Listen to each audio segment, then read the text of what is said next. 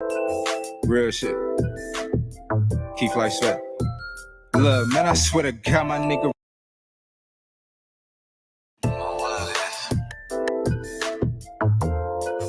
Yeah.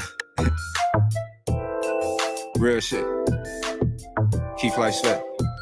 Look, man, I swear to God, my nigga Roach really made this in the whip. Off the hip, there's some pussy call him, so he had to dip. We some pimps, nah, we some players from the Himalayas. I don't trust you, bitch, I sleep with one eye open like a raider. What's next? You been on my line. Face I never text, but that sex, then that shit the best. Take away the stress, left your ex, now you breaking necks. Out here chasing checks, I respect Serena body, your pics be serving on the net. Like, damn, girl, I just want you to know, you really bad as fuck. Oh God, I see it glow. You know a nigga love it when you shake it to the flow. So is we on the high, we gon' keep it on the low. Let me know. Mama's in the kitchen with the sauce.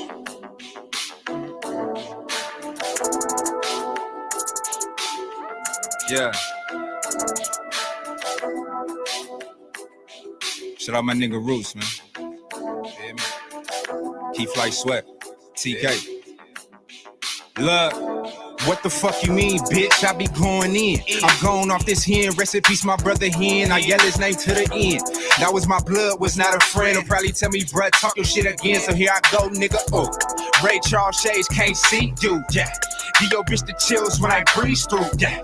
Most you niggas fake like see-through. Talking to the cops so much you probably bleed blue. You telling on people, fool, I can't fool with you. You be making it hot, I can't be cool with you. And your baby mama want me up her skirt. But we don't fuck with wet pussy, drop purse, that's first. So like a jet plane, high skirt. If it's about some money, I'm gonna try to make it work. If it's gonna get me paid, then I cannot be afraid. Fly as dark skinned nigga since Blade. Swagger cut you, nigga. Come through like fuck you, nigga. I come alive in the nighttime. My life is like a movie, a premiere on Lifetime. If it ain't wrong, it's at the right time. Slide like a motherfucker. With my brother, professional sucker duckers. Hey, always on to something, you ain't on nothing. My niggas got my back, so I'm never frontin'. Hey. Yo, Rock, Mama's in the kitchen with the sauce. Living at the speed of light, it's hard to follow. Yeah. I could be dead by tomorrow. So Rest in peace, my big brother in. tryna face it. Trying to face the shit best way I So can. I ain't got time to wait. I ain't got no time to I've been down and out for too long. wait. Been out for too long. Niggas long and I'm so strong. Yeah.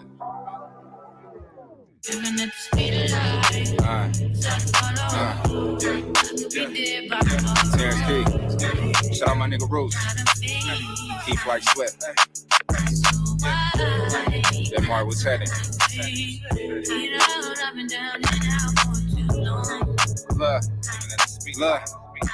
Look. I'm living at the speed of life cause I'm just trying to make it. Shit is too real, nigga, I can't even fake it. Early morning moving too fast, but ain't got no time to break it. Cause I had to defend my life last night, a nigga try to take it. And I'm just trying to face it. Time ain't waiting, so I don't waste it. Gotta go get it, niggas tired of being patient. We come from the basement, elevation, blood, sweat, and tears on pavement. Now when we step out, it's a celebration. Fuck you mean, they did me dirty, so I'm coming clean. But I'm fresh, so I'm in her mouth, just like Listerine.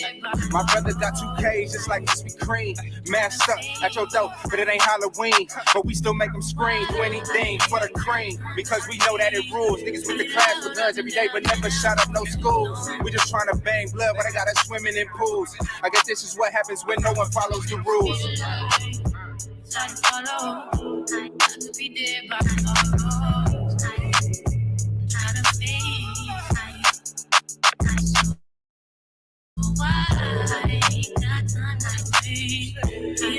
I've been down and out for too long. Look. Living at the speed of light. Been a minute since Terrence got the pen. You a snitch, dog. We see your name on document. We on the go, you throwing shade like a great tent. And every time I shoot you straight, you get all bent. Out of shape, gotta skate your body exercise. I need that shit organic. You be bringing the pesticides. You write a fiction book with your excessive lies. Me and in my bag like extra fries. I come from the bottom. She love my depth mob sweatsuits and how a nigga rock them. Loving hip hop, how bitches jock. Just touched down in Atlanta. A nigga feel like Julio, but he was raised around wolves on Rubio. Still be on these hooks like Rubio. It's murder in the studio. Coming up, we ain't have Fruit Loops, we had Fruitios, nigga. You probably grew up spoiled brat, silver spoon. I remember walking in the back and seeing my dad light a spoon. Stop playing. Somebody tell me where these new niggas come from. I don't love them, don't trust them. Should we might as well rush them? If I give my little nigga some, he probably gon' bust him. But I don't want the crackers to come and cuff him. See, these days, if you white, you can murder a nigga on TV and still get off. It's the same, but it's different like a spin-off. Cause when we do it, we just animals killing our own kind. When they do it, mental health, something is wrong with their mind. Goddamn. See, that's the type of shit that sound crazy to me. They play dumb, but it's simple like 1, 2, 3. A B and one, an F, and I'm a letter A, B, C. Keep it 100, genuine. I'm the same old G. Yeah. Been down and out for too long. Nigga up too strong. I'm gon' move on. Swagger on diamonds just Sakasha trying to pick my brain and judge me like a book. I don't got many likes, but I got a lot of looks. My picture on the news, they trying to label me a crook. They say I do too much, I say I'm off the hook. They ask me where I've been, I say I just came from the hood. Smelling loud off this good, the whole day out in Juk. These niggas wanna go to war, man, I wish they would. Oakland like Baghdad in my neck of the woods. Rest in peace, my nigga Lil E, man. RP, my big brother here. Shout out my nigga J Martin, just let him on. Speed of life. I love you, Daddy, and I love you, Uncle, and I like your songs, and I really love you singing in a song. Love you.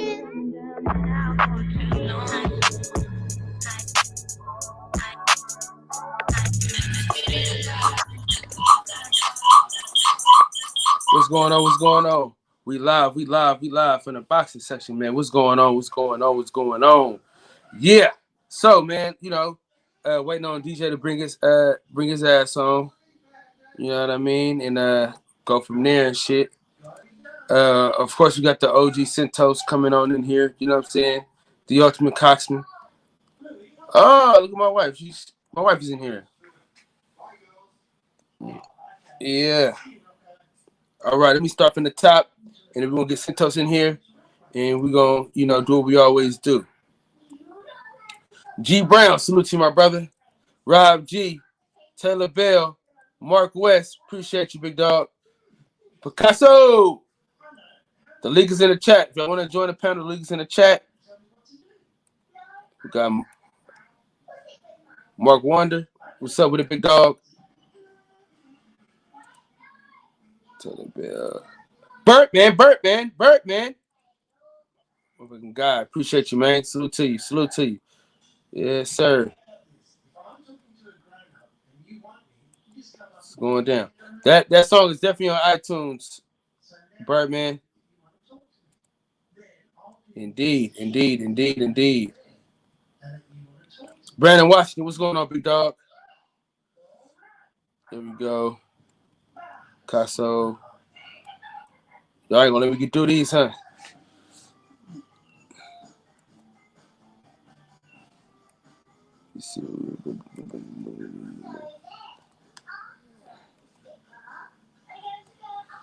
Yes, sir.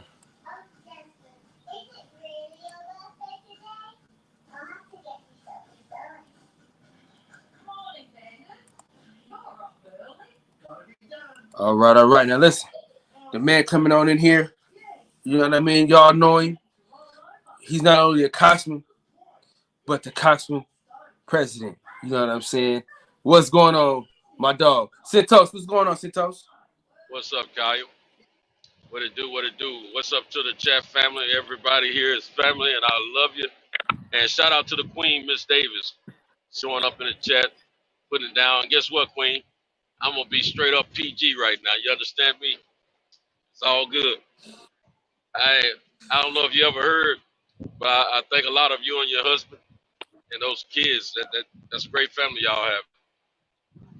But hey, when they get finished doing their thing later on tonight, as far as DJ and Kyle with the cards, that's when your boys show up.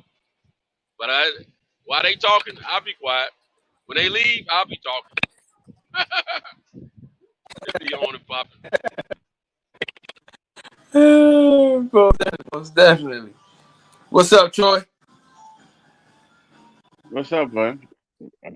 How'd it go with the What's subscribers? going Get on? to where you need to be? Man, I need one Yeah. more. One All more for right. the You night, get and that one. then 20 away from 1,000. So All right. And tell your people to stop erasing my comments, man. Tell your people. What y'all talking about? Cars tonight? yeah. No, don't erase no comments. Not in here. Yeah. People Yeah, they got to in erase. here. Can you Huh? hear me? Can you hear me? Yeah. Okay. Yeah, I'm on my tablet this time. Yeah. No, they can't. Nobody. They won't do that over here. We don't delete people comments and shit like that. No matter if it's them or not, unless it's some more other shit. But yeah, we talking cars tonight, man. Waiting on DJ to bring his ass on in here. Any cars in And particular? oh shit, whatever you like. What you driving in Baltimore?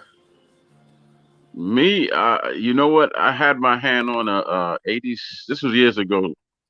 I got it from, the first person only driver was an 86 Caprice, right? And Okay. I was gonna hook it up, but at the time I was low on money, so I sold it to a guy that does car shows, and he hooked that car up, man. Had a TV in the back and big rims, big tires. He won I don't know how many shows on that car, man. Yeah. Man, you still Those are the type of cars I like. I like big cars. I like them big, man. I don't like little cars, and I like muscle cars. oh yeah. I'm trying to get a 1969 Cougar right now. That's what I'm in the midst of getting. What's up, American Santos? Muscle.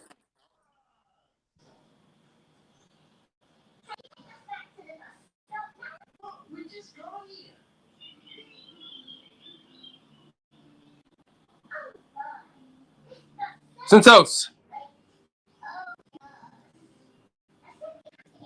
Hold on.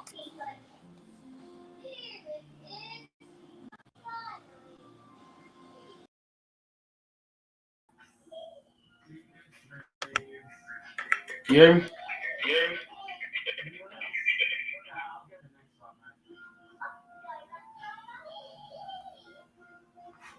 Can you hear me?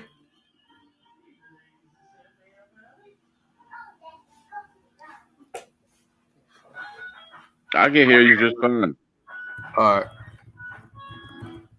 Yeah. So, what are you, a Chevy or a Ford guy? Chevy. Yeah, I only like like 2 or 3 Fords, man. To be honest with you, it ain't that many Mopar guys. I guess because it costs too goddamn much, really. Yeah, I used to take my sons to all the car shows down here on the weekend, man. But they got older and then they lost interest in it. But I still go.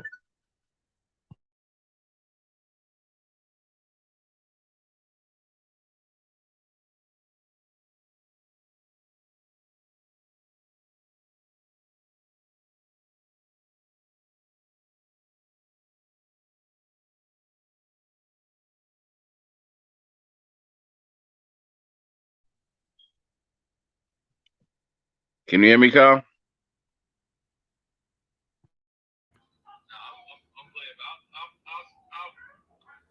Hello? Hold on, bro. I'm trying to fix my damn phone and shit. Hold on. Hold up. Shit.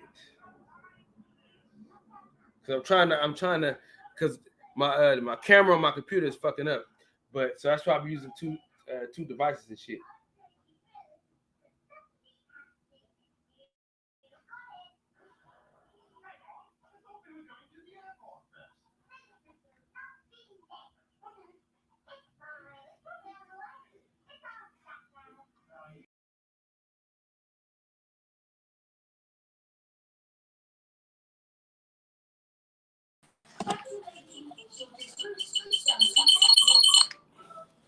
All right, we back.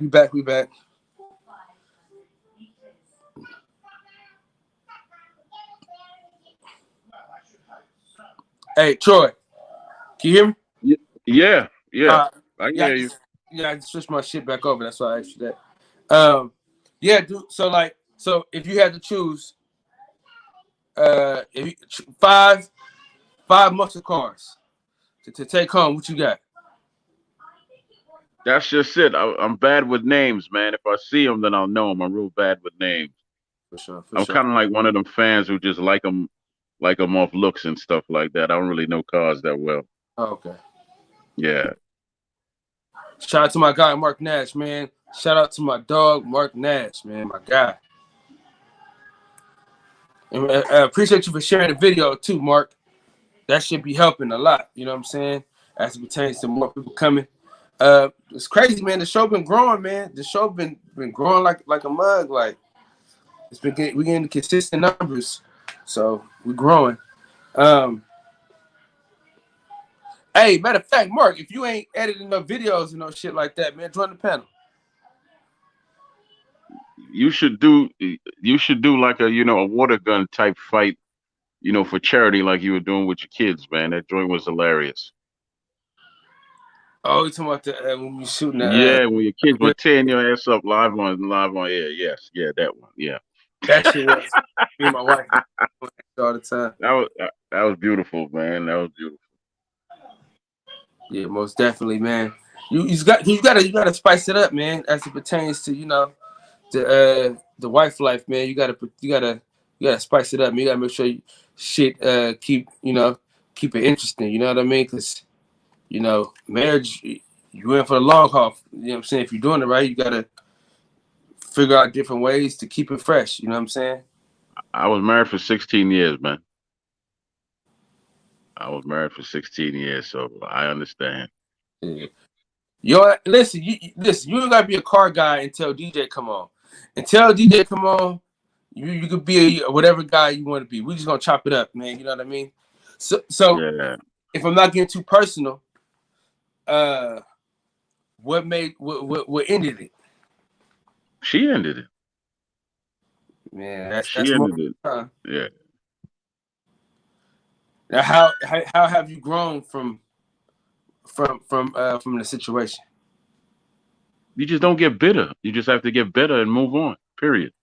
You can't, you can't get anchored in space by your pain. You just have to pull up anchor and keep on living and stay focused. Sure. What is your advice to somebody in the chat that's going through what you've gone through? Love yourself through whatever hard times that come with that divorce. Just that's what I had to do, because it was a lot of rough patches and all of that. And but you gotta push on through. You gotta push on through that thing, man. Because listen, man, the court system is not set up for men. It really is not set up for men. And I can tell you that as a person who had to go through it, it's not set up for us. For sure. Hey, if you married, hop on the panel, man. We're gonna just chop it up. You know what I mean? Sit toast, you old motherfucker. Anyway, so I've been married for 6 years. Been together with my wife for 8. And okay, 14. So we young in marriage, but man, it's a constant struggle, man. You know what I mean? Trying to get two people to be on the same page and agree. You know what I'm saying? It's a difficult task, man. But two people gotta be willing to work on it, man. For shit to work out, two people gotta be willing to put that work in. Well, to be honest with you, you all sound like y'all were friends before you were husband and wife. So that's a good foundation, and you go from there. Because she knows the little things about you, and you know little things about her, and that's the way it's supposed to be. And leave your damn family and friends out your marriage. That's what I always tell people. Yeah, no question about it. Now, was it more you or was it more her that would bring her family into the situation? Oh, her family was right there. We lived in the same community. But it's funny. It's funny, even though we've been divorced for 11 years, I'm cool with her family. I still go over there for Thanksgiving, right? I actually do some business with her sister because I cook, and her sister always wants me to come cook for her friends, and that's how I make some money, right? So basically, her family was my family. I go sit down and chill with her mother and talk to her mother a couple of days a week just to see how she's doing, right? So, I'm friends with her family. Now, do y'all talk now, or is it still like hell no? Nah, ain't no hell no. We are cordial. Like, as I told her, I'm always gonna love and respect you because you're the mother of all four of my children. But as far as a man and woman goes, that's dead. But I always have respect for her because she's the mother of my children. Sure, most definitely. Now you got 4 kids. See, me too. I got 4. I got 4 of them things too. Yeah, but mine are grown. Well, let's just say 3 are of age and 1's still a minor. Minor as he's not 18 yet. Yeah. And everybody's taller than me. Even my daughter. Everybody taller than me. 6'6", 6'4", 6'2", 6'1". But how tall are you, Troy? 6 foot. Okay, you look tall as hell on the damn on the picture and shit. Nah, but the average height in my mom's family is around 6'2", 6'4". And then on her side of the family, she got a brother that's 6'6", and her great-grandfather was a 7-foot Baptist minister. Damn. Yeah. Pay your tithes or else. That's right. Damn. So any of your kids hoop? They football, man. 2 of them are damn good football players, man. Real damn good. But now he wants to get into boxing. I trained them real young. I trained them in boxing real young. Then I took them to the gym, and they were getting trained by the man who trained me how to be a trainer, right? Uh-huh. So he claimed he fell in love with it, but then he stopped. He had some issues. He had some grown issues he had to deal with. But as I told him, you better off playing basketball or football, man, because he's 6'6", 200 plus pounds right now. So, but I don't know how serious he is. As I told him, I'll train you, but you have to show me that you're serious. I'm not wasting my time. I'm not going to do that with I feel you. you. Yeah. So what's the hardest part about fatherhood? Everything. Fatherhood is a blessing and a burden all in itself. That's it. It's just a blessing and a burden. Your kids are a blessing, but you have them times where, you might want to just, see if they could fly and throw them off the roof or something. You don't want to kill them, but I like to kick you off the roof a couple of times, because you're getting on my nerves and all that, right? Kids will test you. Like my daughter tested me when she was younger with her mouth. My sons tested me physically. That didn't work out for anybody, right? That's how kids work, though. Yeah, man. That's the only thing. That's the one thing that's like I don't give advice when it comes to fatherhood because you know what? Everybody's situation is the same. Everybody that I talk to, they'll tell you all the great things they did. No one will tell you about the pain. They'll just tell you, oh, well, this is what I did and it worked out great. That don't mean it's gonna work for me. You just got to live through it and learn. Yeah, man. I like to pick people's brains and shit like that. I don't. I rather make my own mistakes and learn from them. At least when it comes to fatherhood and things like that, right? Yeah, I like to let niggas bump their heads and say, "Oh shit, I ain't did that." That's my shit. My shit is learning from niggas fucking up. Yeah, because I'm proud of all of them, but they just have ways of going about doing stuff that I don't dig sometimes. Like my daughter's a nurse, and I'm proud of her, but she's stubborn. That's hereditary. Sound like somebody I know. Yeah, well, that's hereditary. Yeah, obvious. Yeah, that's hereditary. So, yeah. From her father's side, huh? Shit. Well, I can say that because her mom will take a stance, but she won't die by it. Yeah. That's not, you can move her off her stance. You ain't gonna move me. Yeah, No. that's obvious, Anthony Joshua. Shit. But so man, I like to, for me, man, it's so was your dad around? Well, I'm gonna tell you the truth, man. I got two fathers. I got the father that brought me to this world, and I got the man who raised me. He's been married to my mother since I was 2. So I don't hate anybody. I just take what the good Lord gave me and made it work. I have a biological father who taught me what not to do as far as being a father, but as a man, he was always there. If you needed money or if you need a problem taken care of, you call my biological father. He'll come with an envelope full of money. If you had a problem on Monday, by a Tuesday, you ain't got no more problems because he was that serious, right? Mm-hmm. And the man who raised me, right, my other father, he's a builder. He knows how to build houses, chop down trees, this, that. And he fell in love with my mom, and he set down roots with my mom, and he showed me how to be a man. So I got two fathers. I ain't mad at you. I ain't mad at that at all, man. I ain't mad at that at all. Now that he's here, you know what I'm saying? Yeah, the co-host of the car show. Every Thursday we here, you know what I'm saying? My guy, my dog, you know what I'm saying? In the motherfucking crib.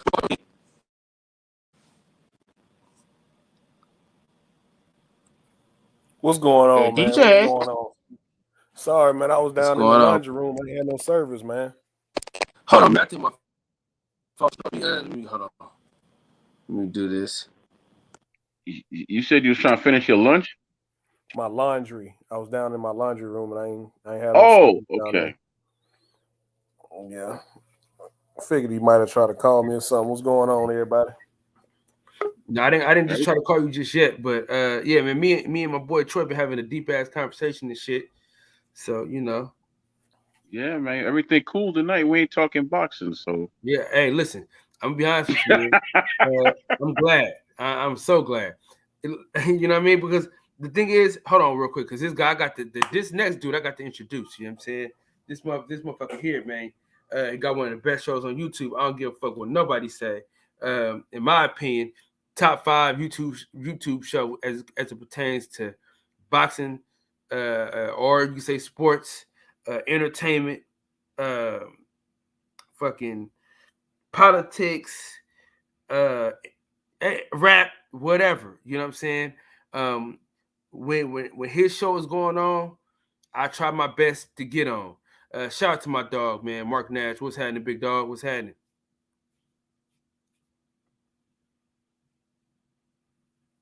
Can you hear me? Yeah. Or am I tripping? Yeah. What up, though? What's popping, my G? How y'all feel? You kind of low. What up, though? What's popping, my G? How y'all feel? What's going on, big dog? Man, I'm blessed. Highly favored. Happy to be here. Just wanted to pull up on you guys. You told me to pull up, man. Shout out to Zab Judah. All call outs are mandatory. So I just wanted to tap in with you guys, show some love and support, share the link. Hey, man, you almost there, man. Less than 20 away. So I'm really excited about that. We're going to have a big party over here that night. Oh, and you man, break that 1K mark for sure. Let me tell you something, Mark. As soon as I hit that 1,000 subscribers, if y'all notice, I ain't been rocking the boxing session chain. Because when I hit that 1,000 subscribers, I'm going to give me an ignorant nigga chain. You know what I'm saying? So shout out. What you mean? What you mean an ignorant nigga chain? What's that? What you gonna see? Slick Rick the Ruler chain. That's what you're gonna get. Damn near if I can afford it, but it's gonna be some nigga shit for real. You remember what Sam Watson told you when we was in the A, man? He told you when you was in the A. He said, "Hey, don't get your chain snatched out." Yeah, Sam Watson wouldn't let that go. He kept telling. He was bringing Kyle up to everybody. They're like, "Hey, look. They robbed him and took a chain last week, and they gave it back today. I was like, he just wouldn't let it go, man. I was like, man, ain't nobody taking my homie chain. Listen, right here. nigga, the thing was, man, niggas couldn't even believe that me and Mark Nash was in the spot as fly as we were. Like, we came through fly than a motherfucker. Niggas was like, yo, these motherfuckers, like, for instance, remember what the nigga Nash said? Are you a rapper or something? I remember that. You a boxer, remember? Yeah, I remember that. That's how it be, man. Kyle got him a press pass just off of the jewelry alone. They were like, he got to be somebody. Like, because he came with the flip-flops and everything. He had brand on brand. The shirt, the sweatpants, the flip-flops, the socks, the chain matched it. They was like, he's somebody. Just let him go. Let him go. No, that ain't true. Mark Nash put my name on that fucking list, man. Shout out to my motherfucking dog, man. Sunlight, man. Sunlight. Hey, listen, I'm gonna tell niggas what, man. That picture in the back, I need to change. I gotta put another picture up because because you know Mark don't be coming on like he used to. But I'm gonna put that picture up, man. Me and my nigga Mark Nash, man, most definitely had. It's all love, man. I know you my homie in real life. I don't care about no fake pictures. Yeah, not saying no pictures. These guys are fake or nothing like that. I don't mean it like that. No disrespect. I'm just saying like that don't mean nothing to me. Doing it for the gram like that. You got my number in real life. I support you in real life. Every time you go live, I'm gonna share that link. Sometimes my show is still going on. Sometimes that's why I'm late to get over, man. But like I told him the other day, I was like, look, I got 2 hours. I got 2 hours before barbershop start where you can make an appearance, man. If you make that appearance, it means a lot to me. Yeah, I always try, bro. But like, cause you know, man, I've been trying to get this fucking cougar, bro. And I'm trying to get a cougar. What's her name? Lois. But my wife in here, boy, you gonna get me cussed out. But sugar mamas, look, if you get the right one, your wife gonna be like, nigga, why you here? Go over there and see Lois. Go get this paper. Nah, quick. I don't fuck with Highline like that. I go to Customized Jewelers out here. Yeah, I gotta. I'm for sure. Man, listen, because Mark, you seen the chain up close and personal, so you know how that one was bust down. This one's gonna be way more fancier than that shit, and that motherfucker was pretty nice. If I do say so myself.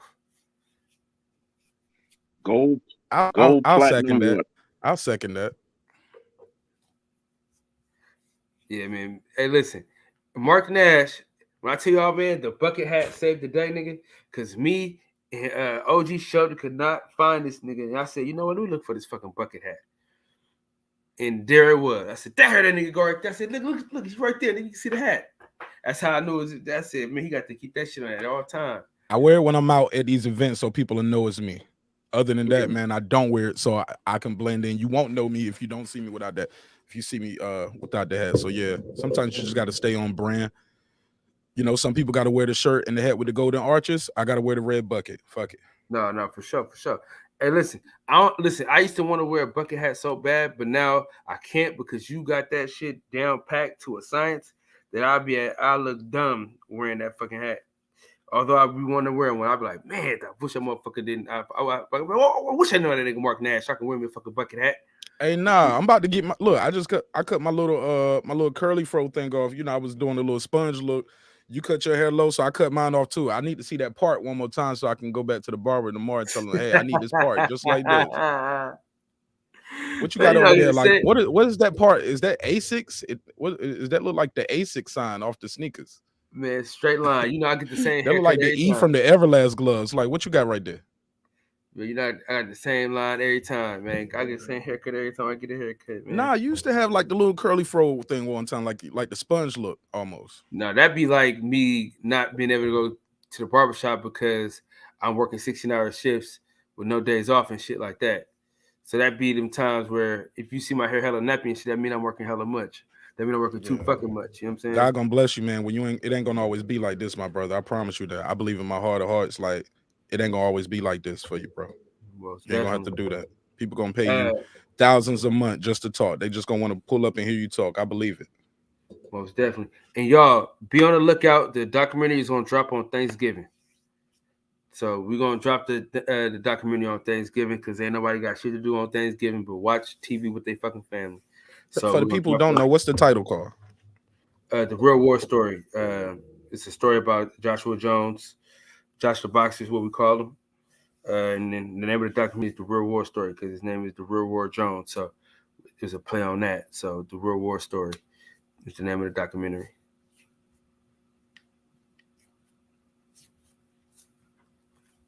Can niggas hear me or what? Yeah, I heard you. I just had my mic muted. My mic muted.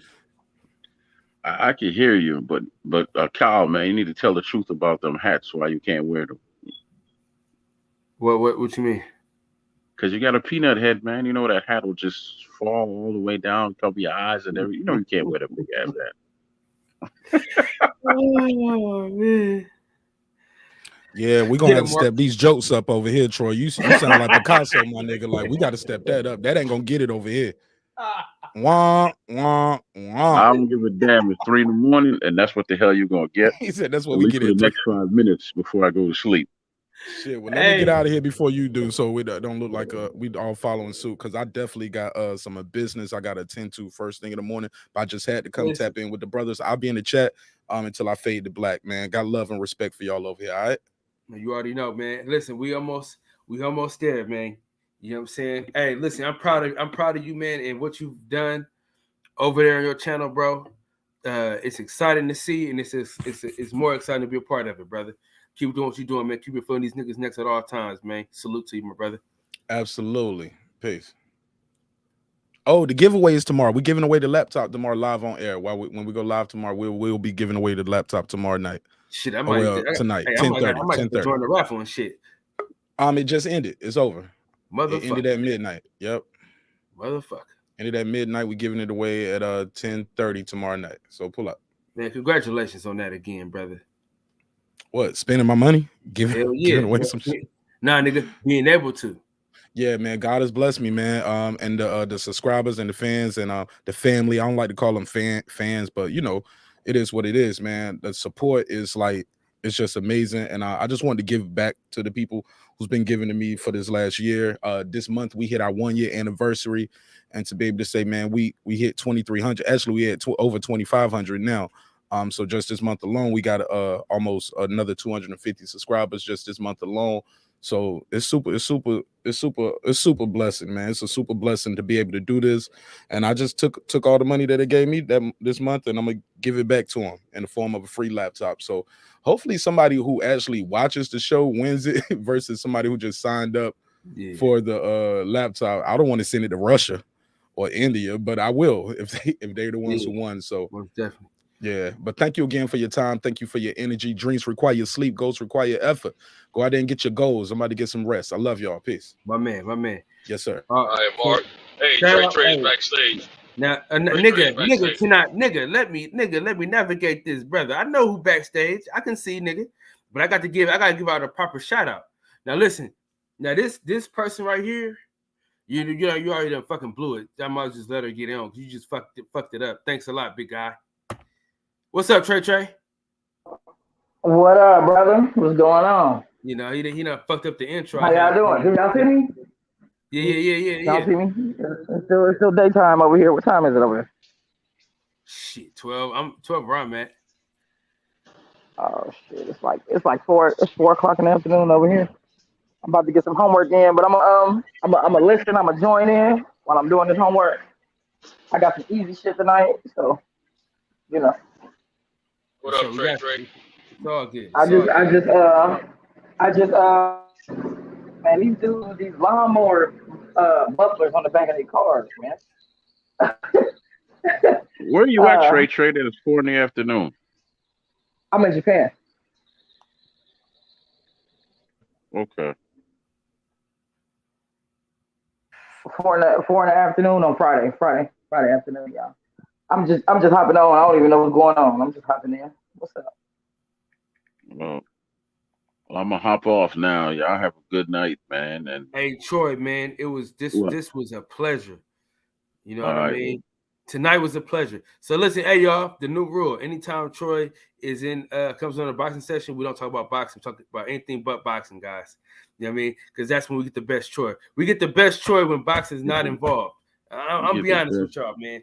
You get the best of me, period. You just don't know how to deal with me all the time. You get the best of me, period. But yeah, man, bless up. Hopefully you'll get to where you need to be by the end, by next week or by the end of the month. Sure. Actually, tomorrow's the 1st. So what am I talking about the end of the month? That tells you how sleepy I am. So yeah, hopefully you get to 1,000 before then. How many more do you need? 20. That's it? Yeah. Okay, well, that's a done deal. All you gotta do, man, is just speak that in the truth. That's a done deal. Why y'all getting him to 1,000? Only y'all that love to talk about me so much and enjoy boxing interviews. Hey, Major Key Boxing, 9 o'clock every Monday at 9:30 p.m. Big up and respect, man. I gotta get some sleep. All right, man. We're gonna see you. No question about it. Mm-hmm. All right. It's all the tree and players meet, man.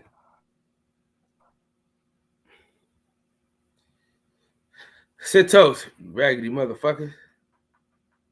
What's up? I'm in here too, man. I was just on mute letting y'all speak because I got a butt in problem. So if I mute, I can butt in and can't nobody hear me. Yay! Oh, that shit. Hey, DJ, you here? This motherfucker washing clothes and shit. DJ. Yeah, man, I'm excited, y'all. Tokyo that opened up. I'm in this little country ass town out here, right? I'm in it's a place called Misawa, Japan. Y'all should Google it, bro. They got this crazy. It's about to get cold soon too. They got this crazy. They get so much snow here in Misawa.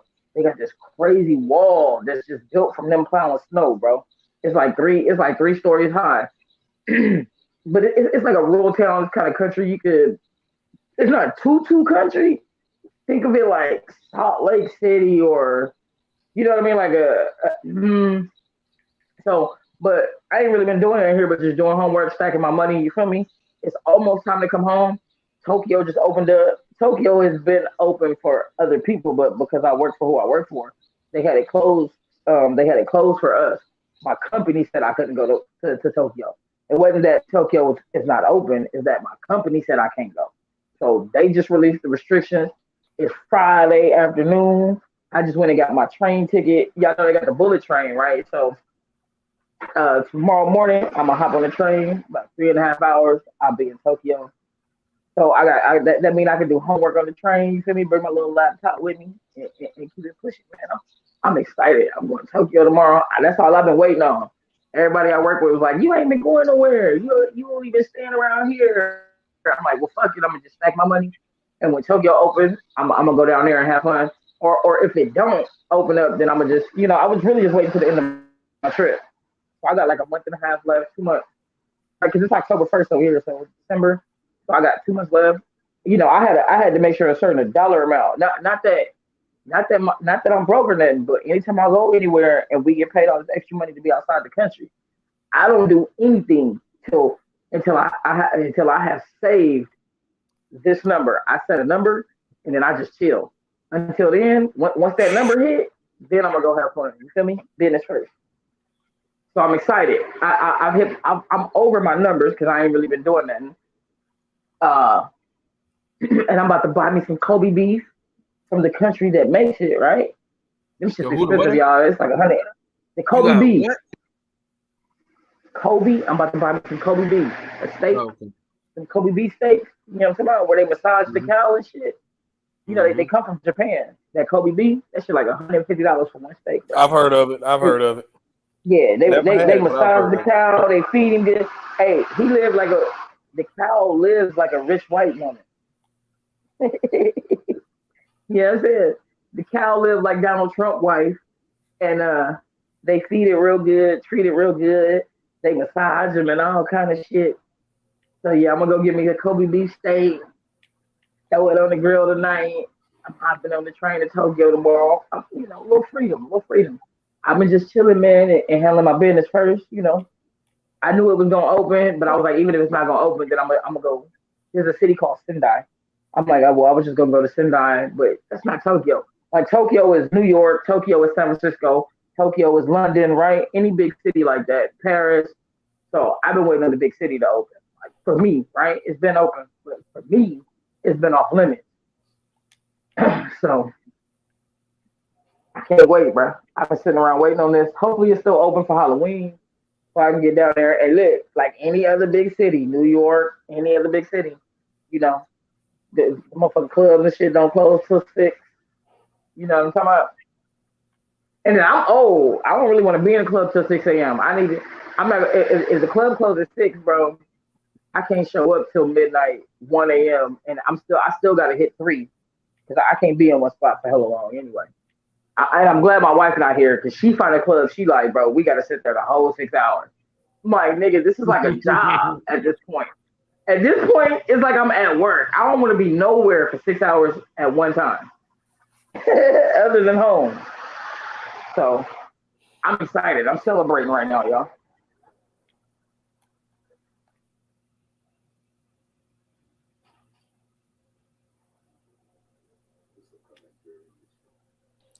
Mm-hmm. Okay, what I miss? Man, you missed I came back in on Kobe B. Nothing but me rambling. And DJ, you missed me rambling for about 3 minutes straight. Me acting like Santos. What up, Santos? What's up, Trey? What's happening? Santos act like he not a coxman today. No, Santos being on good behavior. So Man, Santos hell no, you keep not, it. bro. That motherfucker Man, can't Kyle, be. did you take my number? Nah, hell no, fuck that. No, you doing it, huh? I'll just keep Man, the here peace, come these dudes man. with these lawnmowers. But you know what? Our numbers are real low in the chat. So in a few minutes time for us to get this show started, either with the cars or Trey You or gotta the take my Costco number. show or something. Nigga, you helped hurt him. Nigga, you what? Man. Somebody be proud of I me. had nothing to do with them numbers. We had a special guest on. Might have Man, something what to do with them nobody numbers. special, man. Get the fuck out of Man, here, Kyle, don't have me put my number in that private chat twice and you didn't say my number. I'm gonna have some crazy people coming. I got a screenshot. Okay, well, you need to text me because you need to text me because I got this alcohol. I can just send you a picture of so you can show it to everybody on the screen. That'll get your numbers up, bro. They got a whole like rattlesnake in this motherfucking bottle of sake. It's called Habu Sake. Man, that shit crazy. Shit crazy. It's called what now? Habu, H-O-B-U. Habu. Google it, Habu Sake. Man, that shit crazy as a motherfucker. It's from Okinawa, Japan. Right. Shit. Google it, y'all. Everybody in the chat. I bought a couple bottles to take home. Hopefully, I can get the customs, and they won't be like, "Hey, you gotta throw that shit away." And that shit was expensive. But my brother likes cigars, so I bought him a bottle of that with some cigars. Hey, and the little box that it come in look real pretty. But when he pulled that motherfucker out and see that real snake, hey, it's a whole real snake in that motherfucker. When he pulled that bottle out and that snake hopped out on his ass, I'm like, what the fuck is this shit?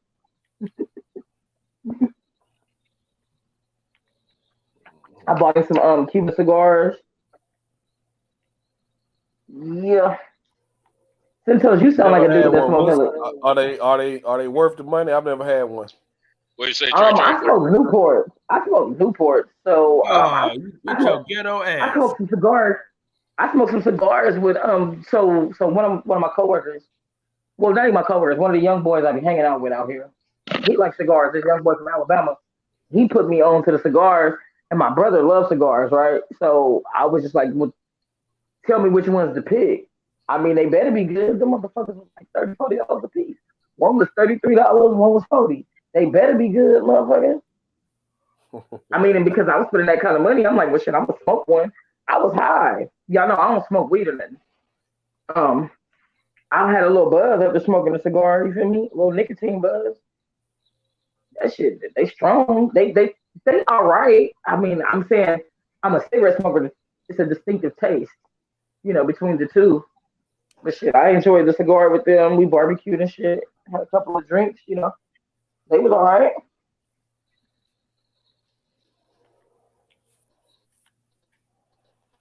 Yeah. Yeah, I'm with you. Somebody's missing me out of smoking that one. You answered my question. Yeah. He was talking about the Cuban cigars. Did y'all look Yeah, at that yeah, yeah. Habusaki though? I could tell ain't none of y'all looked at that goddamn alcohol. Because if you look at it, somebody by now would have been like, what the fuck? Hey, y'all type in Habu, Hobu, Saki, Hold on, let me Sake. do that shit right now, man. I'm my bad. Yeah, Is pull that that shit a up and snake put in it the on the jar? screen. Like, nah, for real, quit playing. H.O. Like, what? they got a whole ass, bruh. H.O. what? Bruh. How you spell it? Pull it up and put it on Habu, Nigga, how you Hobu, spell it? H as in horse, O as in Oscar, B as in boy, U as in umpire. Sake, Sake. Pull it up. That shit crazy. And put it on the screen so the chat can see. Bro, it's That a shit whole crazy. snake in the jar. It's that.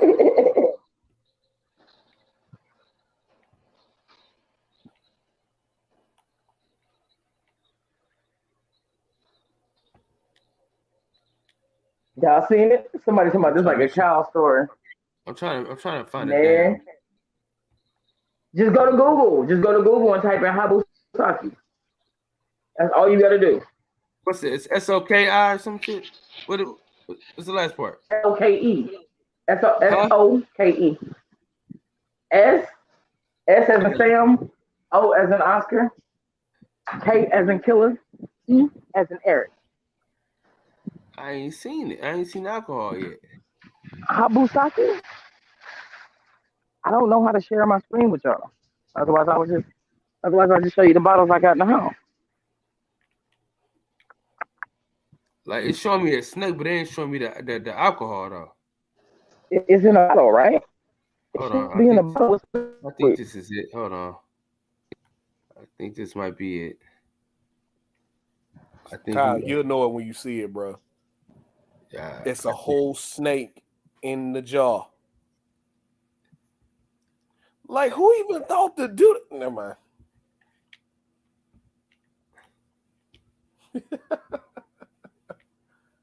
What is it? Is it like? Oh, never mind. Uh-oh. Oh, y'all find it? My phone was breaking up. Did you find it, Kyle? This right here? Let me look at my screen. Hold on. Yep, that's it right there. That's the bottles I got right there. Look at that shit there. Man, that shit $100 a bottle, bro. Well, it's 200, but I got them on sale. Damn, my Mexican homeboy crazy. My crazy ass Mexican homeboy about to talking about he gonna barbecue the snake. So it's it's normally $200 for a bottle of that, but I got them on sale for like $87.97. Yep. That's fucking crazy. Now I took a shot of this shit. I'm gonna have to send you the videos. I took a shot last time. I ain't take one this time, Carl. I took it last time I was here in 2019. But look, that was appetizing. No, it's not supposed to be. Well, I don't think so. So last time I was here, I took a shot of that shit, right? But I let everybody else take a shot first. So like the first week it was here, we was out at a restaurant. They saw it at the bar. Some crazy white boys I work with ordered it. They ordered a shot of it, and I was like, nah, I'm cool. And so I waited like 2 weeks. And when they didn't die, 2 weeks later they didn't die, and we went out again. I was like, okay. Well, I didn't say okay. They kept saying, you gotta try it, you gotta try it, you gotta try it. And I was like, well, shit, y'all didn't die. But the videos of me taking a shot is fucking hilarious. I'm gonna have to send them to you, Kyle. You need to text me so I can see the videos. That shit is hilarious. I'm about to throw up and hella shit. I'm about to throw up and hella shit. Like, I can't drink this shit. I can't drink it. I can't. She from Oakland, quick. She from Oakland, quick. East side, baby. I ain't gonna lie to y'all, blood. I ain't gonna lie to y'all. I'm so glad it's Friday tomorrow, cuz. Jesus have mercy.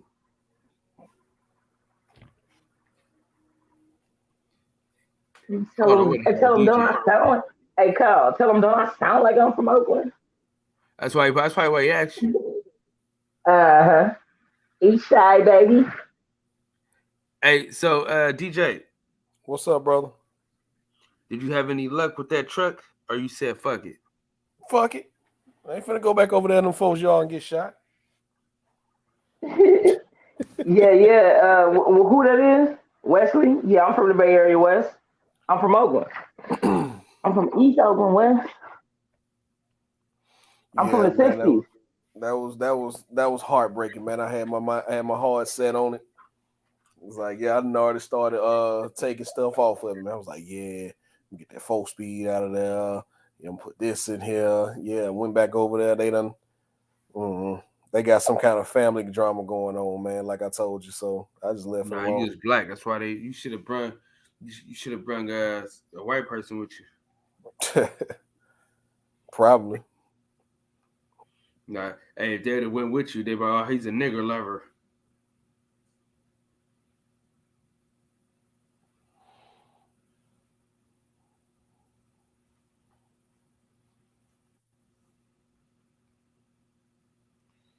What the hell's going on with y'all niggas tonight, man? What the fuck is wrong with y'all?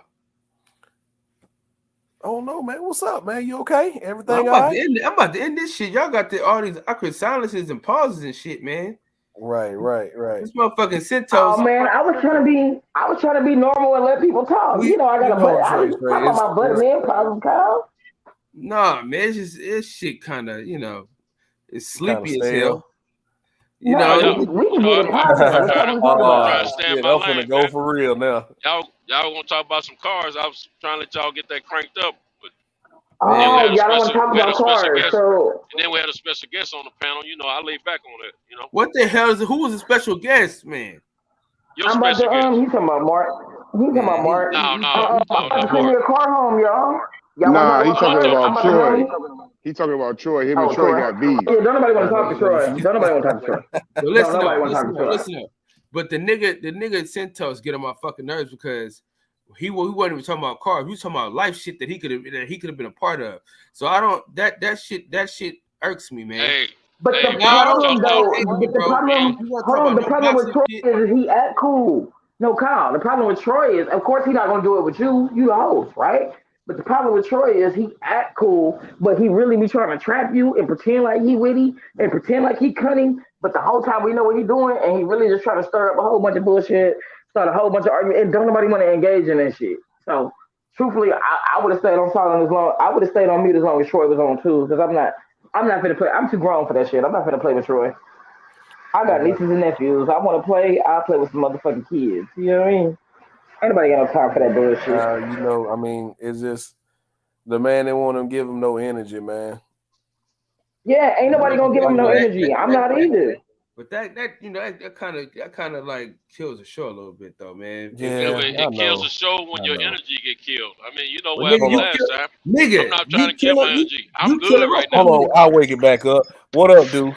Hell yeah, nigga. Let me get up in this motherfucker. What the hell you want, dude? I wasn't done the other day. My phone died, man. Y'all niggas talking about hating on the homie Dez and shit with this Kaepernick shit. Man, nigga Kyrie. Man, we talking nigga Kyrie being ostracized, man. Y'all niggas over here playing patty cake and shit. Fuck all that. It ain't time for no play. Really, they trying to nail niggas against the wall this vaccine mandate and shit. Y'all niggas over here shitting and giggling and shit. Fuck all that, homie. It's time to turn up around this motherfucker. Deuce, I thought you about to turn up on him, Deuce. Man. Go ahead, get your shit off, Deuce. What you got on your chest? What's on your mind, huh? What you feel? No, I'm fucking around. I'm fucking around right now. Hey, no, but real shit though, man. Y'all need to look out for my homie PG-13 about to win his MVP this year, though. Bye. Oh shit! Here we go. All right, hey DJ, you got your laptop? Huh? You got your laptop? Yeah, man. Where I'm running to my bad spot too. Yeah, I'm going to bed, nigga. I gotta be up before you. None of that. Hold on, where you going, man? What you talking about? Where you going?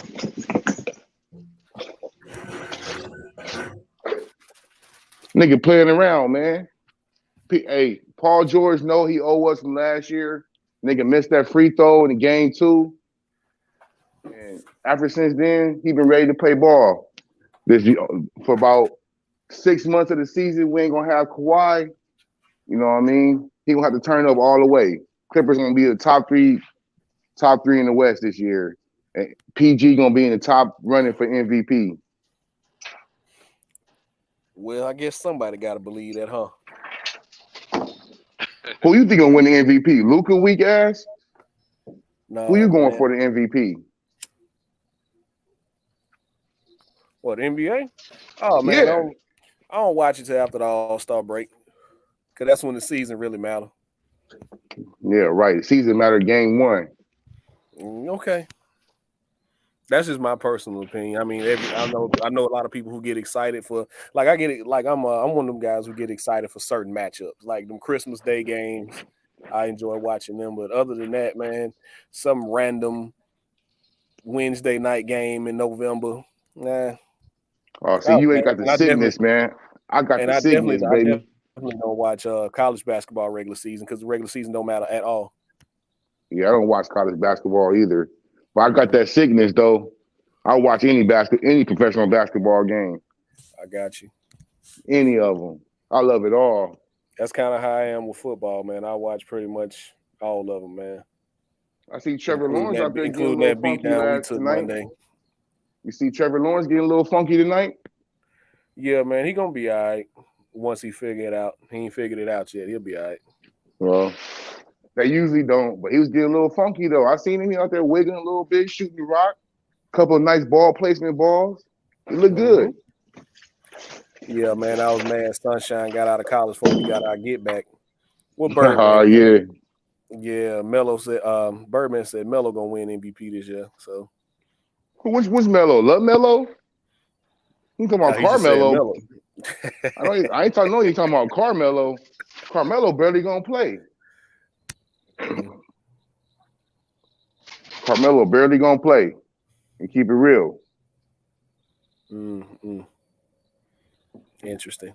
You think he's Niggas gonna come dry off the tonight. bench? You think he's gonna come off the bench? Nah, he old nigga, man. He probably gonna miss about 40 games. That's how they play over there in Lakers. Anybody playing with LeBron, nigga play 1 game, 5 games off, another game, nigga get hurt. You mean that load management like Kawhi? Kawhi is injury. He gets a lot of injuries. And that's what happened to us last year. Nigga played too many games. We went 7 games with weak ass Luka. 7 games with almost 7 games against the weak ass fucking Jazz. They take us out.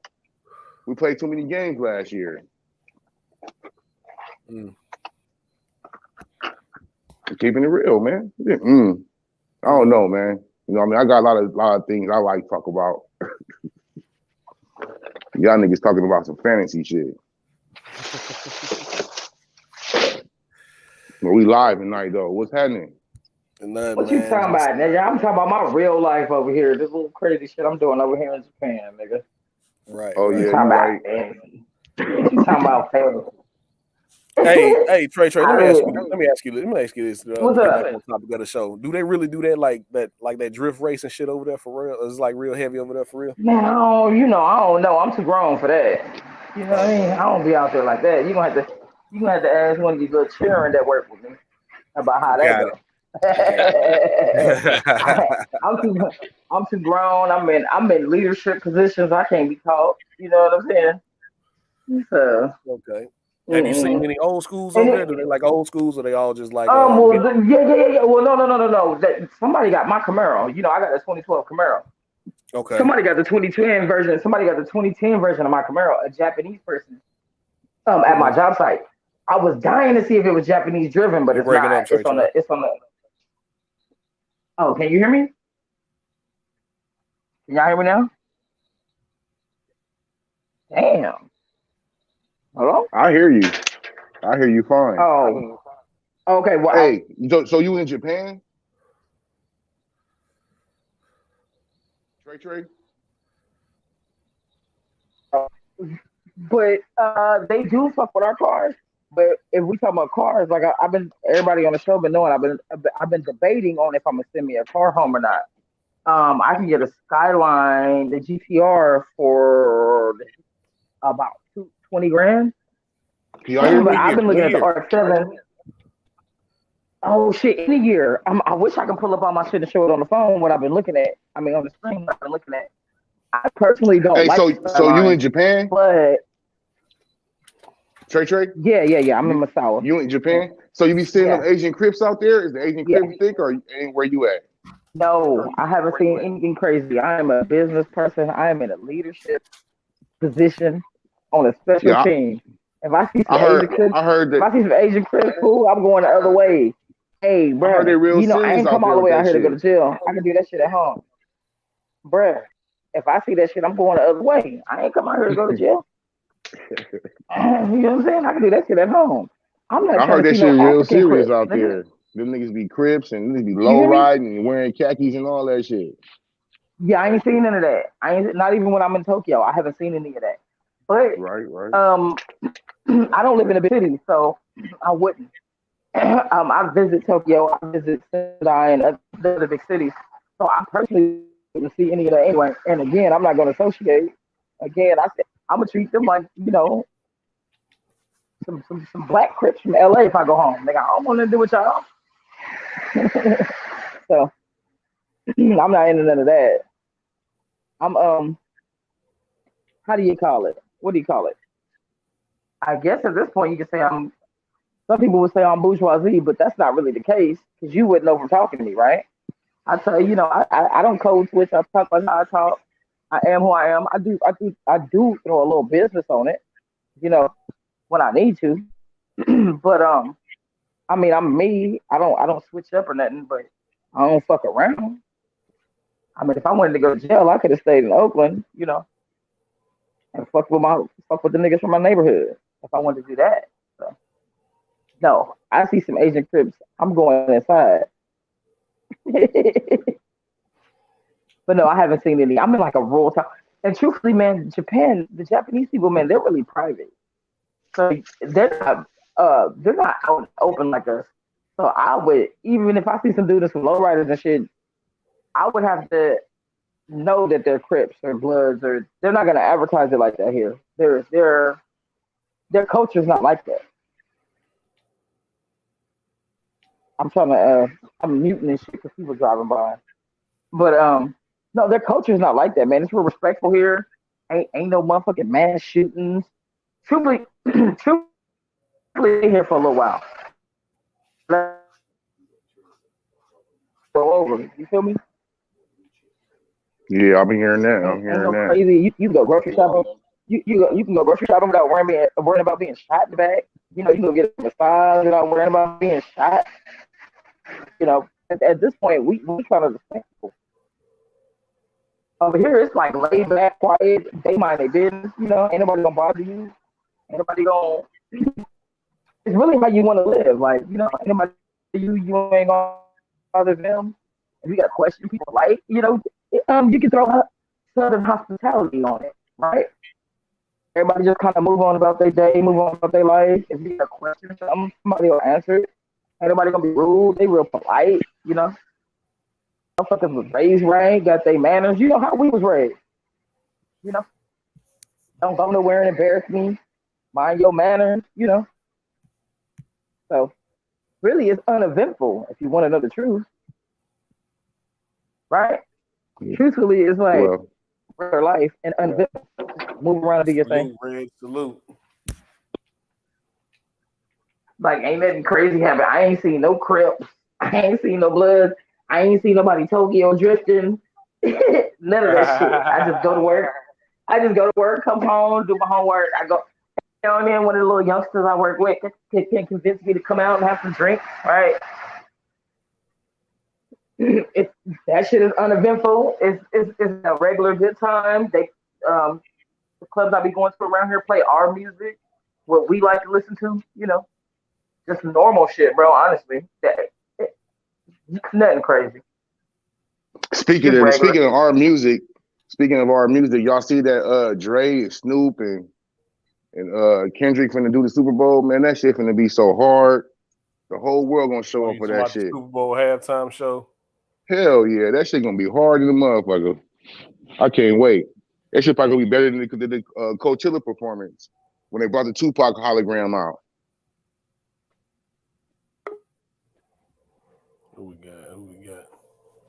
Oh, Santos fell off. All right. It seemed like Dre finna put another album out. Oh, it's better than that damn Compton album he put out.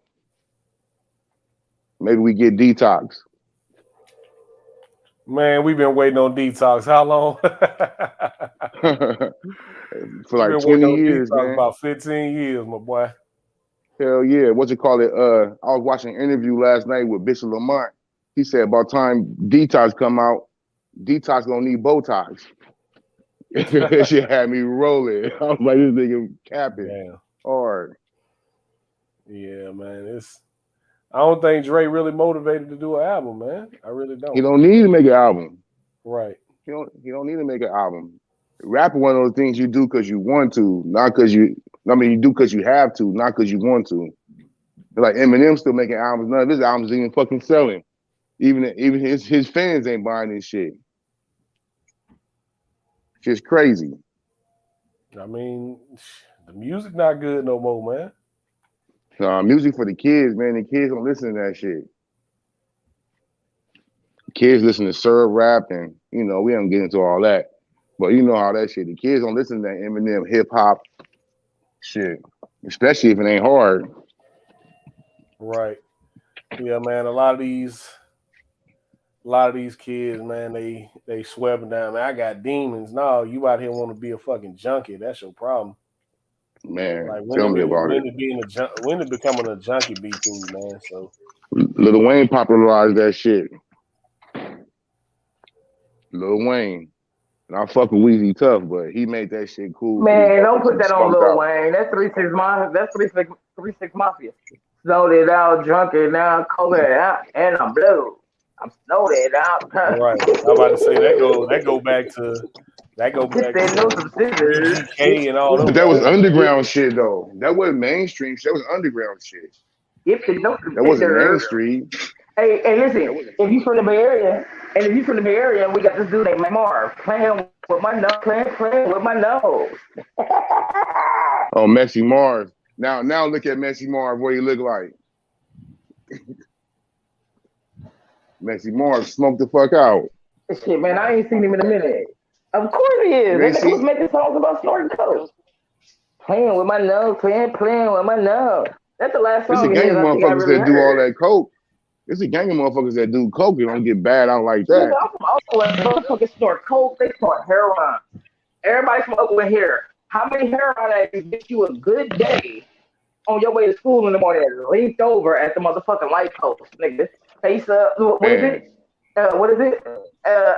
Face down, ass up. The motherfucker be face down, ass up, nigga. Now I'm having a good day in school now. You like, what's wrong with them? And they snort that shit where I'm from. They don't bang it. They start banging it once they get hella strung out. Before that, they snort it. They mix it with the coke and they call it Belushi. Come on, man. That's why I don't fuck with. Hey, Kyle, where you at, Kyle? One dude in the chat, Wesley. Tell him in the chat, Wesley, how many heroin addicts, nigga, snatch your chain and be like, y'all have a good day in school, now take your lunch money and shit. You gotta see your big brother around there. Man, these goddamn boys with these fucking mufflers on their car, y'all, they driving me nuts. Every goddamn car ride past sound like a damn motorcycle. Take that shit off your car. Yeah, man, I'm from the land of the dope fiends, bro. Hey, and it ain't that like heroin addicts. Them motherfuckers is the craziest of the crazy.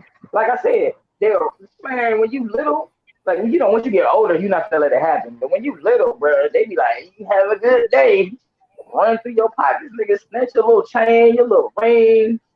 You like, it's fake. Why you take my fake ring? Them motherfuckers ain't shit. They'll kill you over that goddamn. Man, them motherfuckers pull a needle out on you and try to rob you. Nigga, you ever have a heroin that they pull a needle out on you, nigga? Yeah, that ain't good. Trey, you ain't never seen nobody on that milk, man. But ain't nobody like heroin addicts. Yes, I have seen them have. I lived in Sacramento. I have seen them have. Ain't nobody like heroin addicts, nigga. Everybody around, anybody in the chat who been around heroin addicts, they'll tell you. There's nobody like the motherfucking we call them hotheads in Oakland. Ain't nobody like them hotheads, bro. Nah, them heroin addicts, nigga. They don't have a soul. They don't have a soul, nigga. They'll kill their mama, bro. But my friend dad, we'll see, I might be giving myself away because there's some niggas from Oakland in here, and Oakland small. But my friend dad killed his stepdaughter high off that shit. He thought she was like some random dog in the car. Man, them niggas crazy, bro. Another nigga killed somebody over a parking spot, fucking with the heroin. Like, but they're like erratic, nigga. Falling asleep by the same dude I'm talking about, driving nigga high off heroin, falling asleep behind the wheel, running in the houses and shit. That nigga snort. That nigga snort so much heroin and coke when he talking to you and sniffing in, right? Because they be talking to you like, yeah, you know what I'm saying, young blood, you know what I'm talking about? And every time a nigga sniff in, his motherfucking shit whistle. That nigga be talking to you like breathing in, nigga, his nose whistling and shit because he done put a hole, bro. These niggas crazy. Nah, them niggas is soulless, bro. They'll kill your grandma, your mama, your uncle too for $10 motherfucking dollars, nigga. When I was about 15, the meth heads when I was will about eat 15. your fucking face off while you standing there. I'm telling you. You know, I mean, that's the closest thing you will see to a real life zombie. The meth heads, man. Trust me, I've seen plenty of them down here. One of my old high school classmates got hooked on that stuff real bad, man. She Hey, we had unrecognizable. this meth head. We had this meth head in our neighborhood. We called him Doper Dave, right? And he used to fix everybody's car. Not everybody, only retarded people, right? So Doper Dave used to fix people's cars. That nigga used to be up for days. He used to tell everybody it was a CV joint, right?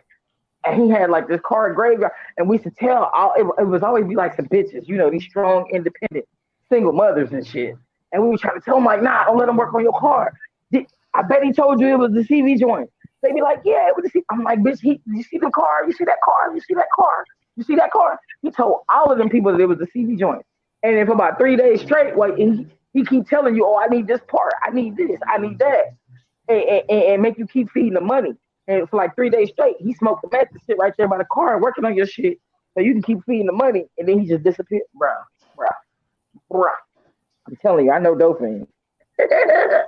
Motherfucking, but meth heads though, maybe it's the new meth. You know, I ain't been around like that. I've been out the country. I've been moving around and working all around the country, and like outside, right? So maybe I ain't seen this new breed of meth head. But the meth heads I grew up around were just kind of like lying, scheming. They are kind of weird. But nigga, they not beating the heroin addicts, bro. Them heroin addicts, nigga, is something different, bro. I'm telling y'all, I was like 15, nigga. I seen him coming. I'm on one side of the street, he on the other side. That motherfucker, we crossed each other. That nigga snatched my chain. We both kept walking like nothing happened. I'm like, he can have that chain. He can have it. He can have that chain. Fuck that chain. Telling y'all, bro.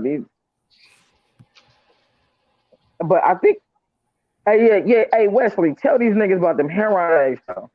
Them heroin addicts, listen, man. I'm talking, them niggas don't have no soul. They didn't kill their own shit. And do like random shootings, like in broad daylight and shit. Nigga just got out of jail for murder, was snorting heroin the whole time in prison. Come home, be home for like 1 month. They killed all the real dudes in the neighborhood in 45 days and go back to prison. You be like, what in the fuck?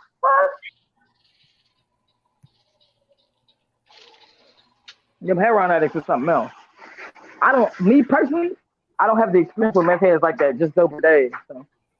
And like when I was coming up, you know, the young bitches, I seen that shit suck people up quickly. But I ain't see them respond like the fucking heroin addicts though. Them niggas off that hop is something strange. Something crazy. Hey, man, where everybody at? Where's Santos at? So they right. I'm here. Well, They all we pretty. here, we listening. All them addicts are pretty wild, in my opinion. It depends on what level. Crackheads It depends on what level. It depends on. Crackheads is cool. They don't die. They multiply. Crackheads. Hey, think about it, y'all. What crackheads are? Nigga, I be gone for like 4 years. I come home, the same crackheads. They sitting there not bothering nobody, looking for crack on the ground. I just think it depends on I think it depends on the intensity of level of how addicted they are.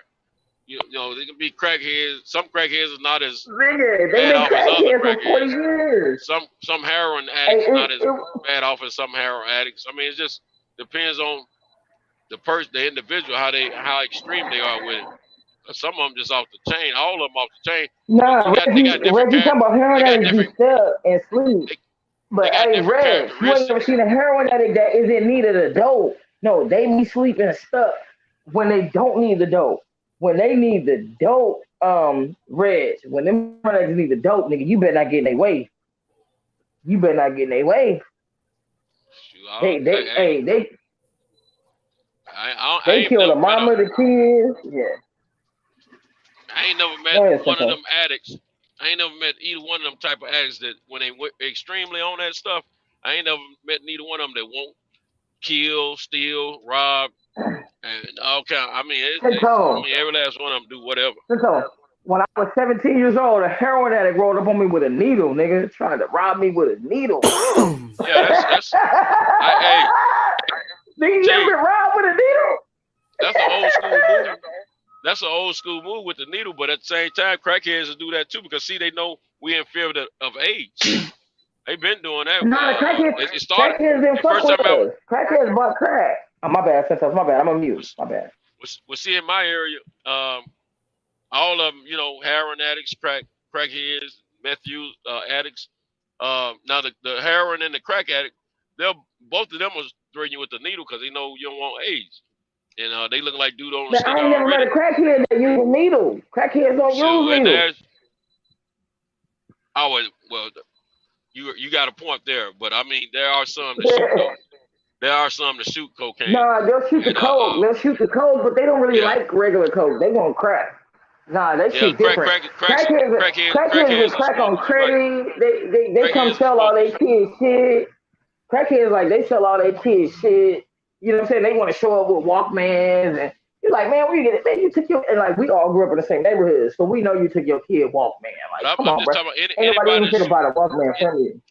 Anybody I ever met that shoot dope, no matter if it was heroin or cocaine, Mm. I've seen them threaten people with needles. That ain't nothing new to me. But Hey, as the far white as like bitch, look. them This white huh? bitch in my neighborhood. What the fuck was this white bitch name? She used to shoot coke, and she was a heroin addict, but she would shoot coke. That bitch had this thing on the back of her leg, like behind her knee.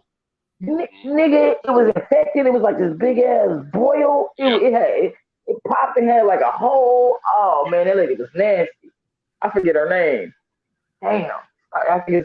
I ain't even gonna lie. I forget her name. That lady leg was like rotting off her body from the heroin. She would shoot coke if she couldn't get nothing else. You feel me? But she wanted heroin though. Shoot, Yeah.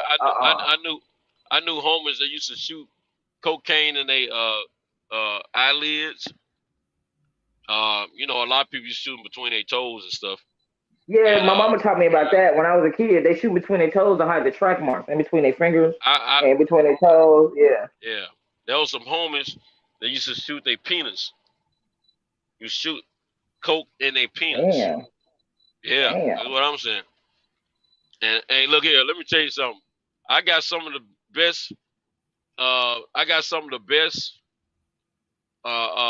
furnitures, appliances, and everything from them junkies that was on that cocaine shooting that cocaine.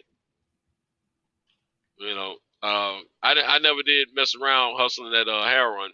That was to me that was too extreme because I saw what heroin was like when I was a kid, so I guess that's why I stayed away from that. But and them heroin junkies, they was something else. But They'll kill cocaine you. junkies, They'll kill you for the cocaine kid. junkies, cocaine junkies, no matter if they shooting it or smoking it. Hey, look, I don't got something to. They still stink out of you know what. You know what I'm saying? And I'm gonna tell you something. Now I ain't been around when I left the streets. Meth wasn't really popping like that. When I in Nashville it was. It was around the nation, but in Nashville it wasn't popping like that. When I come back home, I mean it was in East Tennessee, but it wasn't in the middle. It wasn't in like Nashville and Memphis. But then when I come home, it's all over the place. You know what I'm saying? And I learned more about meth when I was on the inside. But I was a little mad about it. What I learned, because what I learned as a businessman, I could have made a lot more money. You know what I'm saying? But as a social conscious individual, ain't none of that stuff good for none of us. I mean, it's bad for the sellers, it's bad for the buyers, the users, and it's bad for the families that family members that have to deal with these people. I mean, it's just terrible.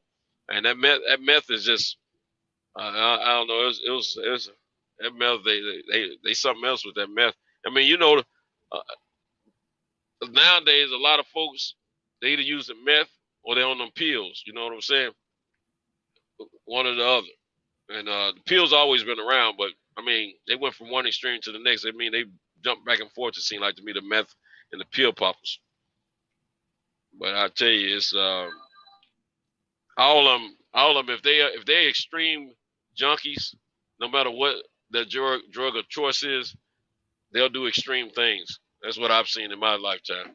But I've seen meth heads do some crazy stuff too, but I just wasn't as involved with that as I've witnessed heroin users when I was a kid, as well as dealing with cocaine junkies as an adult. So I just know that meth heads do a lot of strange stuff. They make the news for a lot of crazy stuff. Now, not trying to talk about his mom or nothing like that, but Caleb Plant, his mom was I think she was using meth and she had to run in with the police. Man, right, it was meth. Reggie, you just said meth is big in Cali, but I like things because I mean it's big as a meth, but not maybe more now, but not when I was growing up. We had crackheads, and it was the young people snort powder. They playing the national anthem in the background, y'all. Y'all let me know that shit too loud in the background. But they the meth heads wasn't really a big deal where I grew up at. So even not pills or lean because the young people saw the heroin addict. Where I'm from, they where Oakland, where I'm from, it's more of the crack, and then the young people and then they'll start snorting heroin because they get paranoid, and then the young people snort heroin also, and they'll start snorting, which they mix it and call it Belushi because the heroin addicts don't want to fall asleep no more, and then the young coke dudes don't want to be paranoid, so people tell them like, oh well, if you mix it with heroin, it won't make you paranoid, right? So they mix it and call it Belushi, and them motherfuckers be stuck with Belushi, bruh, psychopaths. You don't want to bump into them dudes. Them the dudes that shoot you for stepping on their shoes in the club, right? That's where you get all these stupid ass crimes from. And you be wondering like, why would they shoot somebody over something that's stupid? You know, and the only method I know, y'all, is the dude Doper Dave. And look, extreme, right? That dude changed his engine. He had the old school Cutlass. He had the engine changed in his car, bro, in the old school Cutlass Supreme. He didn't have motor mounts, nigga. He had it chained down, bro. Hey,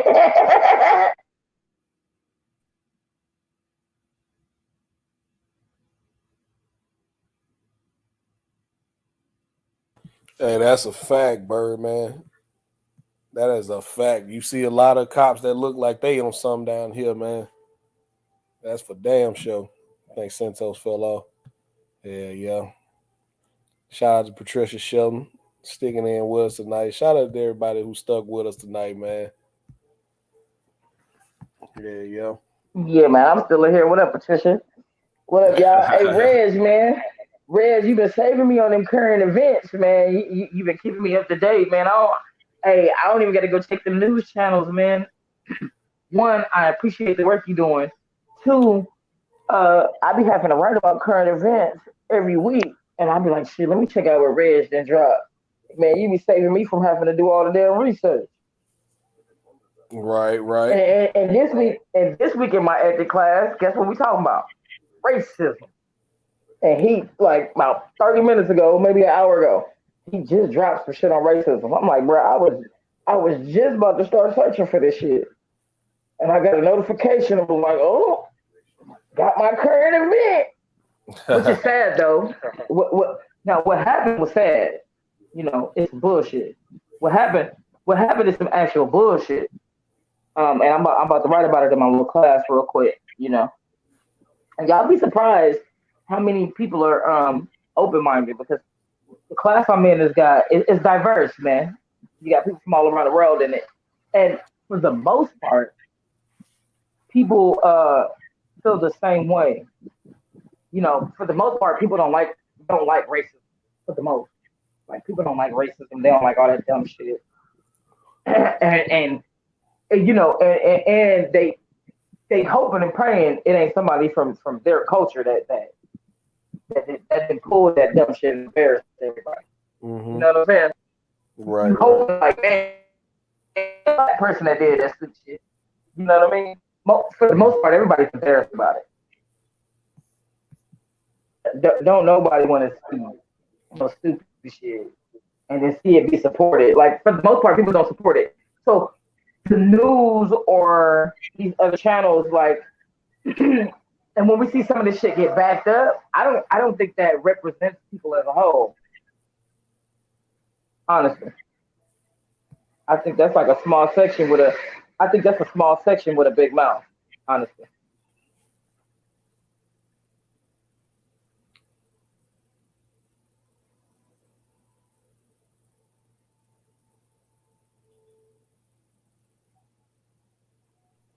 Oh man, what y'all want to talk about tonight, man? It's getting quiet. What's up? Yeah, it's been one of them. It's been one of them nights, man. I think everybody that made it to the end of the week, I'm tired. I don't know what Kyle went, man. I was about to, Oh, it is nighttime over there. I keep forgetting, y'all. It's 3 in the morning where Cal's still in. Yeah, it's Just 5 in the back in. afternoon. No, that was me. What you say, Cinto? Oh, okay. Appreciate you, DJ. Hey, I'm good. I just started off laying back because I'm ready. I'm ready. Willing it. Oh shoot! Hold on. I got a little issue. Hold on. Hold him up. Man, Cinto, I tease you, but that don't mean to lay back. That's just me teasing and talking my shit. Hey, Trey, me and you cool. You know what I mean? Me and you Yeah, cool. yeah. We ain't got no personal issues, but you don't come, you don't troll. It's different. No. I don't like all that old consistent trolling bullcrap. That's unnecessary. That's childish. Oh, y'all saying Troy killing the vibe. Y'all lightweight letting it be known that Troy killing the vibe. I wasn't on when Troy was on. I had just came on. But no, since I tease you all the time about being long-winded, but shit, who ain't? I know, but I'm cool. Who ain't with that. long-winded? I know my characteristics, but at the same time, I mean, we cool. We dead cool, but it ain't like, see, we can get on common ground and talk about something, instead of trying to go against the grain. I mean, anytime somebody just consistent going. I mean, and if we disagree, we disagree. Which is cool. Which is cool. But I'm never disrespectful. You've never disrespected me. Right. Everybody on here. What's the brother name with the red rag on his face? The brother. What's his name? Deuce time. Yeah, me and Deuce disagree on a lot, but he ain't never disrespected me, and I ain't never disrespected him. Right. He ain't never disrespected me. So see, Deuce, we've disagreed like adults. Deuce come in and talk about the subject at hand, and he don't come in trolling like just trying to, cause I mean, I witnessed some stuff before this show even started tonight. You know what I'm saying? So that energy was already there before I even got involved. So I just wasn't gonna be a part of it. But at the same time, I'm good. I'm ready tonight. I got my rest and everything. You know what I'm saying? It's just that I'm gonna like I told my homies, I'm gonna pick my battles. You know what I'm saying? I don't want to mess up the show, and I don't want to get upset because if I get upset, well, no, arguing with Troy does mess up the show, Cinto. Arguing with Troy does mess up the show because his argument is not genuine. Right? If me and you disagree about something, our argument is our argument is genuine. If me and anybody else on the panel disagree, it's genuine and it's not disrespectful. And you know what I mean? Ain't nobody trying to be cunning and conniving. Yeah, don't nobody want to do that. No. Right. Well, and look, hey, when I saw your name in the chat, that's why I came off mute just to make sure it gets you. You know what I'm saying? Oh yeah. I know. I've been around long enough. I think we all been around long enough to know who's who now. You know, now we see somebody new come Right, in, we right, handle, we all check Yeah, them out, and all, but but it's we know actually who it's who. But it's fine to disagree, and we can sit here and go back and forth all night. But Oh, it's got to see, be that's the problem. genuine though. I But it's got to I be have genuine though. I have no problem with disagreement. I have a problem with childishness, you know, and just trying to screw up the energy. See, when Deuce come in, he Best disagree. He Pews. don't screw Bro, up. brother. He don't screw up the energy. No. Best It's Pews, different. me and him And, disagree and, on a whole lot, so it's always and, Deuce, organic. But and me and Deuce is Best Pews, part of the family. You wait, know what is I'm that saying? Best Pews? Oh, that's not Best Pews, right? The brother with the red mask who I disagree with Oh all the shoot. time. No. That's No, Deuce Best time. Pews is in the chat. No, Deuce time. Me and Deuce time. No, Best Pews. Me and him agree on mostly. Yeah, but no, Deuce time. Me and him disagree on a lot, but it's genuine and there's no disrespect. So No, we can respectfully disagree. But that shit Troy be doing be undermining though. And like I said, it's not even that because see to have an honest disagreement, it actually makes a great show, and yeah. it's actually good to listen to. But the problem is his shit be disingenuous and he just trolling. We don't even half the shit he talk about. We don't even know if he really even feel that way. He just See, coming to stir the pot and start some shit right, and then right. hide his hand and run. And then hide his hand and run. And then if you fall for the motherfucking bullshit, then you know what I mean?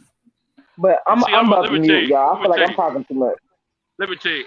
You know, some people, like you said, is genuine about it. I mean, sometimes when we debate, it's debate is healthy.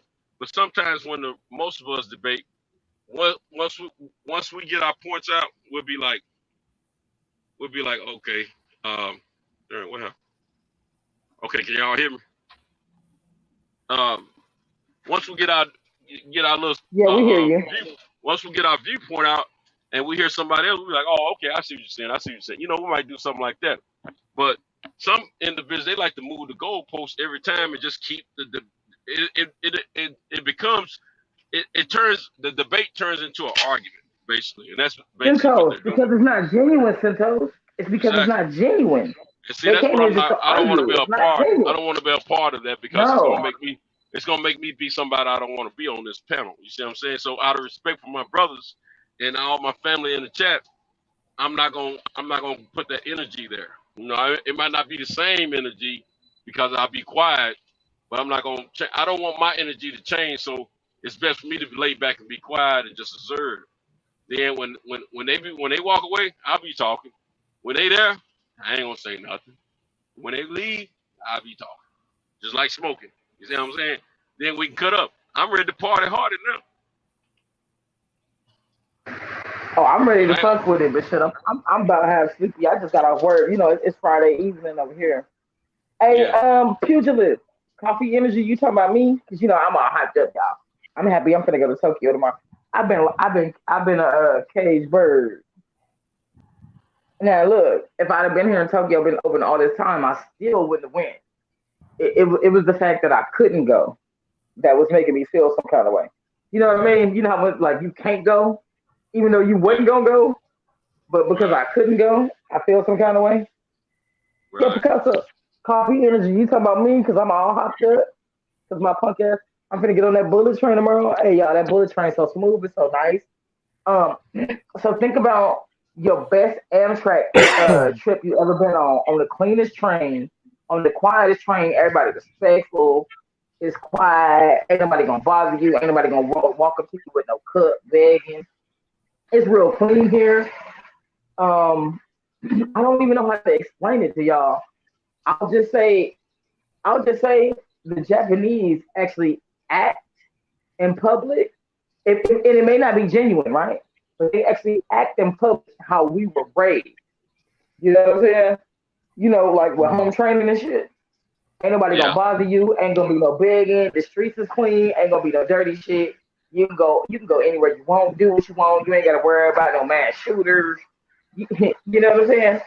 If Yeah. motherfuckers don't behave, they gonna get rid of your ass. You know what I'm saying?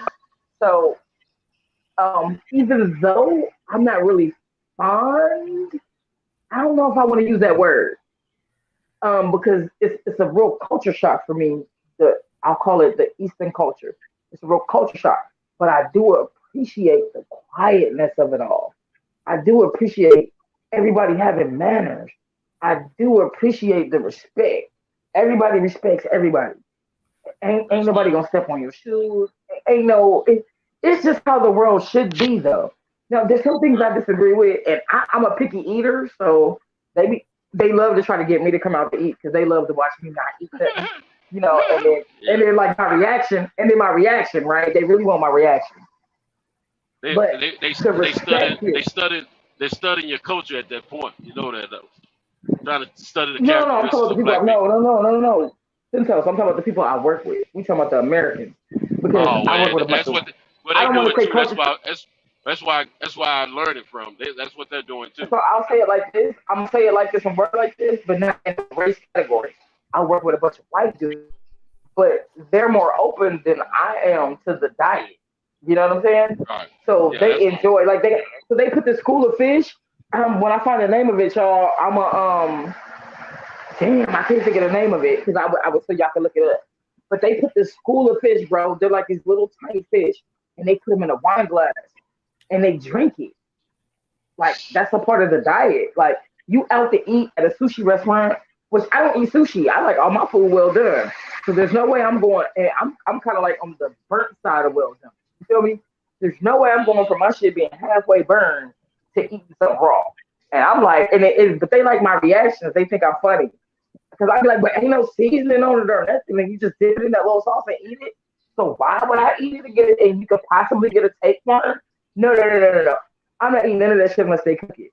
So they know I'm not gonna eat none of the food or anything. But my coworkers and stuff, the white boys, right? My coworkers, the white boys, they like to invite me out because they try all the different foods and they love to see my face and my facial expression and my responses. And I'm like, ooh, you gonna get a tapeworm. You gonna have the shits Monday.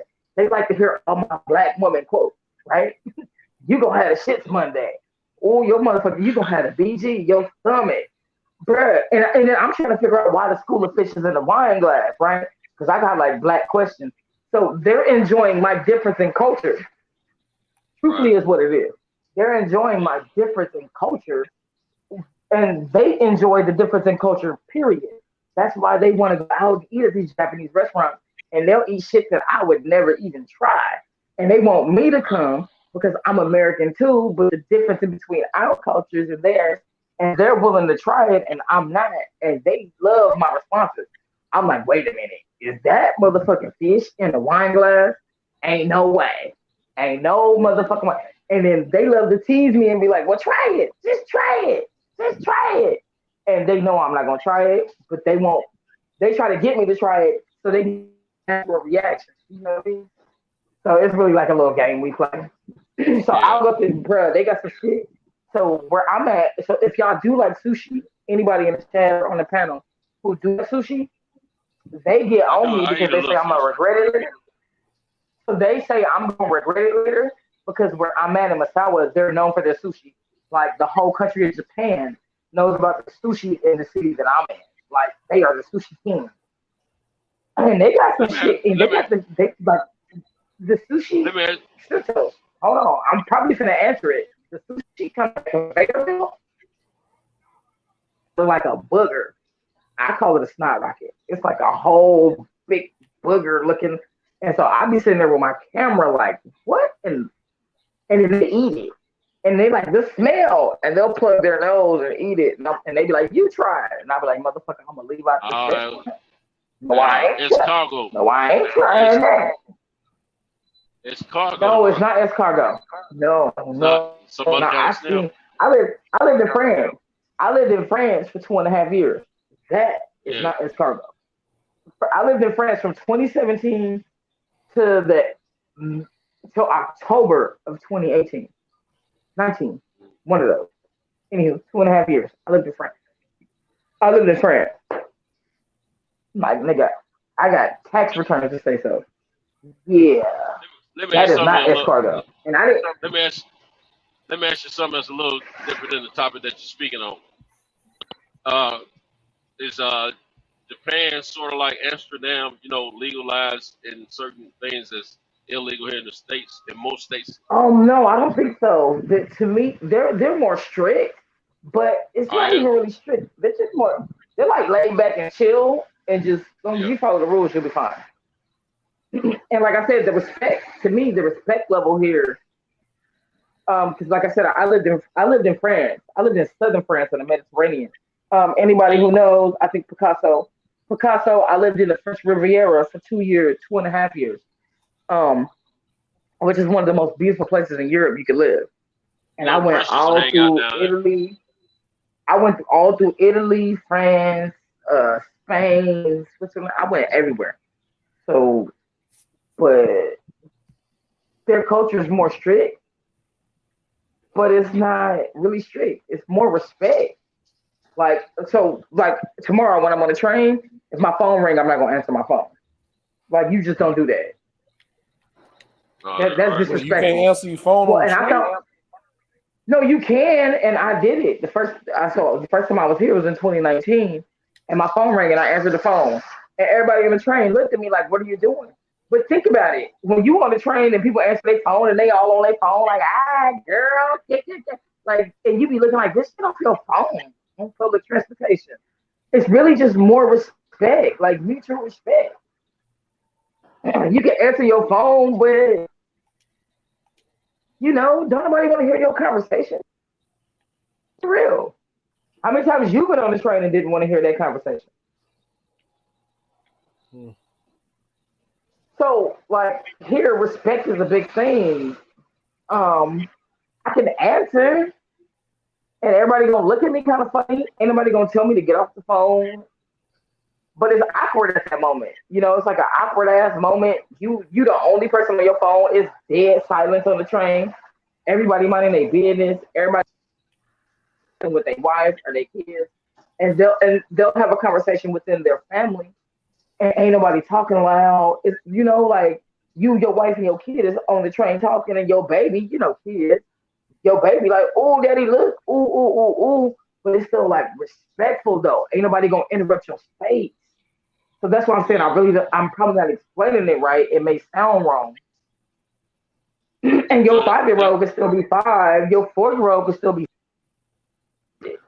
But I was wondering, if they had like massage parlors over there that uh, like in Thailand and Laos and areas like that, Vietnam, if they had like the massage parlors, where you can go get or China, oh well, or you go there and again, get the ladies.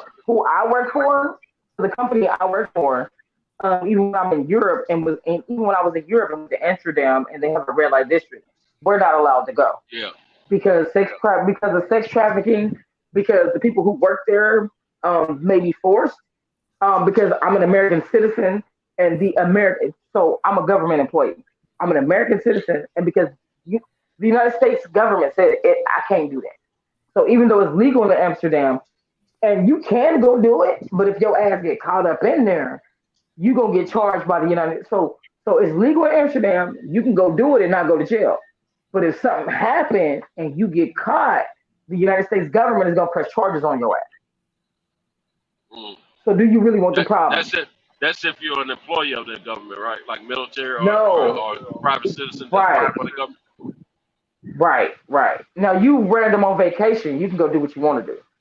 Y'all Yeah. don't have the same restrictions as I do. So I can But go because of out. sex trafficking, I go yeah, out and yeah, fix any pipes that need to be fixed. yeah. As a citizen, look, if you just an American on vacation, you can go do what you want to do. But as far as what me and my rules, me being a government, they like no. If So if I if wanted, look, I could sneak and go do it, Santos. I could sneak and go to a brothel, yeah, but I got. if something go down, right, some random broad in another room gets slapped and the police Gonna be get hard for called me and to get out of. they take everybody in, right? Then I get prosecuted and then I got sex offender charges. I got you're basically treated the same as you would be in the States. Yeah. So I wonder. no matter where I'm I at, think. I'm still under I think. no matter Are where those I'm at, I'm women? still under U.S. laws. Have you? You get Do it, you Santos? know? Huh? Say what? I say you get it. No matter where I'm at, I'm still under U.S. laws. I have to Yeah. conduct I got myself you. like I I'm in the got you. United States. Yeah. Yeah, I got you. And I then got you. because I'm representing my country, and then because I'm here and I'm representing my country, they probably gonna really like make an example out of a bitch. Right. So Right. See, these how these you feel me? Americans do. No. I'm Hey, saying because the government, because I'm on this kind of path. So it works for both sides, right? Say I get in some kind of little trouble, the government will come get me, and they're not gonna let me be tried under nobody else's law. I'm still under right. American laws no matter what.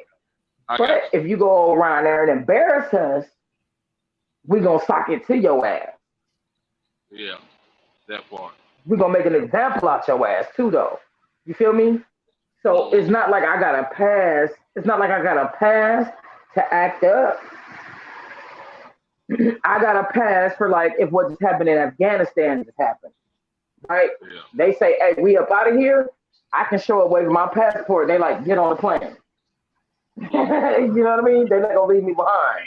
Yeah. But other than but you can't be over here and then you represent your country. You representing this. You representing that. So I still present myself a certain way. I make sure my hair. I make sure my personal appearance when I go out is a way. You know what I mean? You still Yeah. represent. I'm representing my country while I'm here. I'm representing Right. black people. I'm representing America. You feel me? I mean, think about if I came over here and acted ass. There's not many black people over here. The last thing y'all would want to see is international news of some black motherfucker over here acting crazy. Y'all gonna do something like hell no. Kind of like I how it got No. was when them boys from UCLA got caught over in China stealing. In China, Yeah. yeah. Yeah. It's like, Yeah. come on, man, you're American. You represent your country. You're not just representing your country. You're not just representing UCLA. You know what I mean? You're representing black people. You're representing so much. Like, I don't come out the house. I wear dress clothes. I look nice. Even my casual stuff is still, nice little Let me boots. I keep my hair let me ask you tight. this: what if do you know or have you heard how the women are, how receptive they are to brothers, American brothers, or any other brothers from around the Oh, world over there? they Are they love afraid us. of us? Here in Japan, they love us. I go so the clubs I go to, I told y'all they play our music and stuff. So the Japanese ran, but Americans frequent. So I work for the military, obviously, Hmm. with all my rules and restrictions. So I can say that. I work for the military. So Right. all these clubs and stuff right outside, and me and all the military boys, we all go over there. And the Japanese women love us. The group of military guys I work with, some of them got Japanese wives. They fuck with us, bro. They rock with. They like our music. They around us.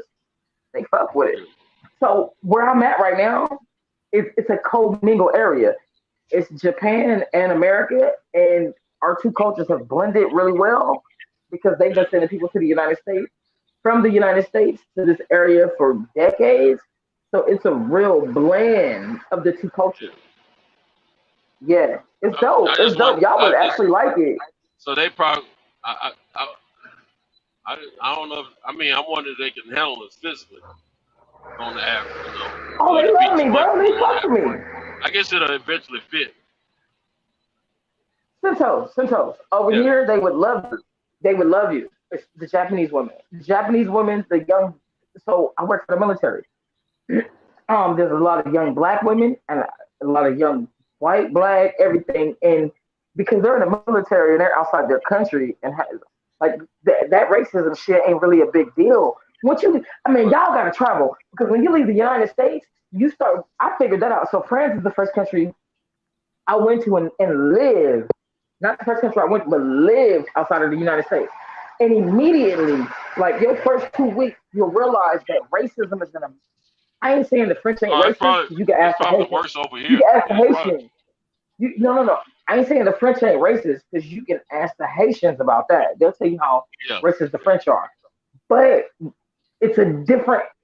It's different, and everybody's not. It's less. It's Right. different. Like your first 2 weeks outside the country, you'll realize quickly that racism is the biggest in America. I was trying to choose my words Yeah. carefully. Racism is I the agree. That's what biggest I've in always heard, America. and I Yeah, believe that. Yeah, I believe that. We got yeah. a different level Like those of racial hate. lines get kind of blurred. Sometimes the It's racial the lines kind of go. I don't want to say they go away. Saying they go away is a big thing, right? But I'm gonna say they go away. So I don't want y'all to say. I don't want y'all to feel like they go away completely, but they go away though. I think because of slavery and the history of slavery and what went on Hmm. throughout slavery and after slavery, how our people were treated. I think it's way different over here than it is most of the world because they don't have that history that we have over here. Well, France So I had think they deal slavery. with it France enslaved the little different. Haitians. France enslaved the Haitians, but again, because it wasn't in France, right? And they didn't try to rebuild and start over like how America Yeah, them did. Haitians fought back. Them Haitians fought back. So, That's one of the well, things well, no, that no, no, no. different.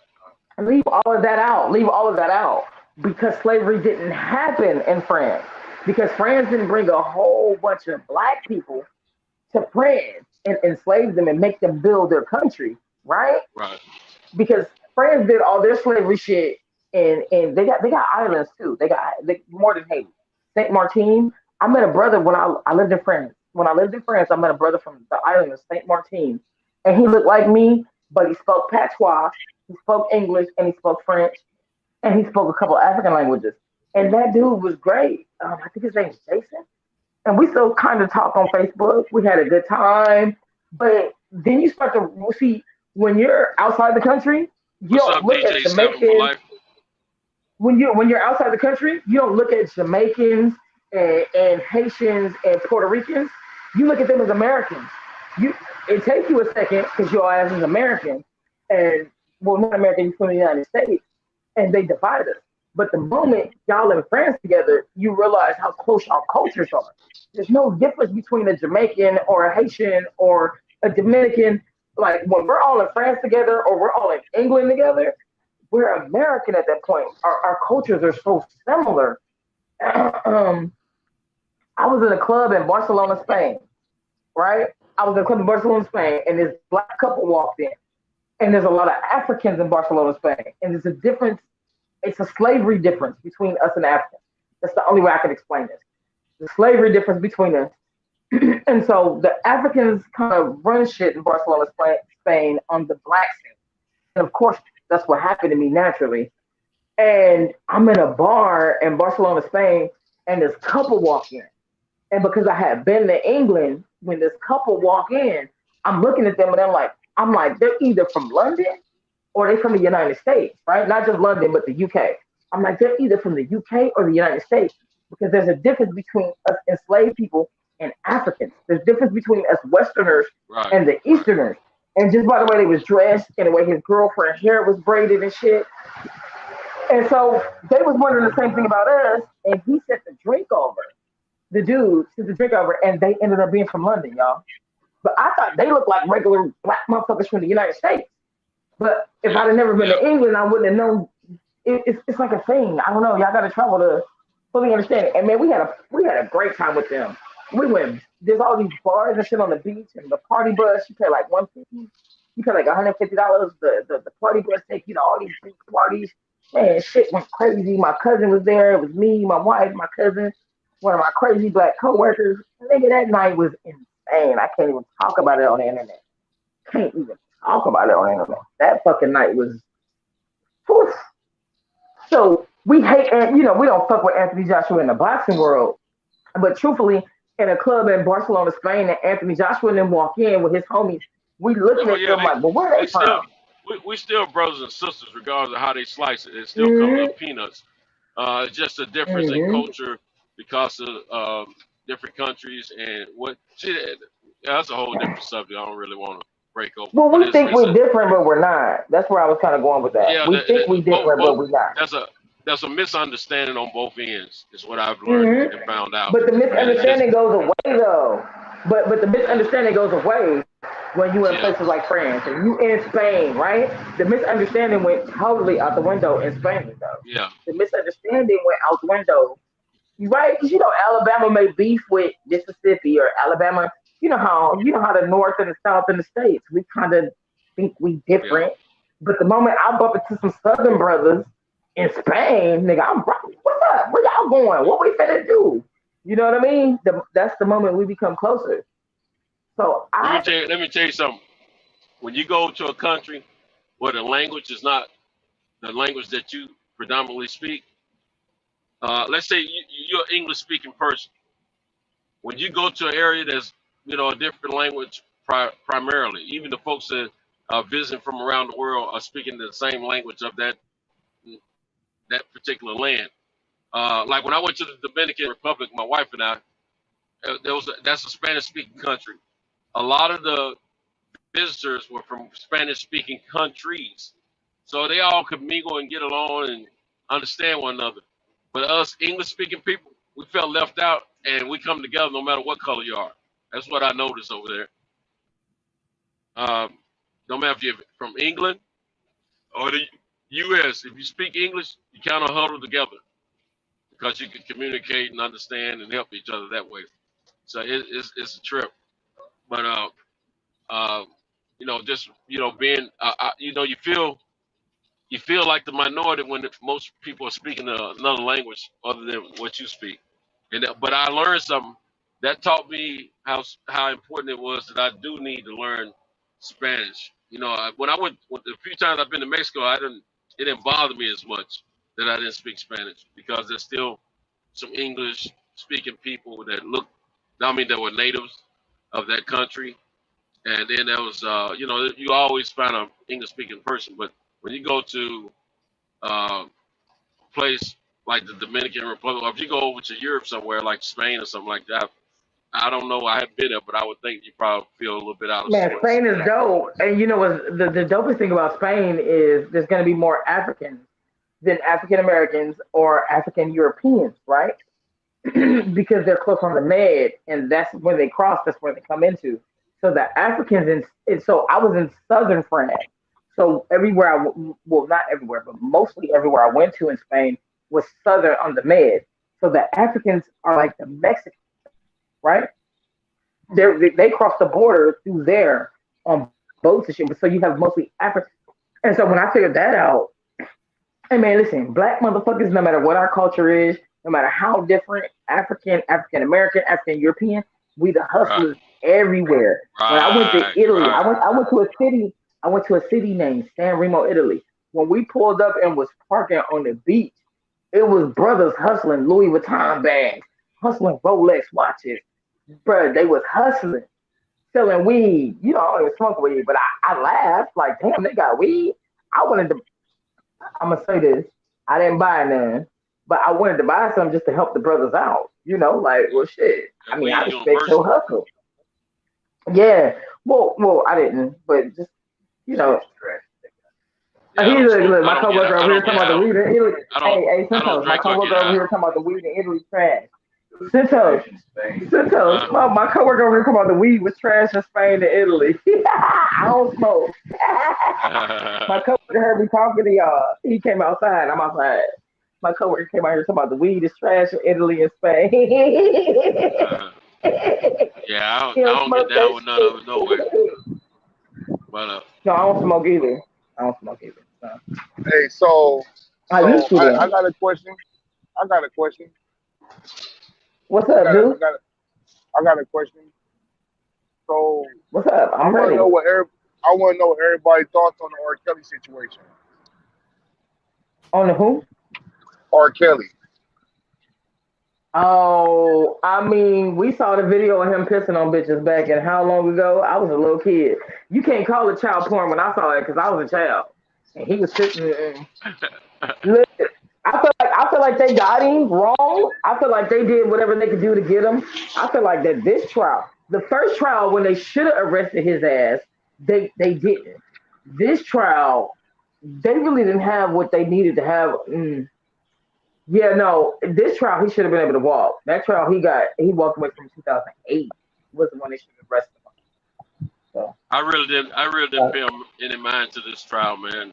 So I don't have a say in it because I didn't keep up with it and I don't know the ins and outs of it, what they used to convict him or what they didn't use to convict him.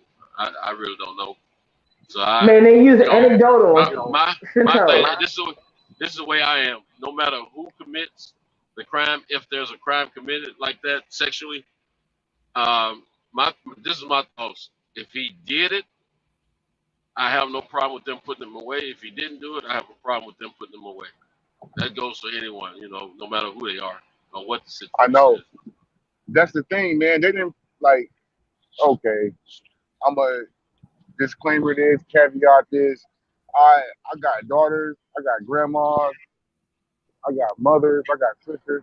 I am no way in ever condoning no kind of sexual abuse, child molestation, none of that shit. But my thing is, like, where the hell is he getting all these kids from? Like, you know what I mean? Can't nobody tell me R. Kelly's hanging out at the mall picking up 13, 14-year-olds. Can't nobody tell me that R. Kelly's cruising in front of the high schools, the elementary schools, whatever schools they saying, picking up kids. So who's providing him with all these kids that he's allegedly abusing? You know what I mean?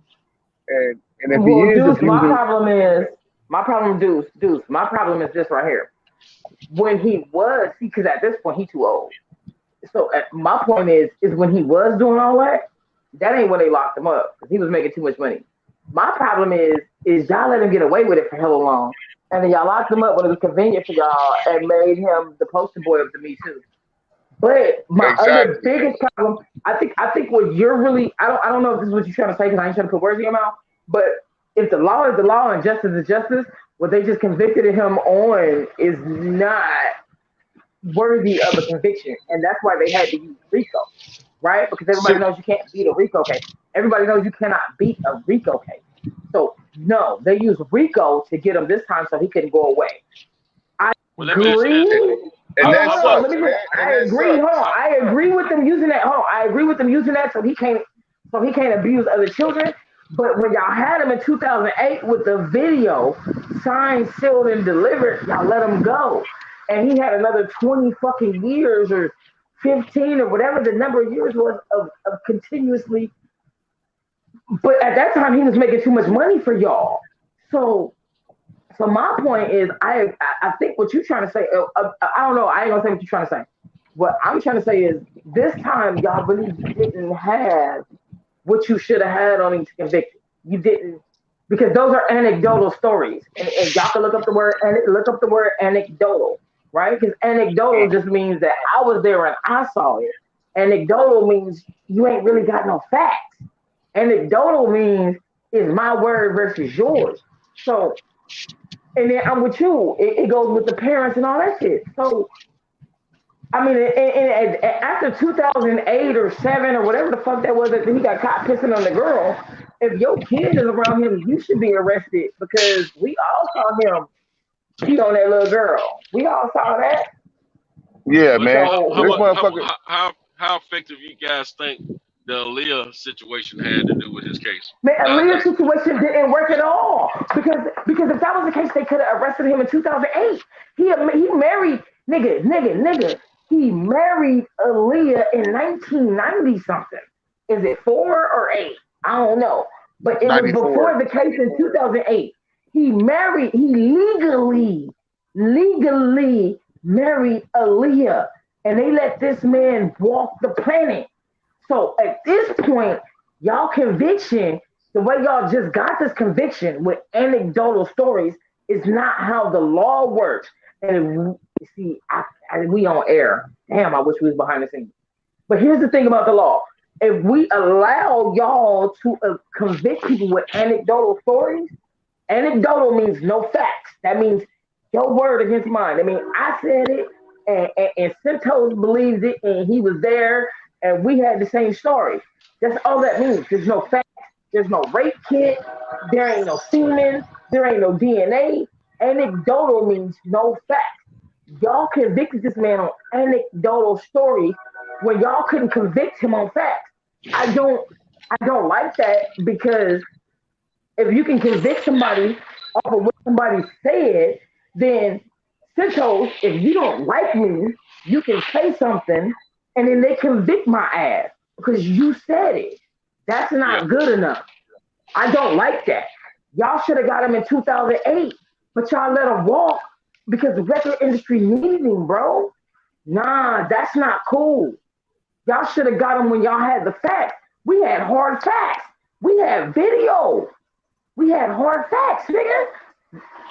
You can't let somebody walk on hard facts and then convict them later because me, Santos, and Deuce and the chat got together and said we saw something. But ain't no DNA, Ain't no semen. Nah. So that's why I'm not feeling it. And so that's the only reason why I feel like R. Kelly should beat this case because I not feel like our justice, fuck what I feel. Our justice system is supposed to work the way the justice system is supposed to work. And they said they went off the Surviving R. Kelly documentary. So Yeah, that's y'all what put can him in. get That's together. what got him arrested. Which was all debunked. All that shit was Which debunked, man. debunked. Wait, hey, it don't matter if it's debunked or not. There was no facts. That's what I'm saying. That's what I'm saying. That's what I'm Yeah, saying. you can't do The that. Surviving R. No, you cannot build a trial. You can't convict. So, Centro, me and Deuce don't like you right now. So, me and Deuce could get together and grab a couple of females and say that you did something. And they can convict you with no facts. Nah, we need hard evidence. No, if we let them get, man, and they already got away with it. If you let, man, I hate talking about this kind of shit on air, but if you let them get away with it, bro, now, man, and then I'm not a man, you feel me? But what's to come for men? Ooh, y'all got some problems. Because all it takes is for a bitch, you date a chick with a kid. All it takes is for her to say you touched the kid. Ain't nobody got it. And we know that some people touch kids, and we know that some women lie about that. As much as people touch kids, we know it's the same amount of people who lie about it. So you have no facts no more. So she can just say you touched the kid and you go to jail. Ain't nobody got to prove shit. Facts. All they gotta do is go get a bunch of bitches to say that you touched the kid, and now you going to prison. That's not cool. What if It's they the lie? same thing. What if Yeah, they- it's the same thing. They always want to throw the law out when it's black people. They did the same thing with fucking Man, that's me. Bill Hey, Cosby. hey, honestly, They did the same. honestly, that shit ain't got nothing to do with All right, black. bro, No, I'll tell you no. something. No, brother. I got to stop you on this. It ain't got nothing to do with black. They doing it to white dudes too. They doing it No, to they don't throw the everybody. law on white people. They don't throw the law on white Man, boys. you. Okay, so you ain't been paying attention. So you I ain't am been paying paying attention. I have No, been they paying doing it to attention. everybody. No, they Bruh, don't throw the law they're out. doing it. Harvey Weinstein and those people had evidence on those people. And nigga had tapes and shit. And Bruh, Epstein, they had when I'm tapes. telling you they're They doing had it, that tapes. no, you R. Kelly thinking of the big and Bill Cosby, they names. don't got. Shoot, they got You thinking of the big tape. names. No, you thinking of the big names. You're not thinking about the small guys behind the scenes. They What's are we doing talking it. about though? We're talking about these cases. When it's black people, they throw the law out the fucking window. If you only want to stick at the big cases, then that shit don't involve you then. If you only want to leave it to big cases, then you're not affected. That's what we're talking about though. No, I'm telling you, it affects everybody. I know You that, saying you only especially want black to leave it to men. big cases. Especially No, black men. When especially it comes to black everybody. men, No, especially men. I'm telling you, I've been following this. Especially men. They using the black men as the poster boys, but no, they that's what I'm hitting concerned everybody with. ass up. That's what They I'm hitting concerned everybody. with. Hey, look, you be blind if you want to, but if they hitting everybody, then you know your black ass is the number one target. So, hey, you can keep it black all you want, but it's affecting But everybody. when it comes to us, they throw the law out the book. They throw the law book out the window, and they convict this nigga. If this nigga was raping all these girls and doing all this shit, why didn't they charge him with that shit? They charged this nigga with sex trafficking like he a pimp. But RICO Act when it wasn't even no money being Picasso involved. said it affects black men more. Picasso, your argument saying that it affects black men more is different than saying especially black men, right? It's the same And my thing. point in saying, no, it's not. Words mean things and words have meaning. Look up the word especially and look up the word particularly. Okay, those different meanings, bro. So what I'm saying is, if it affects everybody, then you know it's coming down harder on you. If they using him as a poster boy, then you know it's coming down harder on you than everybody. So that's my point in saying, nah, they're not just getting this group of men, they're getting everybody, and they're sticking the book to everybody. But the football numbers, particularly, and the specialty comes in here. Here's where the specialty comes in. I'm not calling you wrong, brother Deuce. What I'm saying is, y'all got to keep your eyes open, man. It's not just black, bro. They getting everybody. I just watched some shit today where a young white boy who was 17 with Tourette, they got him with touching a little 11-year-old girl and he never touched her.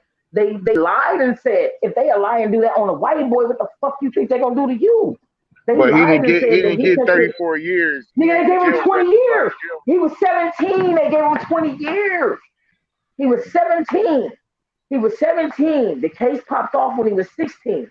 He was 16, being a regular 16-year-old, hanging out at a friend's house.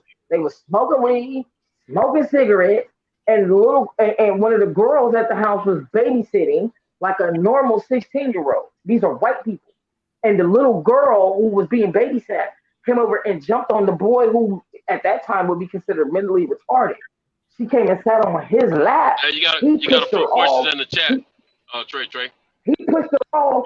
He pushed her off. They said he grabbed her boob and abused her. He like, no, she sat on my lap.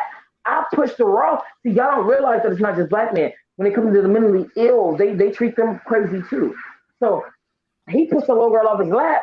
They said he abused her and groped her breast. And they didn't. And then the journalist pulled up. So he just got out after doing 20 years, and he got convicted at 17. For grabbing an 11-year-old breast. I mean, look, grabbing an 11-year-old breast is wrong when you're 17, but does it recall 20 years? Nah, I don't think so. Maybe 5, maybe 10, maybe 8, right? But 20, no. And so he said he never did it. Everybody in the house, including the woman who was babysitting the kids, said he never did it. And they had already written them off, the same way the police do, and the way they do black people. They did this to a young white kid with mental illness. And he did 20 fucking years. And they went back, the journalists went back and dug in and started digging into the case, and they started questioning people. They started, the person whose house it happened at didn't even know that the dude got 20 years. They claimed that they questioned him. The police lied and said that they questioned the mother and the people whose house it happened. Man, this is like a one in a lifetime ass case, man. For one of them stories, what I'm one of them saying stories, is, what you I'm can name saying like is, 50 other stories about black people. Like that shit is way 10 I'm not times worse, man. dismissing. Like, Hold on, Trey. I'm not dismissing. Let him get his piece out. Go ahead. I know she been talking like 30 minutes. So my bad. I'm saying that black people are overly criminalized for the same fucking crimes that white people are. This ain't news to nobody. And they nail this nigga R. Kelly to the cross to try to soft shoe that Jeffrey Epstein shit and all the other white producers that's been doing this shit for years, abusing kids, abusing their daughters' friends. All this shit's in the news, but them motherfuckers get slapped on the wrist, go house arrest, probation, all this shit. When it's a nigga, and then go to jail the rest of his life. You can see what motherfuckers getting these PPP loans. Motherfucker get a PPP loan, he going to jail for 30 years. A white motherfucker don't even get a question about it. That's what I'm talking about. The overall criminalization of black people for the same crimes that other white people do. And I'm saying if R. Kelly was doing all this fucking raping and all this shit, why the hell they didn't charge him with that?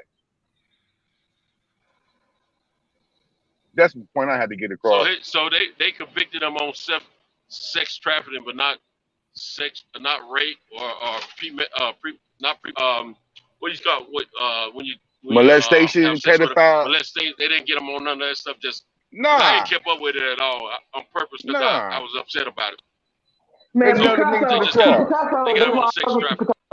Because you understand that words mean things. And Picasso, you understood what I was trying to say.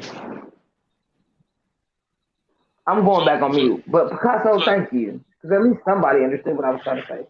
Is that the only thing they charged him? I mean, found him guilty of was sex trafficking? Yeah, all kind of. But he might have a case. He might have a case for an appeal there. Bro, every witness they brought in, they debunked it. They proved they were liars. All these girls talking about they slept with R. Kelly, and these girls got fake IDs. They lied to him about his age, about their age, all that shit. This motherfucker, man, they railroad this nigga from the very beginning. They had one nigga in there testifying that he sucked R. Kelly sucked his dick, and he recorded on the iPad, and they asked them what year this Hey, was. I They don't said like believe that man 2003. shit. Hey, I don't believe that That's what man I'm shit. saying. I don't That's what I'm believe saying. that. I don't believe that man That's what I'm shit. But saying. that's what I was trying to tell you. I was trying to tell you that part. Like, no, this case is Trump. They should have No, got him with the first case. I'm saying that they propagandized this shit and brainwashed everybody to thinking this nigga's guilty from his past transgressions and all that shit. Wherever's on that tape, I don't know. I can't tell how old a girl is from a damn tape. People can say what they want to, whatever. Yeah, she looked like the tape that Hey I man, saw. you didn't so he didn't see the I didn't video. see the tape. Hey, I didn't see hey, the tape see where the he was video. peeing. I didn't see the tape where he was peeing man, on that was somebody. little ass But I saw girl. the one where Man, that was a he little was having girl. sex. The one I saw him having sex with this girl. She looked like her body looked like she was full grown to me. I want to show Man, him to the be one he honest was with eating you. the pussy and I all don't that know. shit. Man, you can't tell how old no girl is from no damn tape. You know what I mean? And how you know? R. Kelly is same thing as my man Santos, a coxman. Nigga has sex with a grandma. He'll have sex with a old lady, blind lady. R. Kelly has sex with any fucking thing, anybody I should say, any woman, whatever. I don't know about men too much. And they pulled a Jedi mind trick on this. I don't want to sound like Tariq Nasheed because he was saying a lot of the same shit. But you know what I mean? I've been on Twitter arguing motherfucker like R. Kelly's a rapist. Like who he raped? You know what I mean? Who he molest? Let me know. Because R. Kelly been a star. R. Kelly can walk around nowhere without nobody noticing him since about 1994. I'm gonna So say this. If it's true about what some of these females said, they wasn't mad at him at the time, but some of them, like them young girls, they would claim he was hollering at the McDonald's in high school, stuff like that. The story that they told about that, it doesn't seem like it wasn't cohesive. It could have been because he was still young himself, but he was old, he was an adult. But at the same time, I know him. I know Aaliyah was underage. That I do know. And I'm now as far as all these other females, I don't know if that because I know these last two females that was living with him, they were over 18. Now, this is my thing. Now I'm not saying he's guilty or innocent of what they convicted him of. I don't believe the sex trafficking thing. I don't believe that. But if they wanted to get him on some parental, where you an adult is having sex with a minor, whatever type of thing, I mean that's questionable. My thing is, we as men and women, we as adults, we have to be mindful of what position we're putting ourselves in. We can't put ourselves in position, especially when we're a target. You can have fetishes about sex all you want, but you need to make sure you know these people are well above the age of legalcy. I gotta, if I don't jump out there and do whatever, but if I'm gonna jump out there and do whatever, I'm gonna make sure the female is well above past a minimum requirement of the law of being an adult.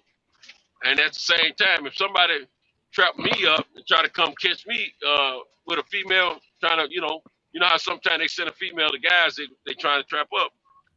Like I believe Bill Clinton was set up, because they knew his weakness. They don't did a whole lot of cats like that, Now I'm gonna tell you, if somebody try to set me up, when they come in on me, the woman gonna be on top of me. I'm gonna be on the bottom. I'm gonna be in the submissive position. Now, I ain't even got my hands on. She riding on her own, man. She riding on her own. She doing that's a good right. job. That's right. Champion Heart. Champion Heart. Can't nobody. No, go ahead, Picasso. I mean, Santos. My bad. Go ahead. Now the whole time I was incarcerated, there was cases where female officers and inmates were getting caught up, in sexual situations. Some of them would claim rape. Not all of them. Some would claim rape. I always had it in my mind, if I ever got caught in a position like that, I'm gonna be on the bottom.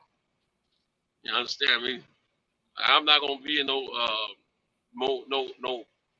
power position over the woman in situations like because you just gotta think things through, man. But I'm the type of cat. I try to be extra careful when I'm dealing with females That's another reason I don't make the first move on females, because I learned, like, ever since I touched that girl booty in the 8th grade and I got in trouble behind her.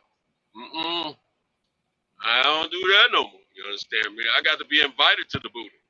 If I ain't invited to the booty, there's no touching. Not from Man, Picasso, Champion Hart said he believed R. Kelly did that shit. I don't believe shit. Man, it's been so much propaganda, so much shit that's been targeted towards black people, whatever, man. I don't believe shit. You have to show me everything you say. I'm sorry. I don't believe shit. Cause especially with Trey backstage. He said he doing something. Yeah, but I don't believe shit, man. Cause R. Kelly been a superstar, man. And R. Kelly been, and if he was doing all that, man, it would be videos, it would be firsthand accounts. All this shit is just hearsay. Oh, I know somebody who he was with. Oh, I know this, man. Give me a fucking break. I don't believe that shit. I will say this. I think that when he was messing with those, it's some accountability about him being in relationships or just having sexual relationships with some females. It seems like the stories have been pretty much on point. Some of them, not all of them. The ones I paid attention to. I think what has happened when he was messing with those females, they were all down for it. They were down. They liked it. They enjoyed it with him. As soon as things changed, well, they didn't like it. I think they kind of had a different mindset about what happened between the two of them. That's what I believe. For a lot, I think that's what happened with a lot of that. Just like with Bill Cosby, I think a lot of the females that he kicked with, they were down with some of it. But to say, because back in the day, they used to call it partying and all that. They used to use different little things to spike the women up a little bit to make them perform a little bit more aggressively, sexually. Now, some of them were just doing straight up date rape. I just got a feeling that Bill Cosby was doing what he knew everybody else, what he thought everyone else was doing. And I think some of the women were definitely down for the party. And, whatever came, sex, drug, sex, and rock and roll type situation. And because one in particular, she ain't up with the old hoe anyway. What you call it saying? She's saying there is evidence. It's evidence of him marrying a young girl. Ain't no motherfucking evidence of him marrying that one girl. Who knows that marriage certificate? How did they unearth? How they was all the tabloids, all the investigations people do. How did they unearth that shit? It's public record, bro. They did. So how come nobody never got it except them? How come nobody ever got that shit except them? They said that our parents authorized what they said, but that's what his team was saying. But they supposed to alter her age and all that on some documents. But it's public record that they were married for real. Yeah, how you know those public records ain't doctored? Nah, you can go online and pull them up from that state. But you couldn't before the documentary though. But the internet. No, that ain't true, Deuce. How come nobody never did it before a documentary? Nobody. It's been 30 years. They pulled it up a long time ago, man. Right. Yeah, right. That shit would have been out everywhere. They did. I never heard. I'm gonna tell you something. When him and Aaliyah first came out public talking about doing music together, and they did a first interview together on BET, they came out with matching outfits. My daughter's mother, she said it. I didn't want to believe it, what she was saying. I said, nah, I ain't messing with that little young girl. She said, oh, who dressing in the same outfit? She pointed out right. She was right on top of it, bro. A few years later, they split up, and then later on, turns out somebody they had pulled up the marriage certificate. That's when I knew it was true that they were married. That was way before that documentary. The Brad and JD dressed the same too. Yeah, but it was before they even got he even got arrested in Florida for that last case. She was dead when he got arrested in Florida. Listen to what I'm saying. When the marriage certificate came up and went public, I knew about that before he got arrested in the first case. That's what I'm saying. That's old news, bro. Nah, that shit wasn't everywhere. It was for me, but I went on top of that stuff like that because I didn't want to believe it in the first place when my daughter's mother pointed it out to me. But it was no, it was real. That was a real deal. No, I never heard of that shit. I heard about them being married or whatever, but I've never seen the fucking marriage certificate. I've been on the internet my whole life. He married her. I'm telling you, bro. He married her. He sure did. That shit was doctored, and she never talked about it. He never talked about it. When did she talk about it? She didn't talk about it publicly. She talked about it to Dame Dash. Oh, of course. Dame Dash wasn't even her fucking boyfriend. Jay-Z was. That shit's all fake, man. That shit's fake, bro. I'm saying he's a lie. It's a lie, Dame though. Dash knew a whole lot about that situation. Dame Dash wasn't her boyfriend. Jay-Z was. I'm just telling you. Dame Dash. And look, Jay-Z would be just... Hold on. Jay-Z would be just as guilty as R. Kelly then. Because they about the same age. No, she was grown. She was grown then. She was grown then when she was fucking with running around with The Rock. Okay, when R. Kelly got with her, she was much younger. That was way before. So they say. You know how old she was when him and her did that album? I know she was 16, 15. I know. 15 years old. But you said they dressed the same. JD and the Brat you dressed the same. Yeah, but the Brat didn't want no ding-a-ling. She only wanted coochie. Known fact. I've seen them walk in the club together before. She didn't want no ding-a-ling. She wanted coochie. Now That's right. I'll put some pipe on the Brat. She fine. Of course. Put some pipe on her. But she didn't want no ding-a-ling. Well, I'm saying all this propaganda. Well, my thing is all this propaganda against this nigga, and shit just riding. Nah, we can't ride with that. Cause they can do it to him. They can do it to you. They can do it to any of us. That's what they will try. Exactly. I don't disagree with you on that. But I think he put himself in a position to be got. He did. He didn't know any better. Nigga was illiterate. Yeah, he did. He know better. Man, that man's the same age I am, bro. The nigga illiterate, man.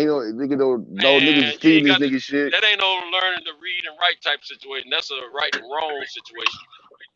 Look, he got kids, man. He been married before to a woman more of his age and everything. A real marriage.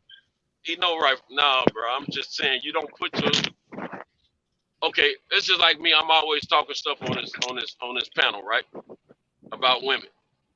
Now I ain't out here lying about no women, but at the same time, I know my capabilities right now. If I want to step out on my wife, I could, but I don't. I mean, I get calls every day from females, multiple females, and they ain't the only ones that I run into that I could, probably do, but I don't. That's why I speak freely about what I do. But the main reason I don't put myself in those positions where it's gonna have to happen. I sit up and play and flirt with a woman all day, every day, all night. That don't mean I'm gonna act on it. You know what I'm saying? Yeah, you ain't R. Kelly either.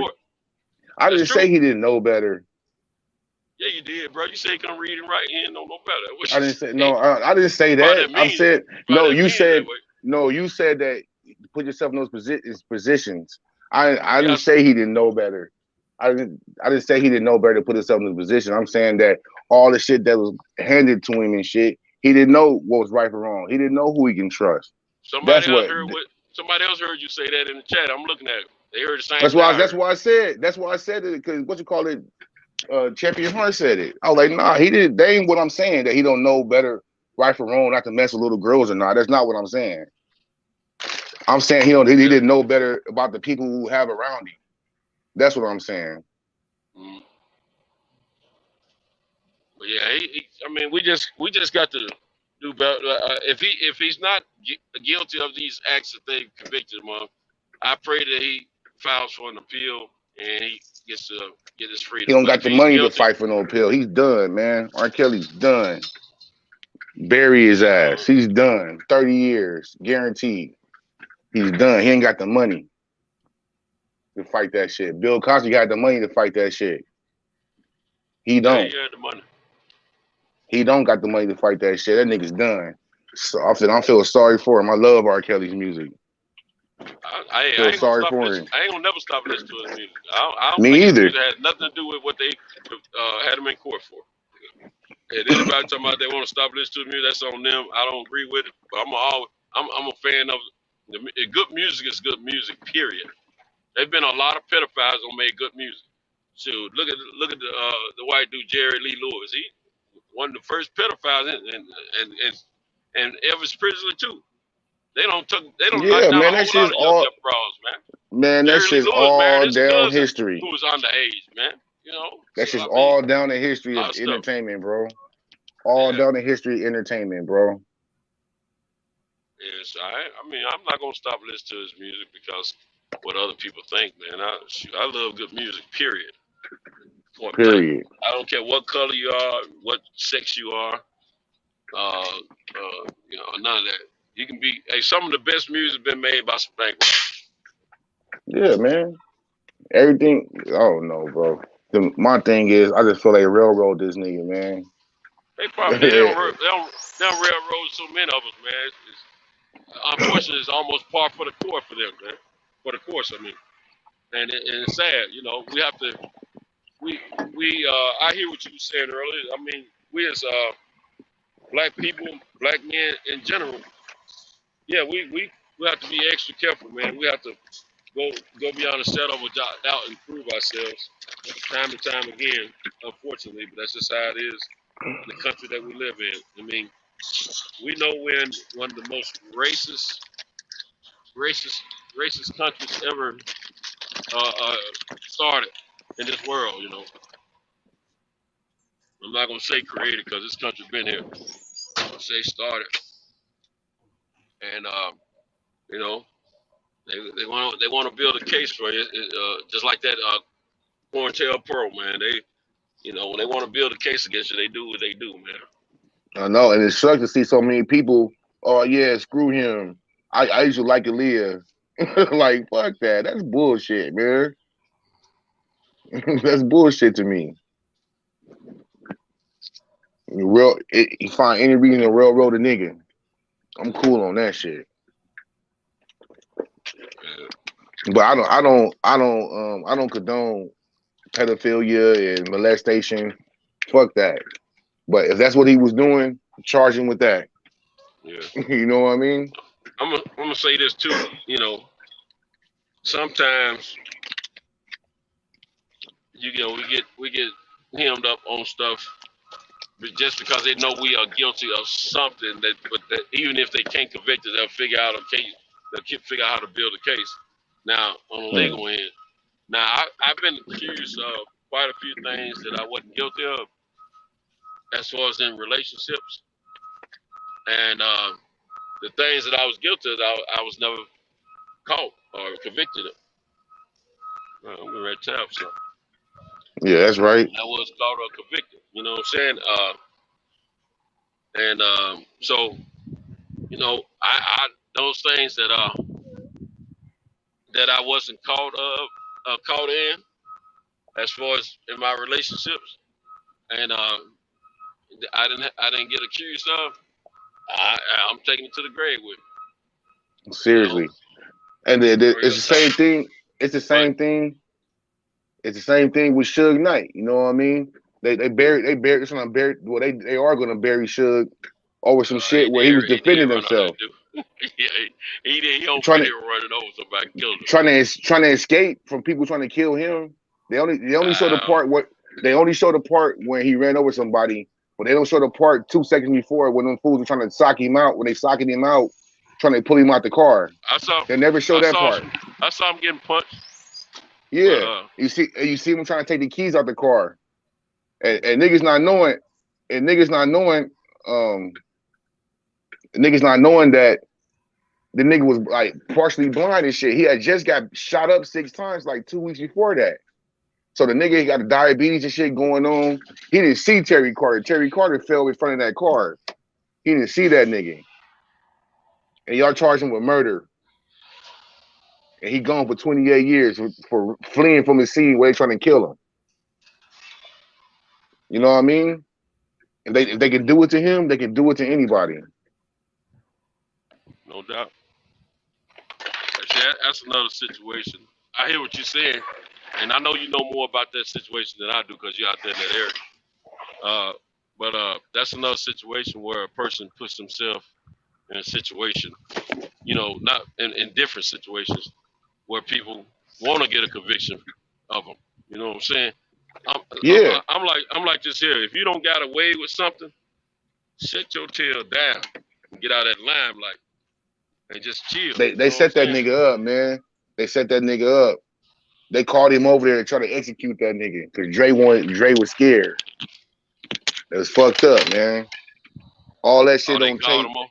What Yeah, they call him over there for? they said that he was supposed to squash the beef. They called him over there and say he's supposed to squash the beef. When he get over there, he get ambushed.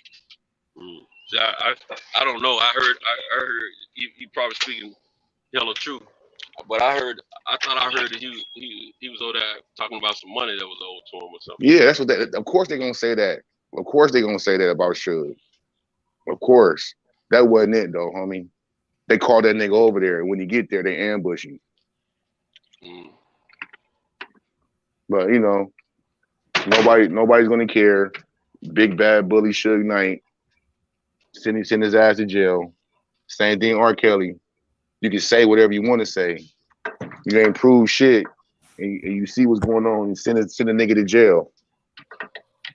All right, I'm back, folks. My bad. But they're running crazy. I'm waiting for Trey to get back. Deuce, Come and Deuce, get I'm back gonna on say my this, ass. man. Y'all been cooking, man. For anybody who's trying to get on, I apologize. But Deuce, I'm gonna say this, man. To quote the great Malcolm X, "Chickens coming home to roost never made me sad," and that's how I feel about Suge Knight. I'm sort of familiar with the case, but this is something that my grandmother always told me. Karma knows everybody's address for all those people that he terrorized during the 90s and during his reign of dominance. Like you hear T.I. and Fat Joe and all these guys. Now he was always cool with the Terror Squad guys. Everybody knew about the Terror Squad guys, right? So he never tried them. But everybody back in the 90s and early 2000s who came to LA, like Suge had LA on. Like he had a lot of money in them streets, man, and you had to somewhat pay a toll when you came to LA, bro. So, or you was gonna get robbed, or you was gonna get shot at. Hey, I'm gonna keep it real. I'm gonna keep it real with you, bro. Like you from the South, and so you don't really know what time it is. Like in the 90s, bro, Crips had LA. The Crips had LA, homie. Suge wasn't running shit. That's some industry. Yeah, we'll really do that gang banging shit down here. That's what I'm saying. Like that's some industry TV folklore shit. Wasn't no mother. Suge wasn't rolling the liquor stores, punking niggas. He wasn't rolling in different hoods, doing shit. Like Suge wasn't doing no shit like that. Did some engineers get slapped up? Yeah. Some studio A&R motherfuckers get beat up? Yeah. But nigga Suge wasn't running LA like that. That's TV shit. I mean, no, this ain't this ain't some shit I'm making up just from coming from TV. This is some shit that niggas who been around him done said. I'm saying that shit. Niggas who was around that time done said the shit. Like this shit's off of TV, man. Suge, I got you. That's just off of TV, bro. When Suge was taking care of everybody and loving everybody, and everybody loved him because he was giving out $100 bills everywhere he went. Niggas wasn't talking that shit about Suge. When the money stopped, when niggas stopped getting paid, stopped going to go get a check, then everybody had something bad to say about Suge. And that's kind of going back to that R. Kelly situation that y'all was talking about earlier. Me and my wife kind of came to the same conclusion. Like, if they gonna lock R. Kelly up, they need to lock all them parents up too, because we know R. Kelly's a monster, right? No, great artist, fantastic artist. We don't know R. Kelly's a monster. We got to lock the people up who's feeding the monster too. You can't be mad at R. Kelly for being him. You got to be mad at the people more who was supplying him. It's like, if y'all know that he's this type of guy, why keep sending y'all kids over there?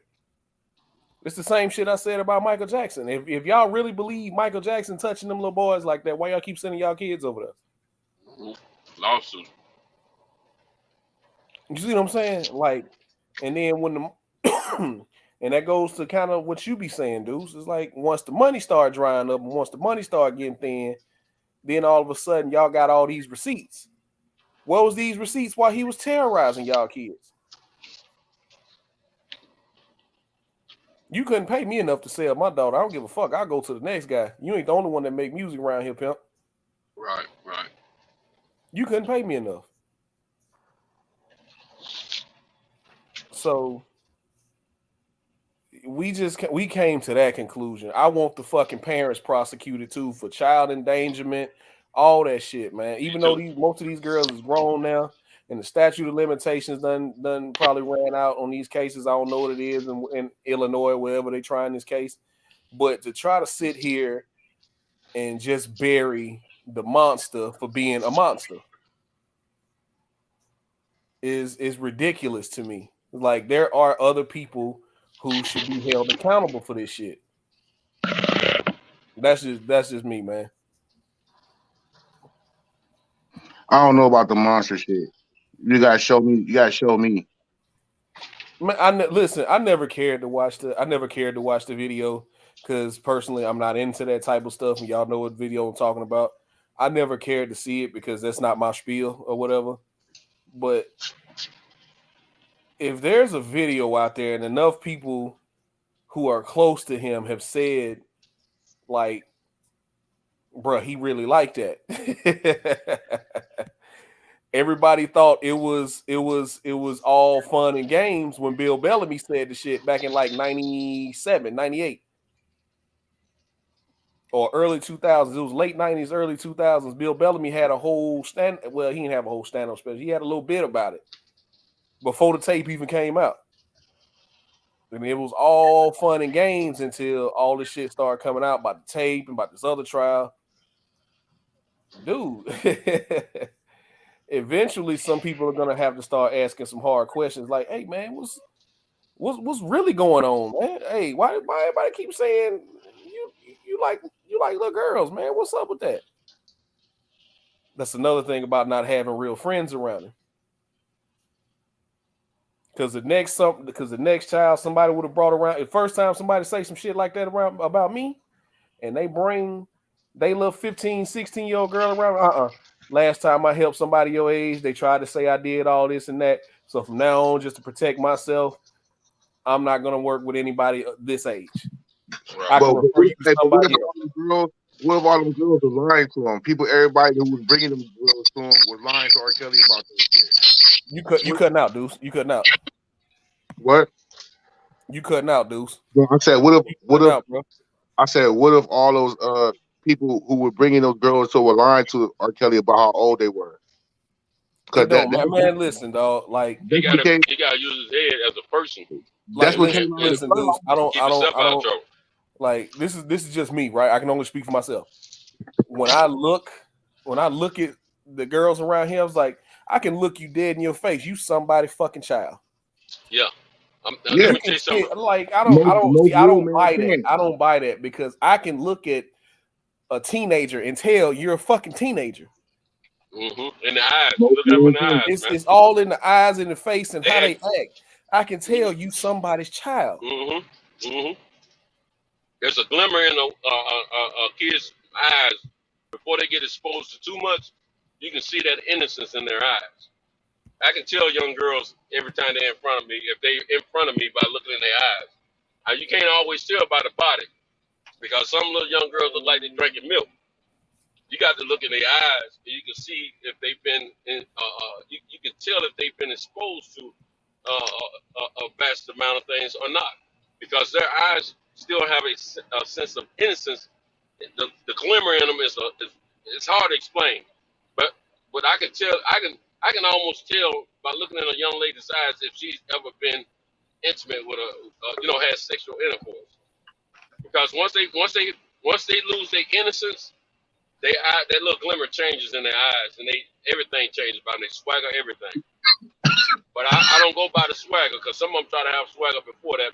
But if you can look in their eyes and tell, man. Hey, Cinto, I've been dying to get up in here. Hold on. Hey, I've been dying to get back, man.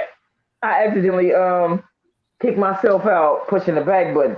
So dude, see, I'm married, right? I'm married. So everybody in here that's married know about marriage records. That man married that young woman.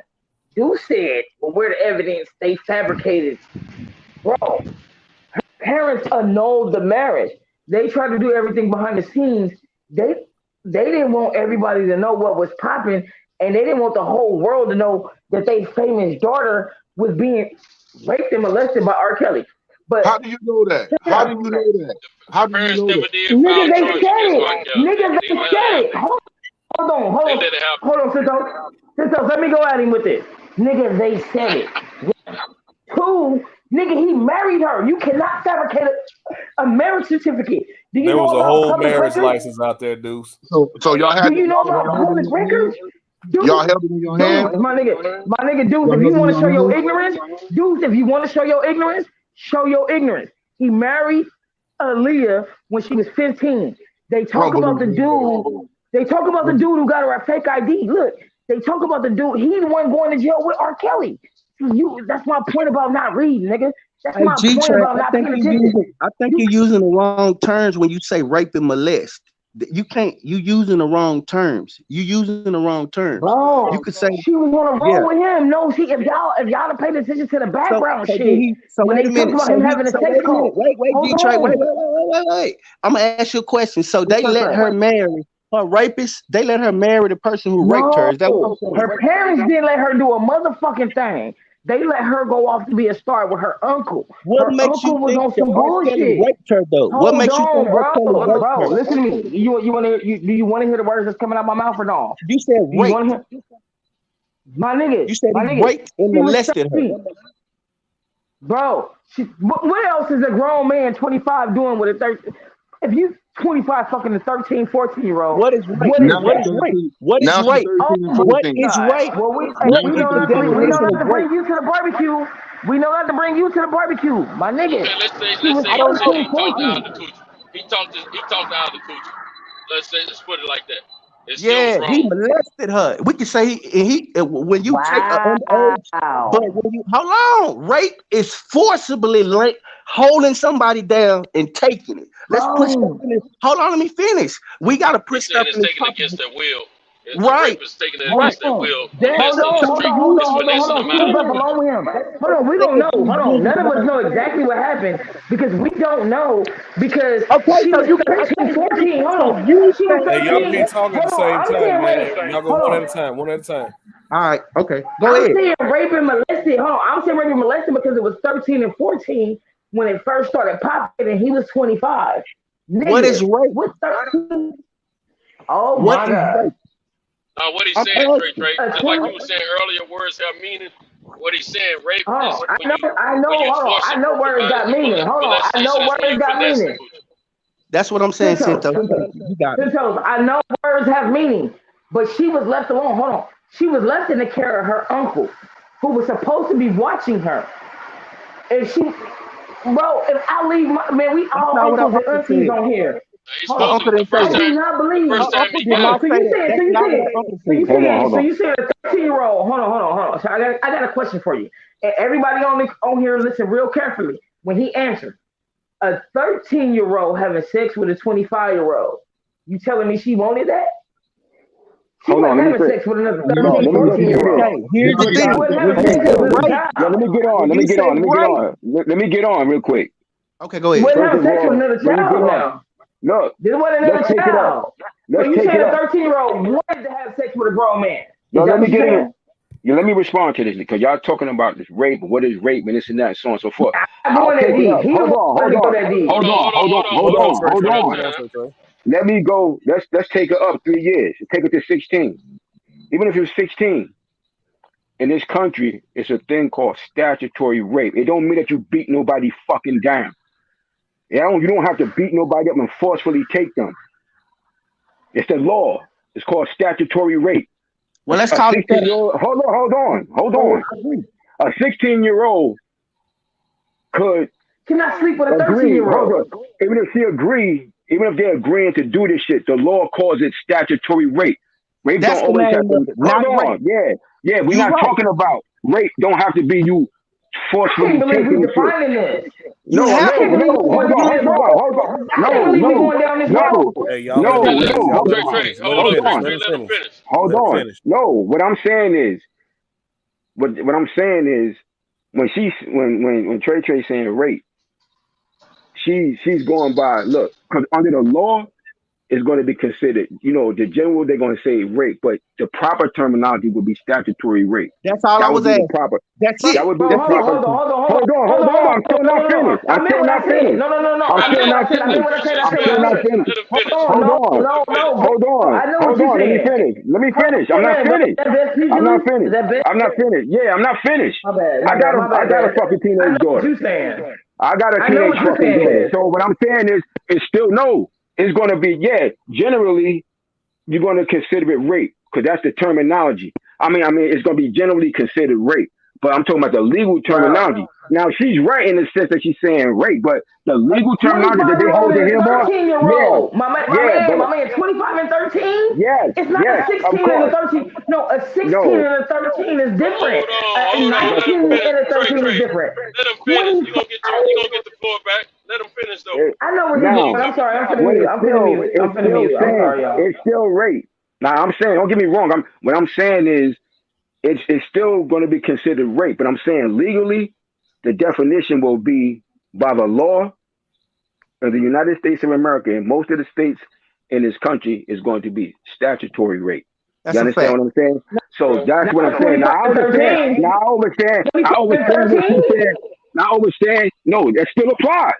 That's still the legal law because if the child is under the legal age to have sex, is going to 17. legally. 17 is It's still. consent. 13 But is that's having right. sex with a That's right. minor. But My same nigga, you thing. tripping. 16 Hold too. on. I don't even know. No, I'm trying to I'm not. define 25 and 13. I'm not No, agreeing best with Hear it. two What people you're at the same missing is time. this. I'm not agreeing with this shit.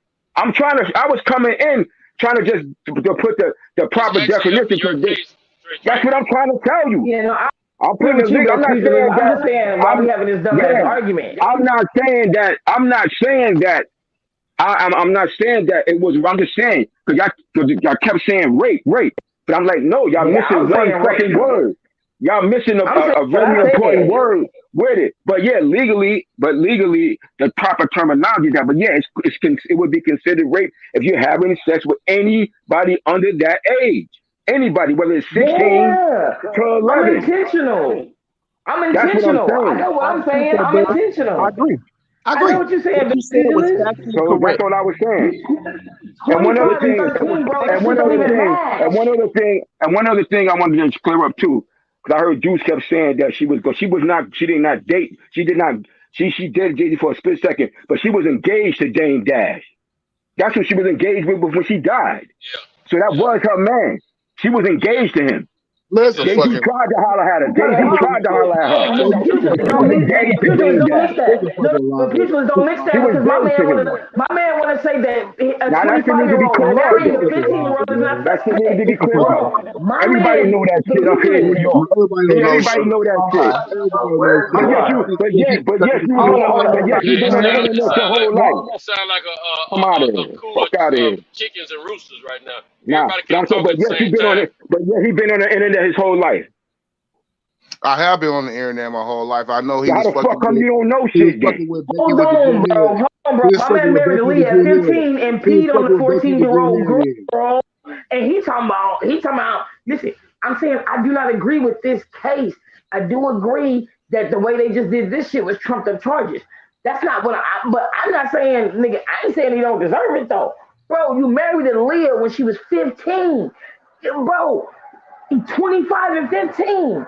So everybody on here that's parents, if your daughter come home with a 25-year-old man, I don't care if he married her and didn't have sex with her and if a 25-year-old man did not have sex with your 15-year-old daughter and made an honest woman out of her and married her, right? If your 15-year-old daughter come home married, seeing she married to a 25-year-old man and they ain't even had sex yet, he made an honest woman out of her. He just want to marry her. He really like her and want to be with her. Every man on this panel will put a bullet between that motherfucker's eyes. Am I wrong or right? Well, he's going to jail because the shit is illegal still. Because you have to get the parents' consent to do that. You can't do that without the parents' consent. if he make it, hey, the pugilist, hold on. Pugilist, if he make it to the court, y'all might be going to jail that day. Wrong or right?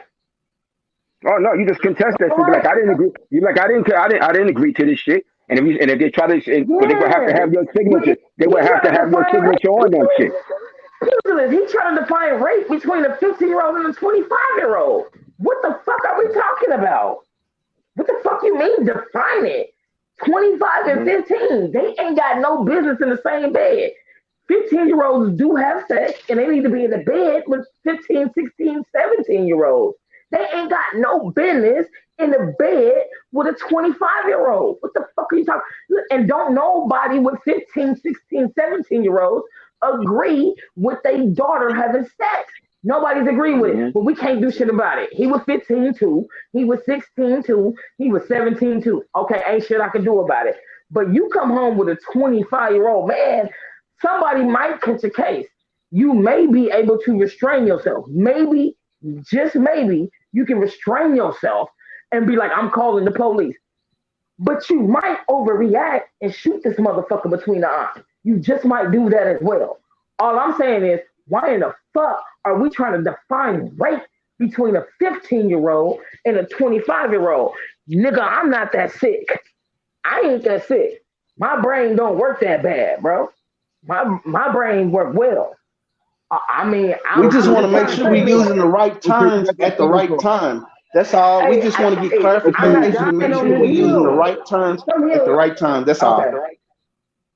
Okay, I mean, but again, your 15-year-old daughter come home with a 25-year-old man. I don't know who worried about her. Nobody here I don't know who worried about her. Nobody here agrees with that. Nobody here agrees with that. You already said that. Okay, so but you saying define it and was it rape? Nigga, her parents We just I was asking the proper legal terms. I think you getting misconfused. We're asking for the right terms to make sure that we using the right terms. That's all. We just want to make sure we're all on the same page. That's it. That's all. Okay. We're just trying to get an understanding of the words that's being used because words have meaning. That's all. Yeah. I agree with that. I'm just too irrational. Like, bro, I don't even know how to define it. Nigga, it's nasty. That's the only thing I can define it as. It's nasty, bro. What the fuck you doing with a little kid? When I was 25, I was worried about bitches my age. I wouldn't worry about no little kids in high school. Fuck. The fuck? Like that. So I couldn't wait to get back on to say that. I'm sorry, y'all. I interrupted the whole conversation. But that shit had me, I couldn't even speak either. I was in the back balling like, hey, what you mean? And Pugilist, I didn't mean to disturb your conversation, man, because you was making great points. I'm about to go back on mute, y'all. I was just back here balling. You know what I'm saying? Like, come on, man. Everybody in here got kids and shit. Everybody in here got kids and shit. I mean, if we find a 15-year-old, if we find a 15-year-old with our 5-year-old, Washington and Best. My question is, if we find a 15-year-old, with our 5-year-old daughter, ain't nobody gonna be like, define rape. What you mean, rape? What? You gonna be like, define taking my foot out of your tail or that bullet out of it. Hey. Define.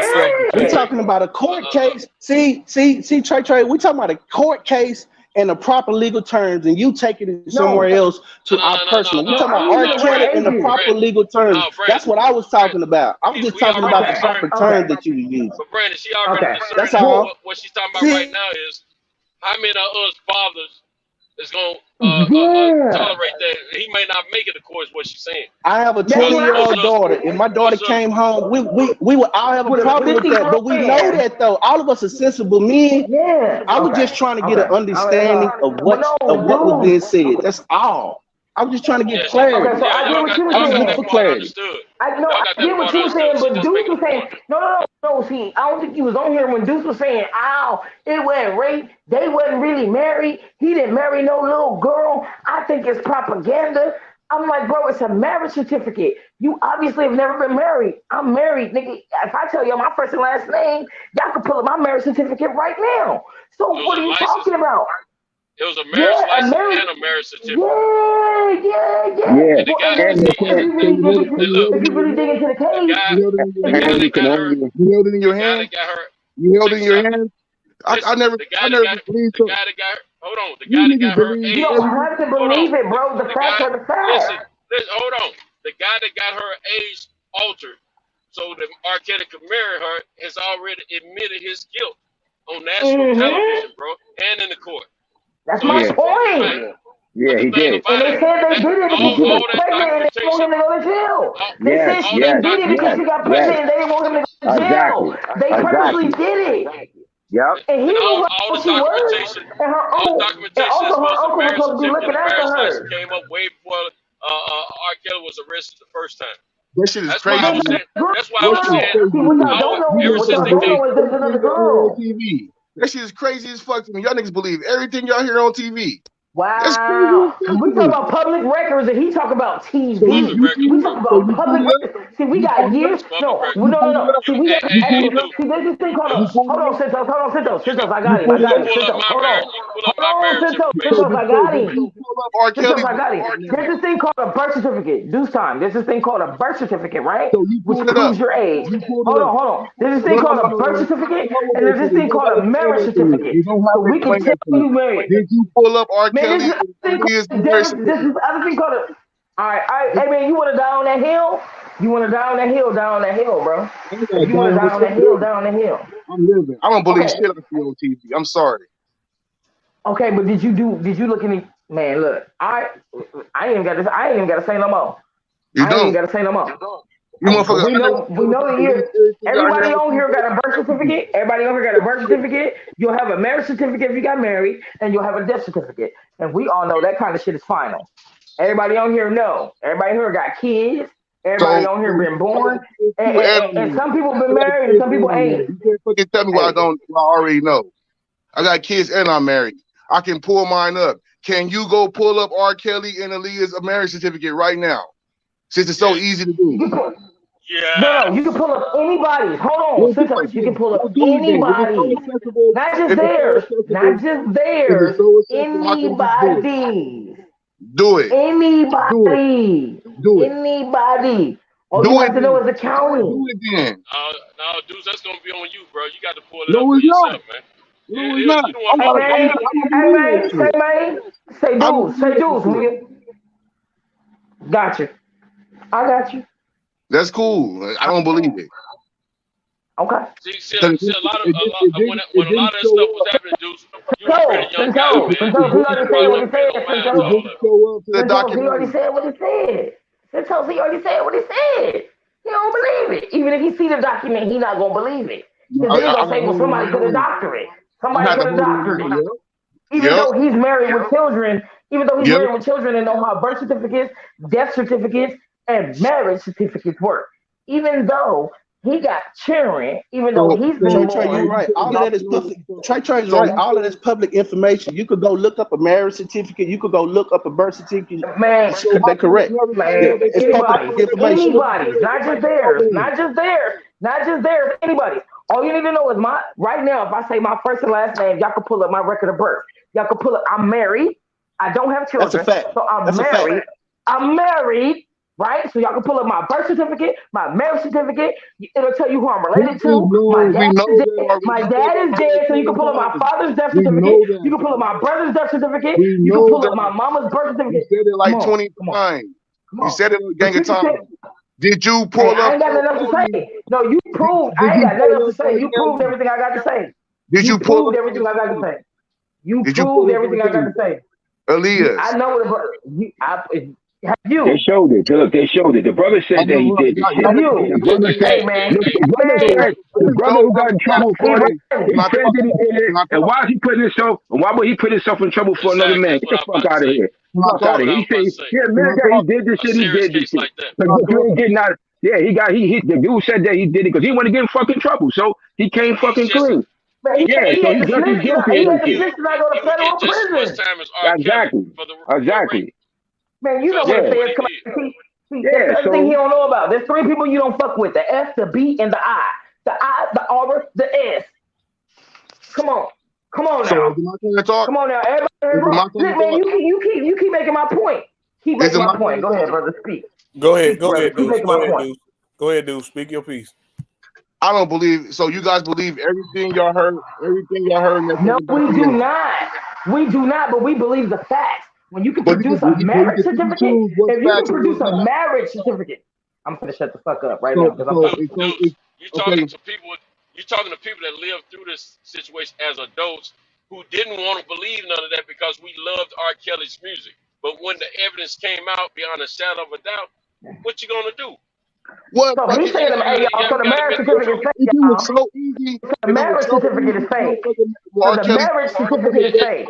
showing I up. don't know no innocent man is gonna put his own neck, his own freedom on the line for a rape case So the like marriage that, certificate is fake. just for his friend.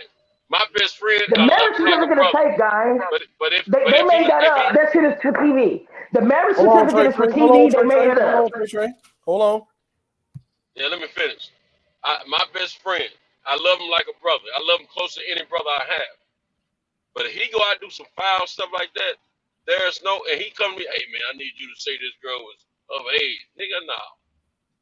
Don't even think about it because see, first of all, I'm a father of a daughter. Second of all, I ain't putting myself in risking my freedom like that for anyone. Third of all, nigga, I don't condone that. I'm probably gonna beat the brakes off you myself just because you did some crazy stuff like that and you supposed to be my nigga. You know what I'm saying? So no, you know, ain't no man, ain't no sane man that I know of gonna risk his freedom for 25, 35, 45 years for a nigga who just pay him a paycheck.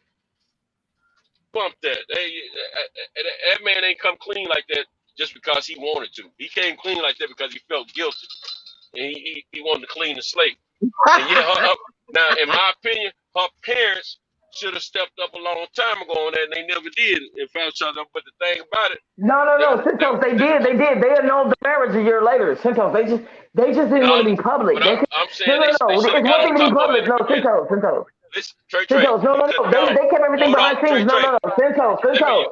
say No, what you no, gotta say no. You when I don't know what it's finish. like to be famous. Let me say what I got My to bad, say, my and bad, my then you bad. can say it. My bad, my bad, my bad. Her parents should have stepped up as soon as they should have never let her be on that bus with that man by herself. Period. Now she on She there. wasn't. She was with her uncle. Hold That's what I'm on, trying to tell you. You was wrong. hold on. The word got back to the parents that she was sleeping with that man on the bus. I ain't saying she was on a bus all alone. I'm just saying they should have known when she was on the bus. They heard that she was laying up with that man. They should have put a stop to it then. They had They just as much. did. Cintos, they did. Y'all got to read the records because it wasn't just Aaliyah. It She was was another still girl touring. her She was age. still on Hold tour on, with him. Cintos. No, she did She was not. still No, on. she did not.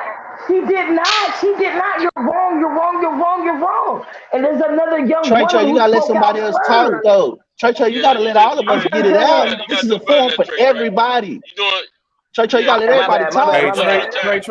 Trey, give him a second to finish. Calm down. Give him a second to finish. She did continue to tour with him after the initial sex act. That ain't it wasn't it was multiple times, and I'm sure them parents heard about it before that tour was over with. I'm just saying they should have said something sooner. That's what I'm saying. Now whether or not I understand you saying they said something a little bit later. That's fine. But nigga like me, I'm not. First of all, you're not going out there with these grown folks like that. I'm gonna have a relative or somebody on that bus with you at all times. Just like that one girl said The relative he sold got. her out. The Uncle Barry. Hold Her on. uncle. Just like that one relative said she had her niece. She introduced to R. Kelly. He's supposed to put her to work, and then she's supposed to be the one in the video and all that kind of stuff when she was 14. Look, let me tell you something. You gotta if you know a dude is moving a certain kind of way or a chick, you got to pay attention to that when you got a child involved. Period. That's just how it works. I mean, that's what real people do. But these folks are so caught up in their careers and all that kind of bull crap and wanting to get on and all that old kind of stuff, they didn't even pay attention to what the nigga was doing with these underage people.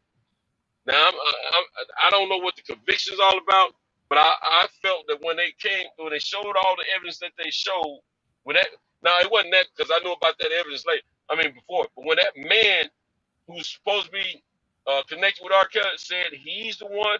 They got our age changed so they can be married and admitted to all that. And it's talking about he felt guilty. I knew it was a wrap at that point. It didn't matter what he did. He was going to prison. I knew that then. I don't feel sorry for him going to Cintos. prison. unless he's innocent. But I don't. He's guilty of something. You know what I'm saying? Cinto, they sent their daughter on the road with her uncle. Her uncle Barry Yeah. was a huge music executive. Yeah, he was He married was to the he was dude. married to Gladys Knight. Right, they So sent her on the he was road. married to Listen, Gladys listen. Knight. She So Gladys seen Knight was her Kelly aunt. was interested. I don't She was remember him being on the no, bus. Is what I'm saying. Cinto, I'm trying to I tell don't you where remember him you being on the wrong tour at bus. because you just accused her parents, and I'm trying to tell you how her parents were bamboozled. Nigga, you got kids. You got a trustworthy brother. He's in the record industry. Yo, baby can sing. R. Kelly interested. It's the deal. Okay? They left her with the uncle took her on the road. Everybody assured them she was okay. They had women. See, y'all ain't dug into this case. They had women in place. So not only was it her uncle, they had women in place who was supposed to be. First of all, the parents came. They made them feel comfortable to leave her and go back to their regular life and work just in case this music shit don't work out. Right? We're not gonna quit our jobs and depend on our child and do this or do that. We gonna work every day. We gonna keep our lives going. She with her fucking uncle. I got like 20 nieces and nephews. If I say I'm taking my nephew right now, my sister sent my nephew to meet his friends, nigga. He spent summers with me. My sister know what nothing gonna happen to my motherfucking nephew. I would never do that. Her uncle was in the industry and on some weird shit and let that R. Kelly shit happen. The Yeah, he uncle was was with there. yeah, he The was with uncle was Gladys there. He Knight. sold it out. Yeah, He I was on remember some he was weird with shit. Gladys. The Yeah, he was uncle, with his Gladys name Knight. is Gary. But I hear remember. what I'm Gary saying. something. Hear what I'm saying. Listen to what we all saying right now. You said he was with Right. Gal. So Listen, you just said you hold gonna on, make Trey. sure a family member. Hold on, Trey. No, Cinto, you just said you was gonna make sure a family member was there, or this or that, or this or that. Listen, Nah, They she made did. sure. let me state my point, Trey, and try to quit trying to out talk hmm everybody. We're gonna all get a hmm chance here. My bad. My bad. Futures just said that he was with last night, right? Gladys Knight. Yeah, Okay, he was with and, Gladys and, Knight. and, Yeah, and her both of y'all uncle. say he was in He the was in the industry. industry. And I understand all that, but what I'm saying is those moments when that man had the opportunity to be alone with that girl, where was he at then? Mm-hmm. He sold the parents out. If you listen to me, he sold. Yeah, Bro, he was a they look. The parents came originally. Originally, the yeah, parents came on to, and then That yeah. ain't she's answered with my her question. uncle. That ain't answered my question, Trey. Mm-hmm. Cinto, Yeah, yeah. I'm answering your question. The parents Originally they originally came on. came. Where was the Her uncle at where uncle. they had No, time my to be alone brother. So outside of her the brother, nigga, when he they were was on alone some weird outside shit. the studio? The parents, man, y'all niggas not listening. Yeah, The parents left her with her uncle, who was responsible, who Who you think pretended I'm talking to about, be Trey? I'm talking about responsible. her uncle. yeah, The I'm uncle, saying where was yeah, her I'm uncle trying when to they tell were you, the being uncle alone with sold each her other? out. yeah. The uncle Cinto, I'm sold trying to out tell you, the basically. uncle sold That's out. why the I'm trying to parents tell you, ended the up. uncle. I'm Yeah, trying he to tell you, sold the out. uncle That's sold why the her parents. out. That's why the parents. That's why they ultimately got to know. You can't get. You only can get an annulment if you was married. You can't get an. You gotta. That's the only way you can get a no. Once Man, the hugely. parents. Once they realized what the fuck was going on, that's when they stepped up. Because the uncle, Right, Nigga, right. R. Kelly was went at with that her point. on tour originally. At that point, R. Kelly, R. Kelly was blowing already. He was already starting to blow. He was getting a little bread and shit At already. that He point, was already but we blowing. can't skip So over he this sold them pugilist. out. I'm trying to skip Hold on, over this Trey. Yeah. Let him pugilist. finish, Trey. I'm You're not trying to letting tell So the anybody portion basically, talk. of the story so we don't skip over But it you're not letting because anybody talk, though. before You I Y'all talk. met don't You don't her, talk talking over everyone. each other. Y'all please, hmm please don't I'm talk hmm over sorry, each I'm other. sorry, I'm sorry. I'm yeah. sorry, So pugilist. so when I saw the parents talking, it's like basically, yeah, they left him in her care, but he basically, like she said, he sold out. He sold out. He was getting bread. Niggas getting money. That's what it be boiling down to. And he left her vulnerable. He wasn't with her. He doing his thing in the industry, but he getting that fucking money. So that he did what he did. But when the parents found out, that's when they stepped in and did what they did with that annulment and all that shit. Because I saw the parents talking about the shit on the And you video. know they not on some weird shit because they never Yeah. try to do no reality TV shows. They never try to do. Nah. They They suppressed the that shit. background. They They keep tried to letting people suppress it. blame them. Even though, look, Yeah. them parents. If y'all read the case, here's the thing know about what public y'all records. talk. Hold on, Centos. There's a thing about public records. If you read the public records like I did, you'll see that the parents talk about bro, you got family members. We got family members. We was on the road with our kids. We went back to work. She was with her uncle, who we trust. Like I say, my sister trusts me with my nieces and nephews. She sent my nephew to France with me. She knew I wouldn't let nobody do nothing to my fucking nephew. My sister know I'm gonna lay my life on the line for this little man. I'll do anything for him. Well, he turned out not to be that kind of uncle. He sold the niece out. That's what you not understanding. Yes, In the yes, yes, parents' face, yes, in yes. the parents' face, he pretended to be one kind of dude. As soon as they left, he let R. Kelly do all this other shit and marry this young woman. And when the marriage Can and I shit give got you? annulled, Can, they yanked can I say everything. something? They yanked everything. Yes, bro. Go ahead. Go ahead. I could give. I saw an interview that the uncle. His name is Barry Hankerson. I saw an interview that he recently Yeah. did, and he said that that the mother did know more than she let on, and also he said that he is a Muslim, and he said that when this was going on, he went and had a meeting with Minister Farrakhan, and Minister Farrakhan told him, "Don't do nothing to that dude. The God is gonna take care of him." R. Kelly went to Minister Farrakhan years later and broke down and told Minister Farrakhan everything that he had been through, how his family members had molested him, how he was taken advantage of. What we got to recognize is this industry is satanic, and we have people that are in place that do this satanic shit. And R. Kelly was enabled by a lot of people, and we got to look at all of that. Yeah, what he Right. did was sickening. Yes, what the uncle did, because the uncle was probably naive, and everybody wanted something from R. Kelly. All the females Yep. backstage, though, they want something. So we gotta always remember that man was, he shouldn't have never been put in that position, especially with people knowing his sicknesses and his weaknesses.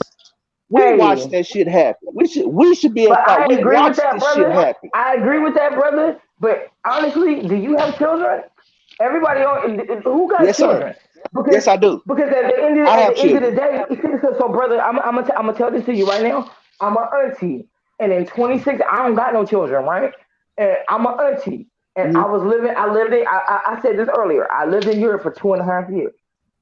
In my year and a half in Europe, my sister sent me my 16-year-old nephew who was in Oakland, running around getting in trouble about to get himself killed. And his worst punishment of his life is he got sent to Oakland. Well, being a 16-year-old child and getting sent away from your girlfriend and your little friends was a punishment. Friends was a punishment. But my sister sent him to me, okay? And what I did not let happen to my nephew, a boy. You feel me? That I makes looked you out for my responsible. That makes you saying you did the yeah. same thing you did what we hoped her No, uncle would have did for that's her, what but he didn't. right. Right. So what I'm saying is, and that's a girl. If it would have been my nieces, bro, I would. If it would have been one of the girls, she'd have never had as much freedom. And I hate to say this because of the double standard. But if one of my sisters would have sent if my other sister with all the girls would have sent me one of my nieces, bro, and my wife was there too, but I'd have been on that ass. I'm talking about right. You feel me? Okay, Like let's see. motherfuckers. Is it my turn to talk? Yeah. I'm Go about to ahead, get out. brother. I'm about to get out of here. It's crazy shit to me, y'all motherfuckers. Everybody's so woke and so aware, but y'all believe everything y'all hear on TV. Good night. Have a good night, people. See, for me, it ain't about being woke or All right, being dude. aware. No, All right, it's man. not even Because about. All It's right. all see, good. it's not Look, it about ain't even being about. woke or being Let me aware. just say Because this real quick. hold on, I've Look, been touched by motherfuckers in the community who manipulated my mama to touch me because there wasn't no men in the yeah, house. So it ain't about exactly. being Look, woke and aware. And I look. was serious when it came to my nephew. I double standard the shit slightly when it comes to my nieces because I'm harder on them a little bit. But just about awareness, but on some real shit, I'm serious with the boys as I am with the girls. Yo, I'm you just gotta as be. equally. I'm Look, just it's as a problem. because see, I'm just as equally with the boys. I'm not as biased. I'm just as equally. I'm just as equally offended when it comes to the boys. I don't play that shit when it comes to the boys or the girls. And see, now again, my nephew get a tad bit more freedom than my niece, but I'm still on his ass. I'm still following him like I am the girl. He bet not get nobody pregnant. I'm worried about child support with him as I am with a fucking 17-year-old with a baby. Because my 17-year-old nephew getting child support is just as detrimental To me, it's equally. To me, it's equally. So, nigga, you can't call. No. Hey, nigga, we can call one of my nieces and nephews on three-way right now, and they'll tell you that auntie overbearing. She, she a helicopter parent. They nigga, my nieces and nephews could spend time with me and would rather be at home with their parents than me. I'm the cool auntie with no kids, and when I come home, I take them out to eat and do all this shit. But when they in my care, I'm overprotected because ain't nothing gonna happen on my watch. Not on my watch. No doubt. I hear you. I hear that as it And should be. I'm Look, my it's nephew ain't a, finna get no fucking child support, just like my niece not finna have no goddamn baby. No. yeah, yeah. But look, we know in our community it's clearly an issue, and it's been forever. Shit, before most of us was born. But it's not just our And I'm a community know. though. I'm sorry, No, I'm but gonna I'm mute y'all saying, because y'all know I nah, can't help yeah, but butt in. yeah. It's been a. Yeah, I don't care. I don't care. Like I said, when I'm speaking about the black community. I don't live in a white community, and I never have. Other than the fact that I'm trapped here in the fucking hells of North America. Other than that, that's it. Since they fucking took over our land, but that shit is a real issue in our community, and like I said, it has been for before even I was born. Shit, I'm in my mid fucking 50s. But the reality is, it ain't about believing everything on TV. That although we know that this system is diametrically opposed to us in most ways, sometimes it's not everything is not about just a conspiracy against us. And we don't hold our people or care enough about our people to do what we need to do to help our people. And I was just explaining this the other day to these brothers and sisters, like black people talk a fucking lot, but do nothing. Complain about a lot, but Man, don't do views, I'm shit. with you. But don't I do shit. agree. You understand? I And hold the make every boys just every as express accountable as I and to hold the make girls. every Hold on, Trey. make Let him every finish. Let him finish, Trey. and Trey. make Let him every finish straight, Trey. and we'll make every excuse in the book not to do shit. There'll be more than enough solutions for us to get ourselves together. But you don't want to do it. You'll find every reason in the book not to do the shit when it comes down to it. And it's not about believing what the fuck is on TV. Sometimes you just gotta hold people accountable. And if they are sick, because we don't control enough shit in this country to have places to put our brothers or sisters who need the help. And instead of us doing what we need to do, we'll find excuses not to do it and to make up every excuse in the book. Not when at some point you have to just do what needs to be done. Period. Point blank. It ain't about believing. And there are many brothers and sisters in the community who have sicknesses like that and other sicknesses that they don't get help for. And then they get in trouble. Now, true, when that fucking money, and that's why I'm saying, that's what I said when I said to you before, Cintos, about that fucking fact of this American society being a what's the word I'm looking for right now? Shit. I can't believe this shit got me so it's worked up. My mind got a thousand things in it. The monetary system. What is this society, man? Capitalist. That's that capitalist shit that Capitalism, drives capitalism. that capitalism that drives all this shit. You understand what I'm saying? So when people get so caught up with the money issue, they lose the sight of the human issue. You understand? They get so caught up with That's the a capitalism fact. breeds that shit. Capitalism breeds that shit. And that's why I say it's not necessarily a good thing for us. Yeah, we have to use it because we trapped under the system. But what I mean is it takes away your humanity and stuff like that. And then you have all these things going on, you understand, right under the surface of our whole lives and shit. And so it ain't about just believing everything. Cause I'm not a believer. As I explained to you before, I don't believe. I'm not a believer. I don't subscribe to that belief shit. What I practice, the culture I practice, deal with being having a seeking, always seeking to know information, because that's the people that we descended from. I'm not into. I don't subscribe to that speculative thought shit. I don't believe in no spook God and none of that shit. I don't subscribe to that. It's about knowledge, finding out to the best of your ability what you need to know, and So when he's saying y'all believe on TV, that shit don't apply to me. 'Cause I'm not a believer. I don't believe in God. I don't believe in that shit like that. You gotta know God. If you don't know it, that's all that other shit is speculative. I don't deal with that shit. I can pinch myself. I'm a real entity. I can pinch myself. I know I exist. You understand? And the people before me did. I knew both my mother and my father and my grandparents. You understand? So all that shit he talking about, y'all believe any fucking thing? It ain't got nothing to do with that. Yeah, we know the system we know for the most part. Everybody on here know for the most part the system has not been in our favor under the guise of this country that is the United States of America, the corporation that it is, the government.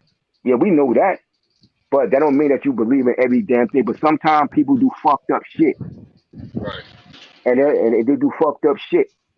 And that everything don't mean that it's just some conspiracy against you. Shit, the conspiracy against us it's been in effect for 400 goddamn years. You understand? It's been in effect. So, it ain't about believing everything. But sometimes, like I said, because of the way the society is set up, and one of the main drivers, which is that capitalist system, make people do fucked up shit for the love of money. You understand what I'm saying? And we have to just simply understand that shit. So yeah, I feel bad for the brother because he's a gifted brother. You understand what I'm saying? But those people around him chose money over love of their brother. Period. They chose money over the love of their brother. And then have the courage to step up to get that brother the help that he needed when he needed it.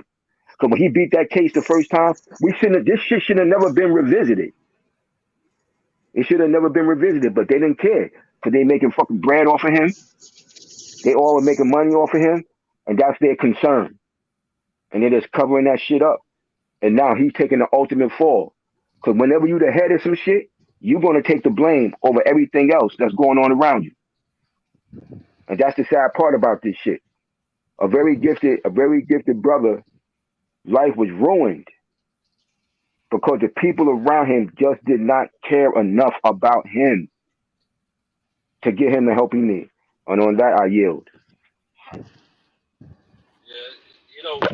we know what that like you just said, everything you just said, we know about this stuff. It happens in our community as well as other communities, and we just gotta show accountability, and we gotta give help seek help for the ones that need the help, instead of just always letting them do whatever they want to, run rapid and do this foul thing. Because sometimes when you got a sick individual, they don't realize they're sick all the time. So it takes somebody else to realize that to get help for that person and help that person understand that this is not the norm. This is a sickness. And that's what hasn't happened for him. The guy was molested when he was a kid. Man's got a sickness, but he don't believe he has a sickness. He just believes he has a high appetite for sex. But you got to know something. You eventually got to understand that if you're chasing young folks that's your kids' age or younger, something ain't right about that. And we just got to understand. We can't always just give somebody a pass because they have a special talent or they have a lot of money or both, or just because they look like us. Wrong is wrong, right is right. It don't matter what you look like, how much money you have, how talented you are. If it ain't right, then we should be trying to help you correct it. I got a question for the panel. Y'all saw Surviving R. Kelly, right? That girl Dominique who was rescued during the show? Yeah. Y'all do know that first of all, before she testified, she told this to one of Tasha K. If y'all watch Tasha K, she told Tasha K, an interviewer, that homeboy made her eat feces. So this is beyond sex. He want bitches to eat their own shit. Well, they say he's controlling now. Controlling and eating your own feces. Well, I know that's some sickness, but I'm saying that's a form of control too, though. Yeah. Well, and homegirl, like, see, I've been gay forever, and homegirl, she's not gay. She started fucking with R. Kelly and then he got her dressing like a dyke, cutting off her hair and eating her own boo boo. So like y'all gotta really dig. See, and this shit is public records. I'm not making this shit up. Pull up the case files. And anybody, Centos, you went to prison. You know how when you pull up case files, they got the numbers on the side. They got the little dot. Yeah. Homegirl said dude made her. Homegirl said that she started fucking with him. She look. We not saying. I'm not saying what Deuce was saying was wrong because some of these girls lied about their age and disrespect. And we all know as young people, y'all all lied about y'all age to get some pussy just as well as some young girl lied to end up in R. Kelly house. If y'all could lie and end up in Halle Berry home, if y'all could have lied, think about it. If you could lie and end up in Halle Berry's house, you niggas would have been serving Halle Berry all kind of dick at 15. Y'all would have been swerving that shit and waving it all up in her face. We know that. But Halle Berry, as an adult, bitch, hold up. Because I'm holding her to the same standard as I hold R. Kelly. Yeah. Hold on, though, Halle Berry. You know that dick was young than a motherfucker. Hold on. That dick didn't have the right age. Hold on. That's a little ass boy. Hold up, though. But if I'd have got a hold to it, she would have said, but it felt so good. You so stupid. You so stupid, Centos. But I don't give a fuck what, and I still wouldn't give a fuck what you said. Centos, your folks would have wanted to kill him. And I wouldn't have cared how much of 15-year-old Centos thought he was serving Halle Berry some good dick. I'm calling that bitch a pedophile. Hold up, bitch. I don't care how good he thought the pussy was. Bitch, he 15. Who cares? Bitch, I don't listen to 15-year-olds about my rent. I don't listen to 15-year-olds about my bill. Ain't no kid gonna tell me nothing about no motherfucking nothing. So no, she would be just as wrong and just as nasty. Now, all the dudes on the panel would be like, hold on, Trey, you a hater, right? Because my nephew consistently calls me a hater. Because I'm hating on his Halle Berrys. I'm hating on all the older bitches who trying to, let him lay up at their house. I'm like, no, you 19, that bitch 25. She nasty. She a pedophile. I got the same things to say. I am consistent when it comes to this mad. No, grown folks ain't got no business in the bed with children at all. I don't care if it's male or female. You nasty, you motherfucking nasty. Now look, little boys may like it more than little girls, and I think it's partially because of society, the way they were trained. But ain't no way no grown woman then bust down and did the splits and pop out some head and some dick suck, and some 15-year-old boy eyes didn't get big, and he like, hold on. No, I thought I was gonna serve the shit. But when a grown bitch get to serving some shit, he don't want to do that no more either. But because he a boy, he can't back out. And we know that. So no, Halle Berry, I'm sorry, baby. I don't think you did none of this. But if she did, she just as guilty as R. Kelly. And that bitch need to go to jail too. And I do not believe in new R. Kelly music because Elvis Presley, who they praise, married some bride. He married that German bride at 14. Get into a deeper conversation now. No. We ain't muting no, R. Kelly music, nigga. And look, I'm gay, I'm a lesbian, so I'm gonna save y'all from disparity. But I'm gonna just say, if my shit would have worked right, it'd have been some kids born to R. Kelly. All I'm gonna say is, Elvis Presley married that girl from Germany at 14, and we ain't muting none of his music. I do not agree with muting R. Kelly. Fuck no. I can sit here and sing the whole Chocolate Factory. I am an R. Kelly motherfucking fan. But I am a woman, and not only am I not a woman, I'm the same way about my nephews as I am about the girls. Ask my nephew. Ask my nephew. Listen, y'all, I've been in Japan for the last few months. My nephew been back home late. He 19. He 19 now. Grown. With the law would say he a grown man. And every time I see him, he laid up with this little girl. Well, I said, when I come home, I'm taking him to a motherfucking attorney. He need to find out how much child support gonna cost him for being that in love. Because my nephew just too in love right now. He's 19. He hella in love. Of course, he's not laid up with the little girl at my sister's house. Not in love at 19. Man, come on, man. All of y'all know. Lord. Hold on. God. And we all know, hold on. And everybody on this panel was that in love at 19. And some of us had babies by them people. Exactly. Well, That's what I'm saying. Oh, Lord, y'all. Me being a lesbian, nobody got pregnant. But let's be honest, if I'd have been straight, I'd have had a kid or two. And I know that. I do know that. If I'd have been a straight person, I'd have had I'd have been, man, my career is great, my life is great, but I'd have been paying child support right now. And I got married at 32. So I would have brought illegitimate kids, but because I'm a lesbian, I was able to make those kind of mistakes without somebody accidentally getting pregnant. My nephew does not have that luxury. He does not have that luxury. And I'll be home in December. And look, and he, like I said, this is the same nephew that spent that time with me and friends and all of this and all of that. But I keep preaching to him, nephew, don't get nobody pregnant. Nephew, let me tell you. And he like, well, I'm in love and you can't tell me nothing. I'm like, nephew, okay, I can't tell you nothing. I've been begging and pleading with him, y'all. Like, I'm just as young. I'm like, nephew, please, just don't get this girl pregnant. Auntie gonna be home in December. I'm gonna be home. I'm gonna take you. I'm lying, y'all. Like, I'm gonna take you to lunch, AKA to a motherfucking lawyer who gonna tell you how much that's gonna cost. It's gonna cost my nephew. He 19. Who just said no? I'm not 19 in love. Who just said that? He in love, y'all. He don't realize he not even think about it. We was in love at 19 and somebody got pregnant. Some of y'all got lucky, some of y'all didn't. And then you gotta deal with these bitches for how many years? Like real men, y'all gonna deal with these bitches. My nephew is a real dude. He's not gonna leave that girl stranded with the baby. But he gonna be stuck with child support. He finna be stuck with all kind of shit. And as an auntie, it's my job. And he don't want to hear what I got to say, y'all. He been out of school for a year. I'm like, join the Air Force, join the Navy, join the Coast Guard. Motherfucker go to college.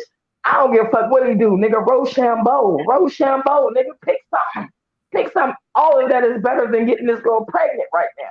And every time I see him, he got this girl, the same girl. It's not like if it was different girls, it wouldn't be so bad. But he got the same girl with him every time I see him. And this is high school sweetheart. And I reckon, and then look, I challenge him like, well, marry her, right? Because if you marry your high school sweetheart and you just run off into the rest of the world and y'all make it, that's all the relationship that all of us want. So that's cool. I'm not saying break up with her. All I'm saying is, nephew, don't get her pregnant. Just don't get her pregnant.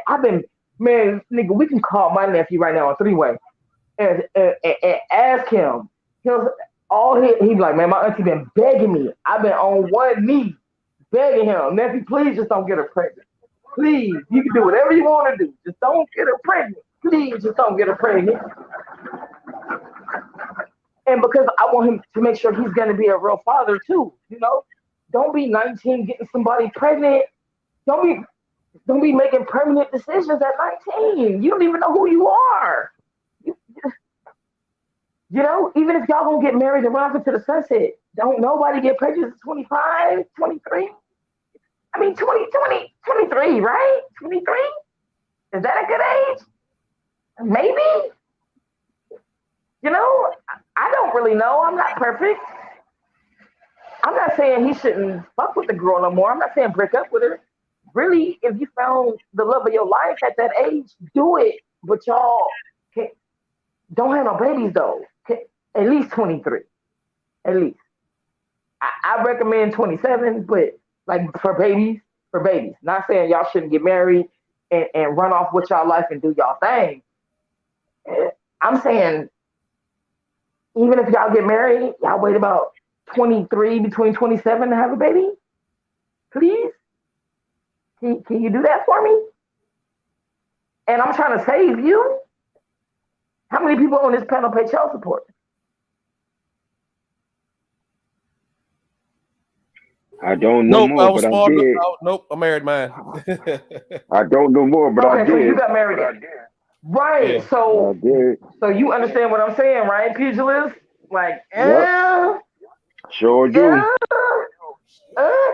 So you know, I'm a good auntie, man. I'm good. Now look, look, my advice might not even be the most perfectest.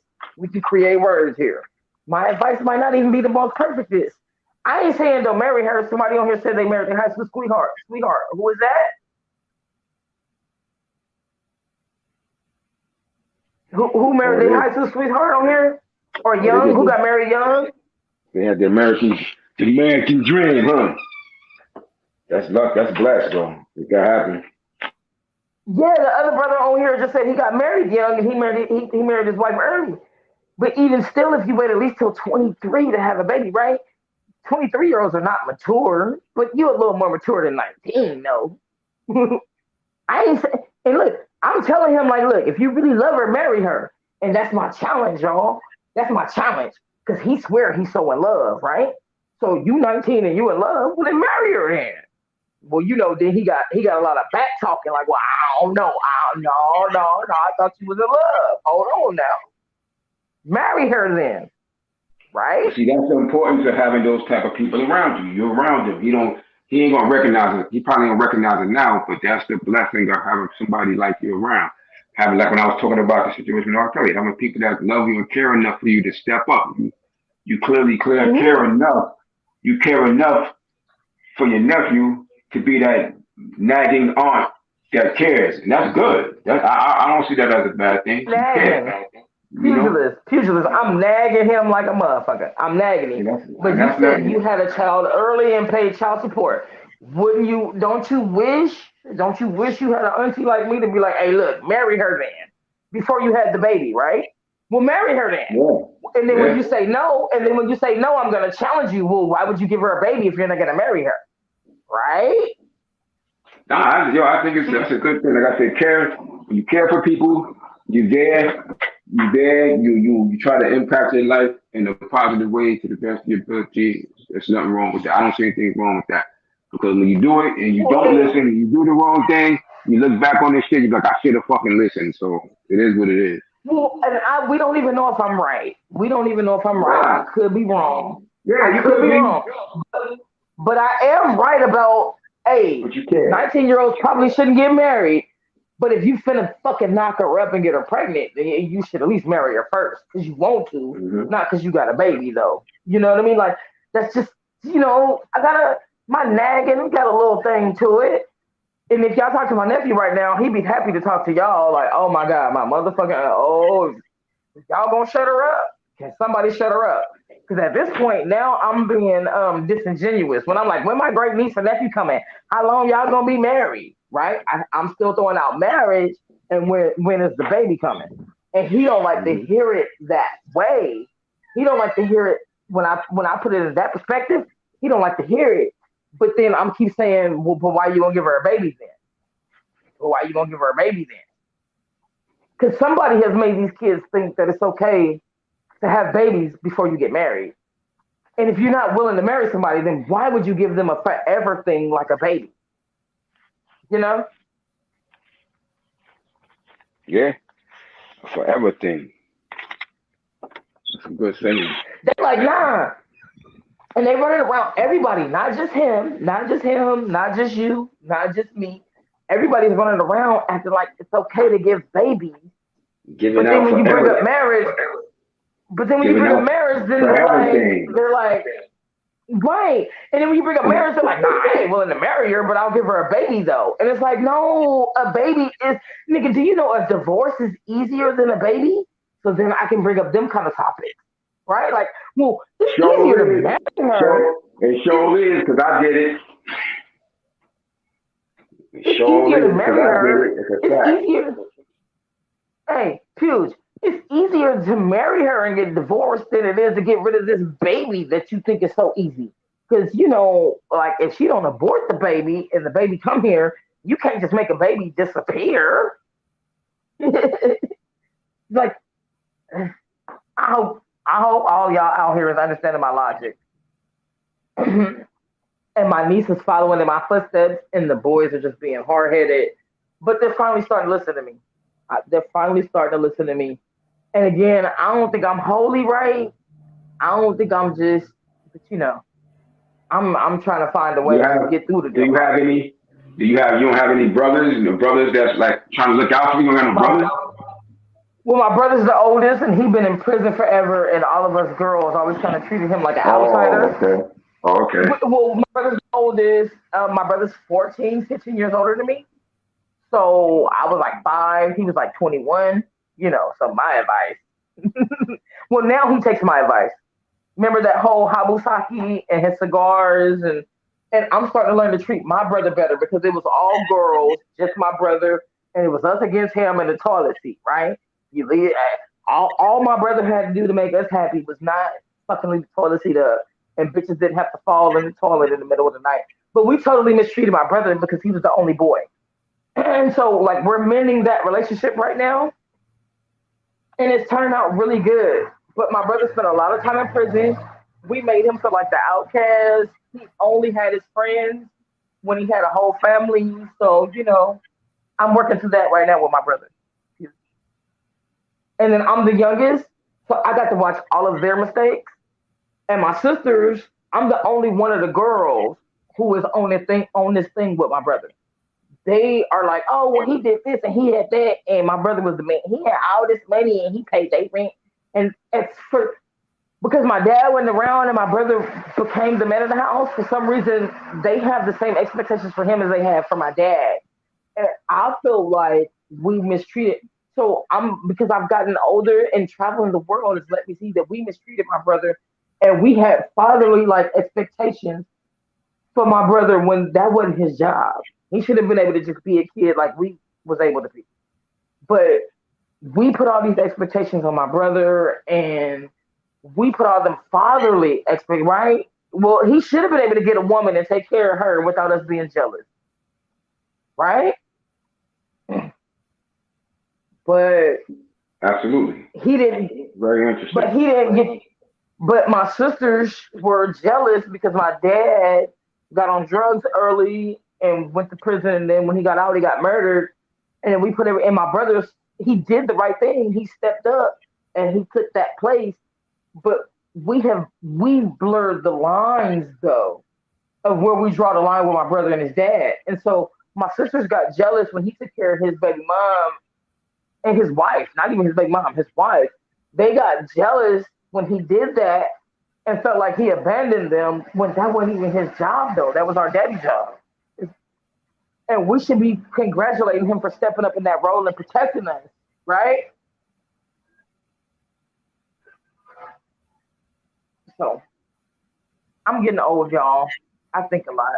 And I'm by myself a lot. Absolutely. You should be thinking. Yeah, because she stepped into that position, that wasn't really his position. And then I'm the youngest, so I went along, right? The Kwame Brown, the Go Along, Get Along gang, which is my sisters, right? So I went along with the Go Along, Get Along gang, blaming my brother, bashing my brother. But being away, traveling a lot and being alone has helped me see, wait. We should be congratulating my brother for stepping up to that position and taking that. And he did it so well, right? He did it so well that we have fatherly like expectations for him when we shouldn't. We shouldn't. And now my brother's 50 something, and we should just let him be the kid that he never got to be. And that's why I'm bringing him that Habusaki with the snake in it and his cigars. And my brother always be like, oh, you the little brother I never got, right? It's all girls. I'm hella manly. I'm not manly. I'm a girl still, but I'm manly. I'm a mechanic. I do this, I do that. And he like, oh, you the brother I never had, but I'm still not his brother. He don't look at me as a man. But nuances of it all. So, but I'm the one mending that relationship with my brother, and I'm the baby. So. Wow. Yes, quite the way America makes it happen, boy, for black folk. Got such interesting stories, man. Well, and it's not just America, though. It's not just America, though, Puge. When you travel and you get around, you find out not only do black people got these stories. I work for the military, so I work around a lot of white Americans. White Americans have the same problem. We call it the black tax. You know how it is, right? We get out, we make our money, we get out the ghetto, we get out the projects, and we make our money. And our family expects us to send money home, and they expect us A lot of the white guys I work with have the same issue. They have the same issue. They got them ignorant ass family members who feel like you owe them something and all this and that. And then so when I hear people say, especially in the black community, or especially, I'm like, oh, that's because y'all never. Well, and I haven't either until the last 13 years. But that's when I realized, oh, y'all haven't been around other races. Y'all haven't been around because they have the same stories as we do. They families are just as ignorant as ours. Their families. I've been to a few countries and shit, in my lifetime. But like I said, and I know all people got their issues, but my focus is mine. Like I don't really care about what they're doing too, because I'm never going to live their experience. I'm only going to live my experience. I'm talking about Americans. I'm talking about I'm talking Americans. I'm talking about Americans from our country, though, Pew. Yeah. So I'm saying, like, for me, I'm focused on us being in a position as a people, because even like you've been blessed right now to travel and so on and so forth, but it still don't change the fact when you get back here, you be subjected to the ills that your people suffer here. You understand what I'm saying? No matter what. Yeah, we might think, because as much as people think so much has changed, it really hasn't. And I'm glad, and these recent years have proven that. Because I've been telling people that shit for years. It's like, this shit ain't like y'all think. Ain't much change. You understand? Well, all they do I'm not is ignorant people, and I'm not oblivious, no, but I I'm not started to saying realize that. that it's not just me.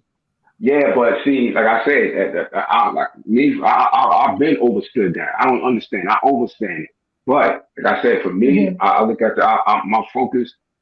I'm focused on the situation for myself and kind. You understand what I'm saying? Like, Me too.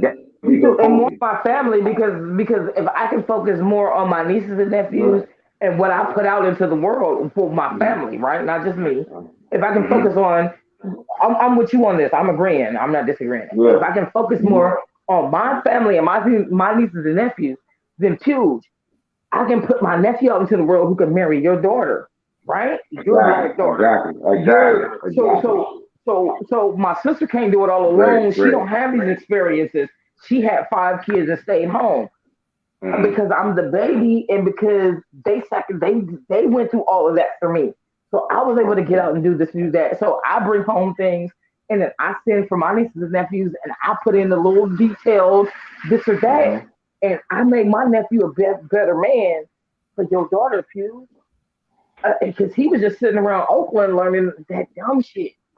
And it's not dumb, because it's not dumb, but you know what I mean about that dumb shit, right? Nah, it's better for them to get experiences. It's better for them to get otherworldly experiences, because out there, as opposed to what's going on out there, that's not to their true benefit.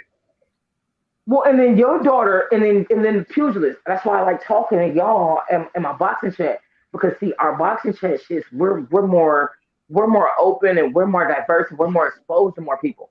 So then I'm talking to you. I'm talking to you who putting out great women, because see, I can speak and talk about the shit with my nephew, but then he can bump into the wrong bride, the wrong young woman. We don't call them broads, they're young. Broads is my age, 37 and above, 40, right? So he can bump into a young woman who can ruin that path and turn him into something. You know what I mean? So if I can switch the situation, and then me and you talking behind the scenes, we can kind of make sure they collide and they need to meet. You know what I mean? So we can kind of push them towards each other, and they're coming from families who come from good families who believe in something, who have a foundation. My family has a foundation. We've always come from something. I didn't just land here. My grandfather and my mother and my father nudged me this way, right? And I was able to fight through everything. And even though I'm a lesbian and and landed on this or that, I could still make sure we still putting out good products, and you putting out good products, and we can make sure they bump into each other and not bump into this ratchet shit. Because if they bump into that, they could be ruined forever. And so that's, and the brother Bruce. You said, why did you add that? Why did you add that part about the lesbian? That's irrelevant, yo. It so is, and I'm so used to prefacing. It's so irrelevant. You notice I ditched it, and then I came back. Like I ditched it. It's so irrelevant, bro. I'm so used to preferences To me, and talking to people. So I'm mixing. So really what's irrelevant. happening is I'm mixing. Work kind of gets mixed. Work, sometimes you can't just avoid what you Let do. me ask you a question. Who made lesbians? Who created lesbians? God Man, made lesbians? man, God peace. made lesbians? God made No, lesbians? Or the devil? no. Society, Who? society. Yeah. Well, and I try to leave it out. If you notice, I never really bring it up. So when you heard me bring it up, that's why you're questioning me. Oh my God, Yeah, it's a I'm like, you don't mouse! have to, yeah, because I'm like, Oh my you God, don't, it's a mouse! yeah, you Oh don't my have to God, a bring it mouse up. just went across my foot. Oh my God, a mouse! Oh my God, a What mouse! happened? What happened? Oh my God, a mouse! A mouse! A mouse! Oh my Oh, God, a a mouse! mouse. Oh my Shit, God, a mouse! kill that motherfucker. Nigga, I Put it didn't to know my until it ear. ran across. I'm sitting in the dark. Hold on, let me turn on the camera so you can see where I'm sitting at. Well, no. You notice I never like to bring it up, but sometimes with just talking points and sometimes I'm so used to working school, so I That's kind of mixed it. But irrelevant, man. Yeah. you notice I do not like to bring that up with my brothers. I do not like to bring that up with y'all in this session. Mm-hmm. I do not. I do It not. is what it is. See, I just asked a question Yeah. because I want to know who made them. I want to know who made the lesbians. God, the devil, man. Who made them? For me, I'll be honest with you. So if we don't have to go deep down this conversation road, but I'll be honest with you, Puge. I've always been different. That does not mean that that's what I was a lesbian. Sometimes when children are different, I feel like sometimes society. So when you talk about God and society, this is where this is about to come in because sometimes when children are different, now look, I knew I like the same sex too. Okay, but when you're a child, you don't have words for that. You don't know what those things mean. You don't know. And grown-ups, see, I'm using this to tell y'all. Sometimes grown-ups see things and then y'all say stuff and then kids over here and then they repeat it and then say, but honestly, when I was a kid, I was always different. There was always something different about me. And sure, it was lesbian tendencies and lesbian things, but motherfucker, I was a kid. I didn't even have that vernacular. You feel me? So when we ask that question again about who made it, God or society, that's why I always go back with society, right? Because I've always been different. I've always been a tomboy. I've always been able to fix this, do that. And I ain't saying because people called me gay that I became a lesbian because I've always been attracted to the opposite sex. But I will say adults having how do I do this nuance? You want to go ahead and do that for me, Fuse? What preconceived notions? What? Yeah. I don't know. Preconceived notions? I don't know. How would I have ever known that I was a lesbian if I'd have never had the vernacular? I didn't know that's what it meant. Oh, you said when you were little. You saying Yeah, when you that's what I'm saying. That's what I'm saying. When I was little and didn't have the vernacular for it, when I was little, didn't have the vernacular or the vocabulary, right? And if nobody would have ever taught me, right? And if nobody would have ever taught me what it was or the words, I'd have still did everything that I am today. I'd have still did all of that. Married to a woman, all that, and that all would have still happened. But if nobody would have ever put a name on it, right? How would I ever known that that's what it was? If there was no word for it, you get where I'm going with this? Is that going too? Yeah, I was saying that's why I asked the question. Mm-hmm. I wanted to see. That's why I took it the way I took it. I wanted because since you put it out, I really just did. I just counted it. Since you put it out. Since you said what you said, because I didn't know, because like it was, it wasn't relevant. It wasn't really relevant to what we was talking about. But when you put it out, it really was. It really was. Yeah. So I said, all right, well. So sometimes the talking points. So when you talk about it being irrelevant, sometimes I'm so used to talking about the talking points that it comes up. Okay. Right, because I'm mixing right now. I'm mixing work or my regular. You know what I mean? So, cause y'all notice I don't bring that shit up when it comes to y'all. And when y'all been talking about that gay shit, if you ever notice, I always check out. I be like, not going down that road. I do not do the gay road with men. And I learned that from my brother. Like my brother, like I say, my brother to this day, he'd be like, oh, you know what I mean? To this day, my brother be like, oh, you the only other brother I got. But he don't do that all the time. Like my family never made me So how do I explain it? And that's what I don't like about these kids today with the transgender and the gay shit and the this and the that. Because my family let me be who I was, and behind my back they used to whisper, right? You know how kids, we hear grown folks talking. Behind my back they used to whisper, but I was never pushed to be gay. I never had the vocabulary, the vernacular, the definitions. I've never had the. My family just was like, hey, you know, something different about this little motherfucker over here. And whatever it is, I was allowed to figure it out and find out. Unlike today, where things are being defined, I don't like that. And honestly, I'm gonna be honest with you. If you talk to any gay motherfucker our age, gay, transgender, whatever, I mean, because there's transgender people from our age and older. None of us like what's going on with these kids in this media and the popping and the agenda shit.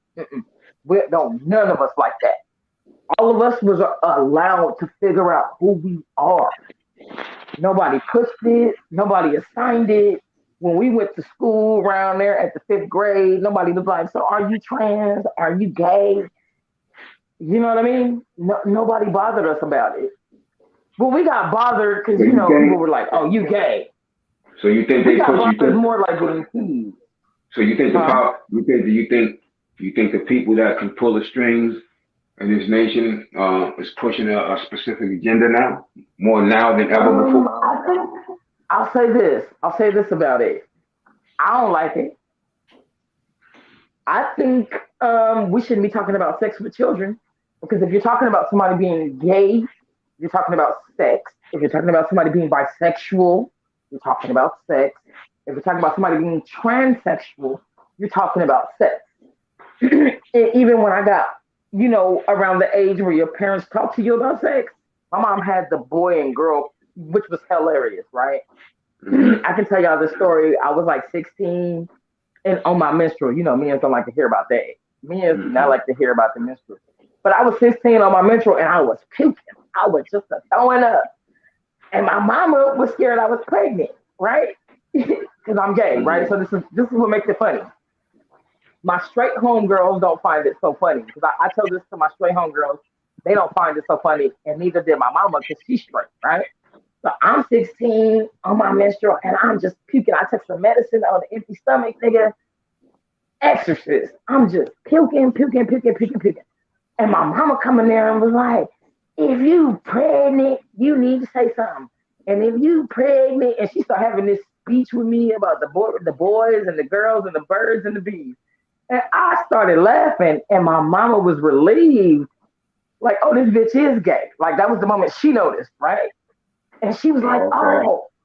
She was like, right, because I was throwing up, and she asked me about pregnancy and shit, and I stopped throwing up to laugh. Like, pregnant, right? Wow. And she was like, oh, glad we can laugh about this. So you're not pregnant, right? And then she still ended it with like, so you're not pregnant. I'm like, no, bitch, I'm out. I didn't say it, but I was like, bitch, I'm all dyke out here. What do you mean pregnant? Boy, penis. Pregnancy. So that was the underlying laugh. When she asked me about the pregnancy, I laughed how you just laughed. And so she was like, my mom, but she was like, whoo. You know what I mean? Like, oh, thank God. She hit me with the James Brown. Good God, right? And my response was, no, I'm gay. I didn't say it, but it was like an unspoken thing. And so, like, now I'm older. She's 70, and I'm 40. She's like, hey. So I bring that up all the time. Hey, mama. And, I'm married to a woman now and shit, So I be like, hey, mama, you remember what you thought when I was pregnant? You remember that time I was throwing up in the bathroom on my period? You thought I was pregnant? Well, because my mom's a woman. She's not gay. She don't know that experience. So she like, you on your period and you throwing up? Is you pregnant? And I laughed, and she was like, whoo, glad we can laugh about this. I'm like, and she was so naive. She didn't realize that I was saying I was gay. You feel me? She was so naive. she was just so happy I wasn't pregnant. Yeah, but she heterosexual. That's why she's like, shit. As long as your ass ain't pregnant, I'm good with anything else you talking about. But Pew, no, but she didn't even get it. So she didn't even get that I was gay, and that's why I was laughing. No, she didn't even Yeah, get it. Even though I've been a tomboy forever, I always wore boy clothes. About 10 years old, you couldn't even buy me a girl shirt no more. You couldn't buy me anything that dealt with girls no more at about 8. I was done with that. At about 8, I was like, look, I'd rather go naked than for you to buy me anything else that belongs for women. And she was just so naive. She was like, fuck that, you wearing this skirt. And she would just whoop me.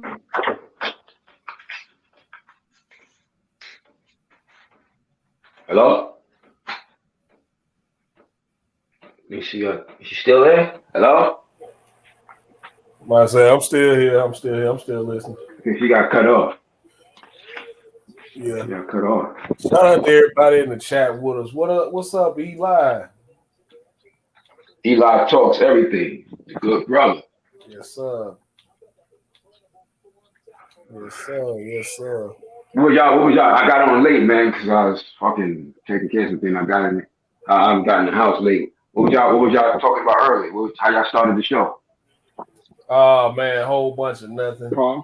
Everybody was kind of like trying to feel their way through the show. Freestyle. We all we was towards the end of the week and trying to figure out, where everybody stood for the week. We was gonna talk about cars tonight, but we got kind of a. That's why I asked. I want to know if y'all did y'all car thing tonight. Nah, we never get around to it. Wow.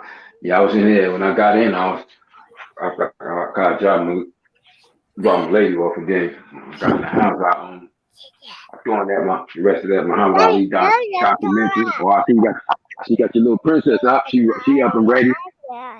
Yeah, man. She up and ready. Yeah. Watching more of that.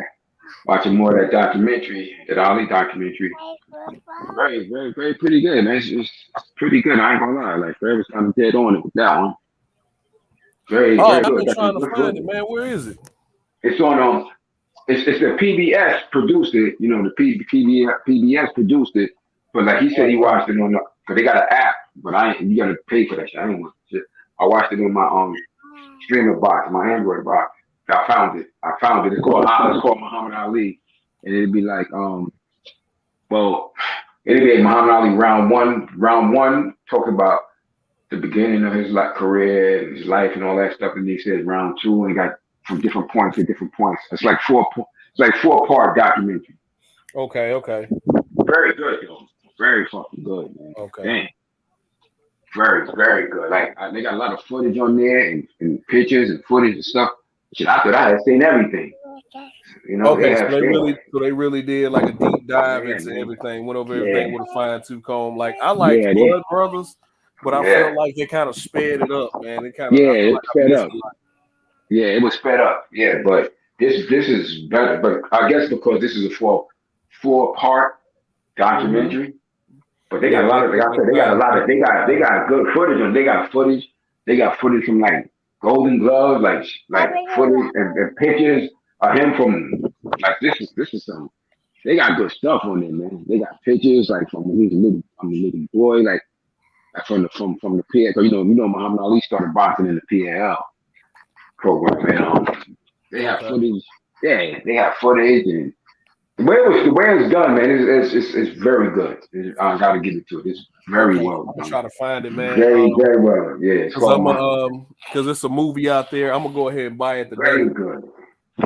It's a movie out, man. I want everybody to go check out. It's called The 24th, right? Uh-huh. It's about it was about the Houston riot, the Houston race riot back in 1917. Oh, okay. When the 24th Regiment of the military police. Yeah, baby, that's me. The 24th Regiment or whatever, but down there in Texas, they were, of course, this is in the middle of Jim Crow in Texas. Right. Yes. And it was a company full of just completely black soldiers, right? And they were supposed to be over the building of a fort, right? but they were building a military fort down there in Houston, and they assigned this company of black soldiers to look over it, to look over the building of the fort.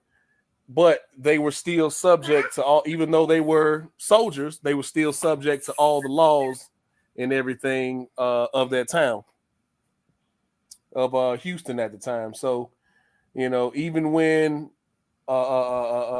personnel, even when sheriffs and sheriff's deputies would attack the soldiers, they were only supposed to discipline the soldiers, not go after the sheriff's deputy, even though they were MPs themselves. And so eventually those soldiers got tired of being mistreated, and they said, we're police too, and they end up fighting back. Depending on what side of history you're on, it was a mutiny, it was a riot, but then on the other side, it was just a group of soldiers fighting back. So it came out last year, man. I'm gonna find. Is it on Netflix? Is it on Netflix? What is it on? What is it on? I found it. It's on Google Play. It's on Google Play. Okay, Google Play. Okay. Yeah. I think the movie's like $3 or $5 or whatever. I'm gonna go ahead and buy it. The name of it is 24. Its name is 24. Yeah, the 24th. The 24th. Okay. Yeah.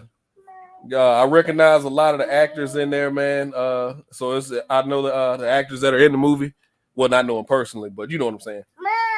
But it's gonna be well acted, man. So I'm interested to see that. And you can look up the events of it before watching it to kind of like get more of a context of the movie. But I knew about the situation before I actually saw it. Like, they made a movie about that.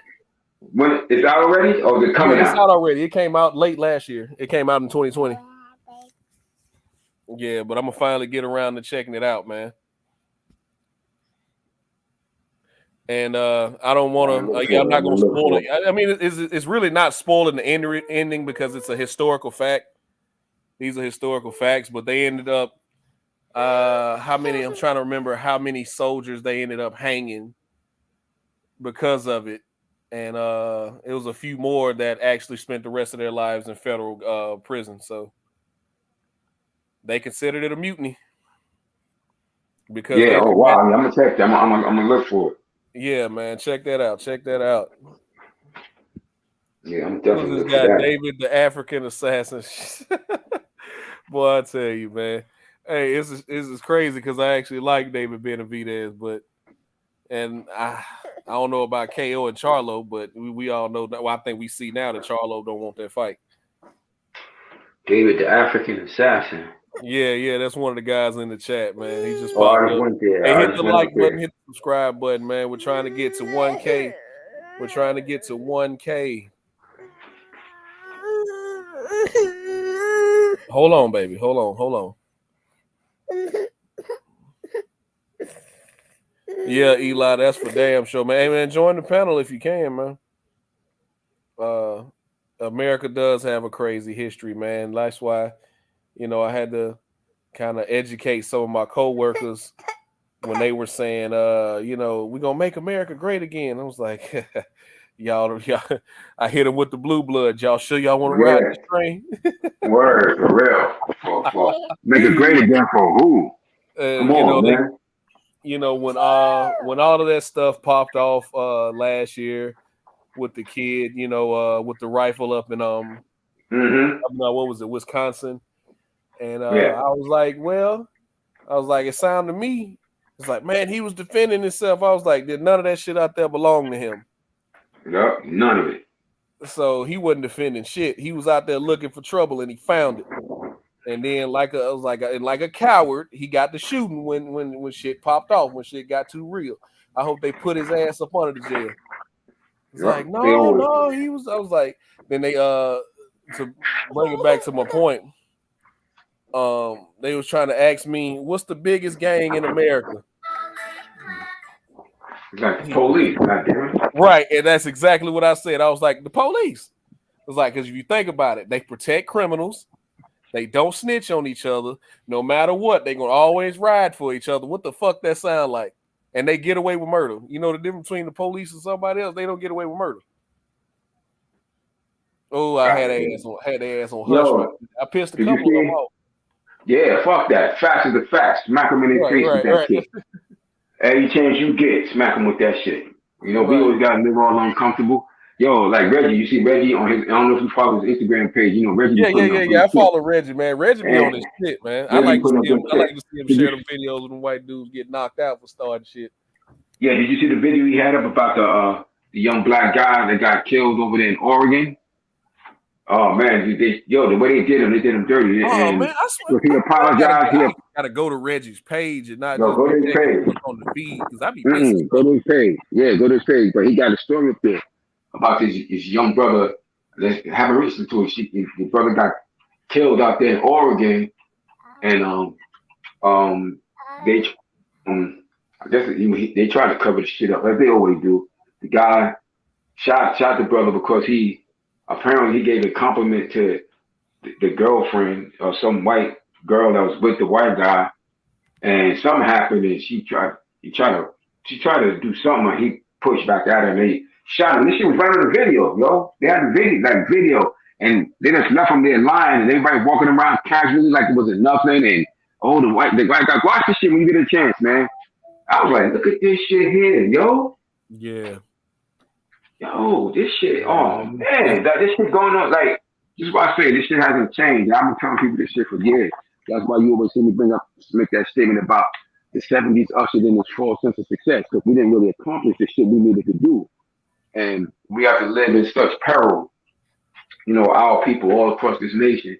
And the Lord is not just to us because it ain't just because it's just for them. It's just us. That's for their ass. It ain't really for us. Justice, just us. It's just us and them, yeah. So yeah, one of my college professors used to say that, man. Yeah, one of my college professors. It's for them. So, and it's sad because like, I'm like, it's a shame, like how they shot that boy down.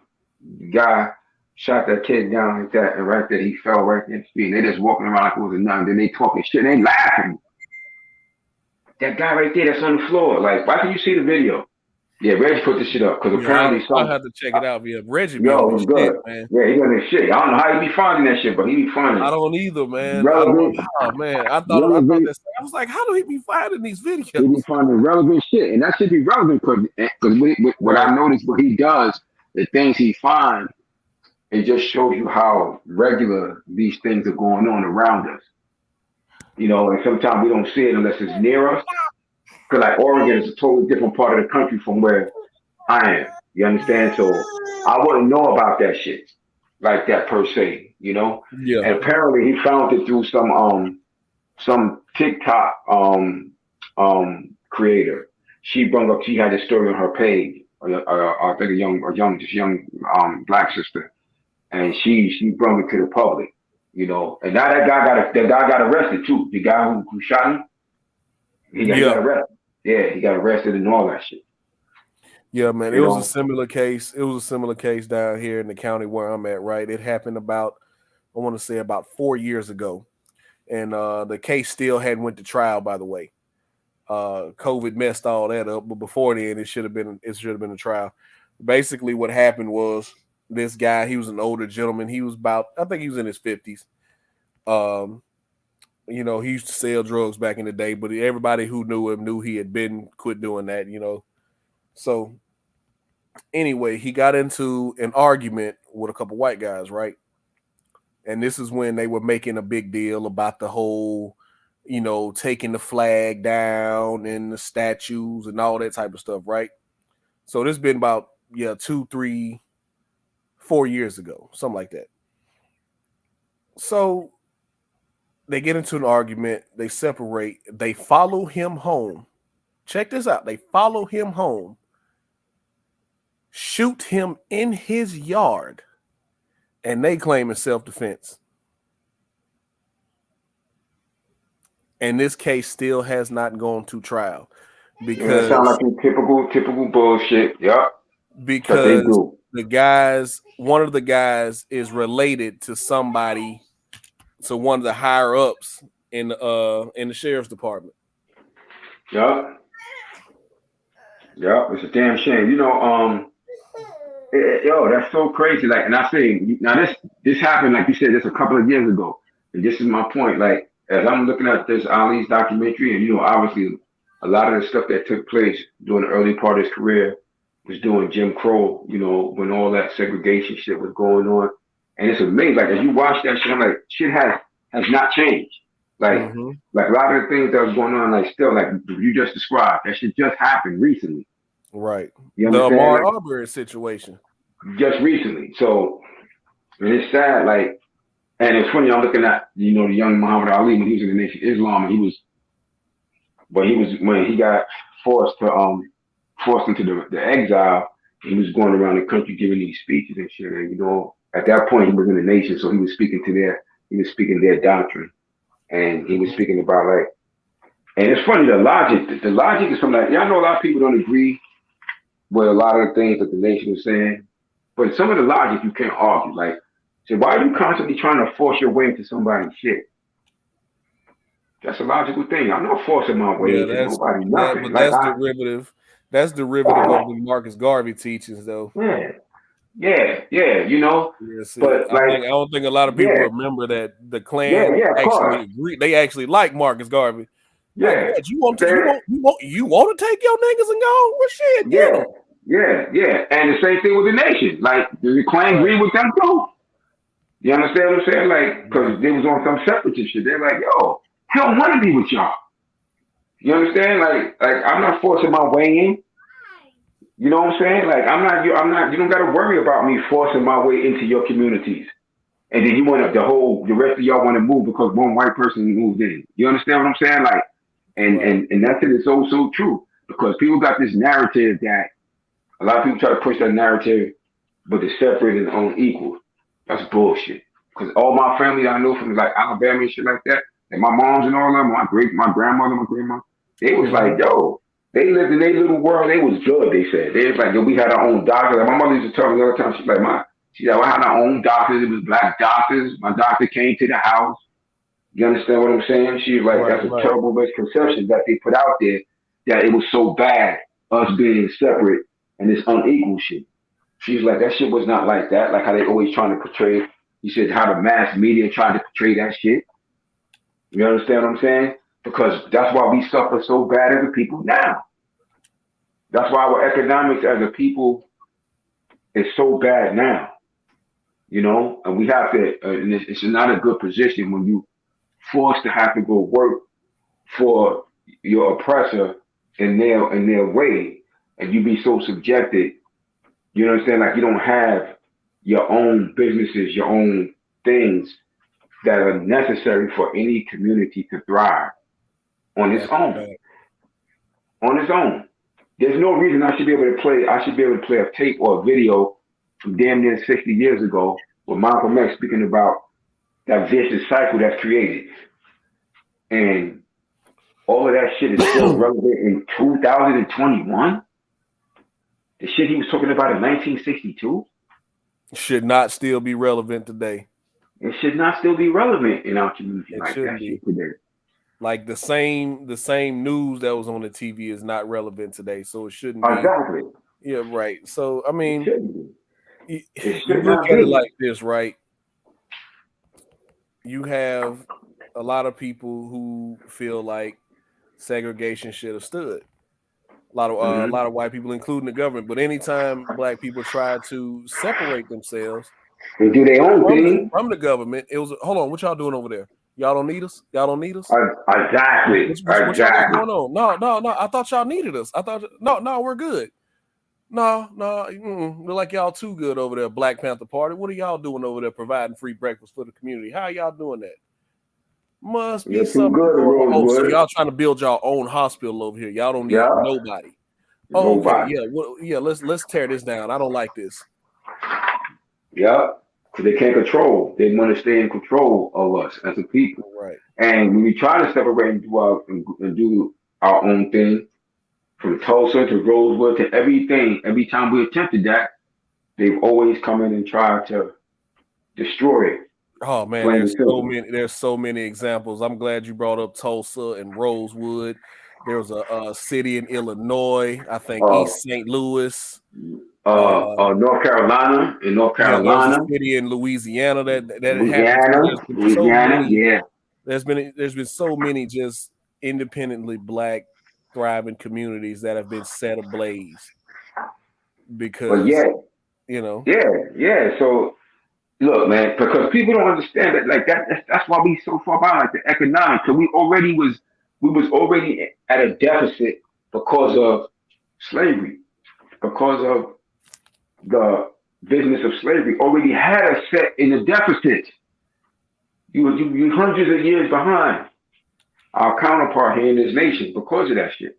Mm-hmm. And when you take things like people was like, yeah, man, this shit was like a chess game. It's like a chess game, you know, like how they did that shit. Because like when you take into look at something, you know, like we deal with like sports things here. You look at stuff like the Negro Leagues. That was a whole professional league that was decimated by blacks going into the white major league.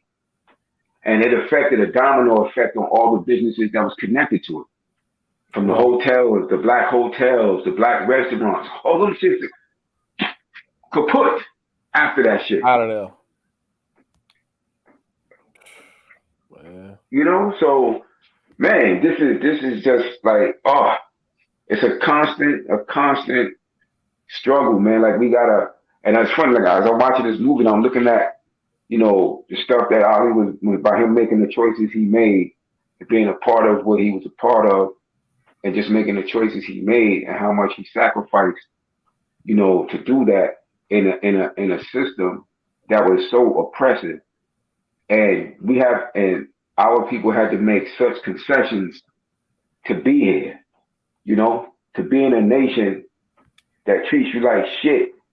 But then literally you did not have the basic freedoms that any human being supposed to have according to the governmental document that states all people, you're supposed to have the pursuit of liberty and all these different things, but we didn't have that.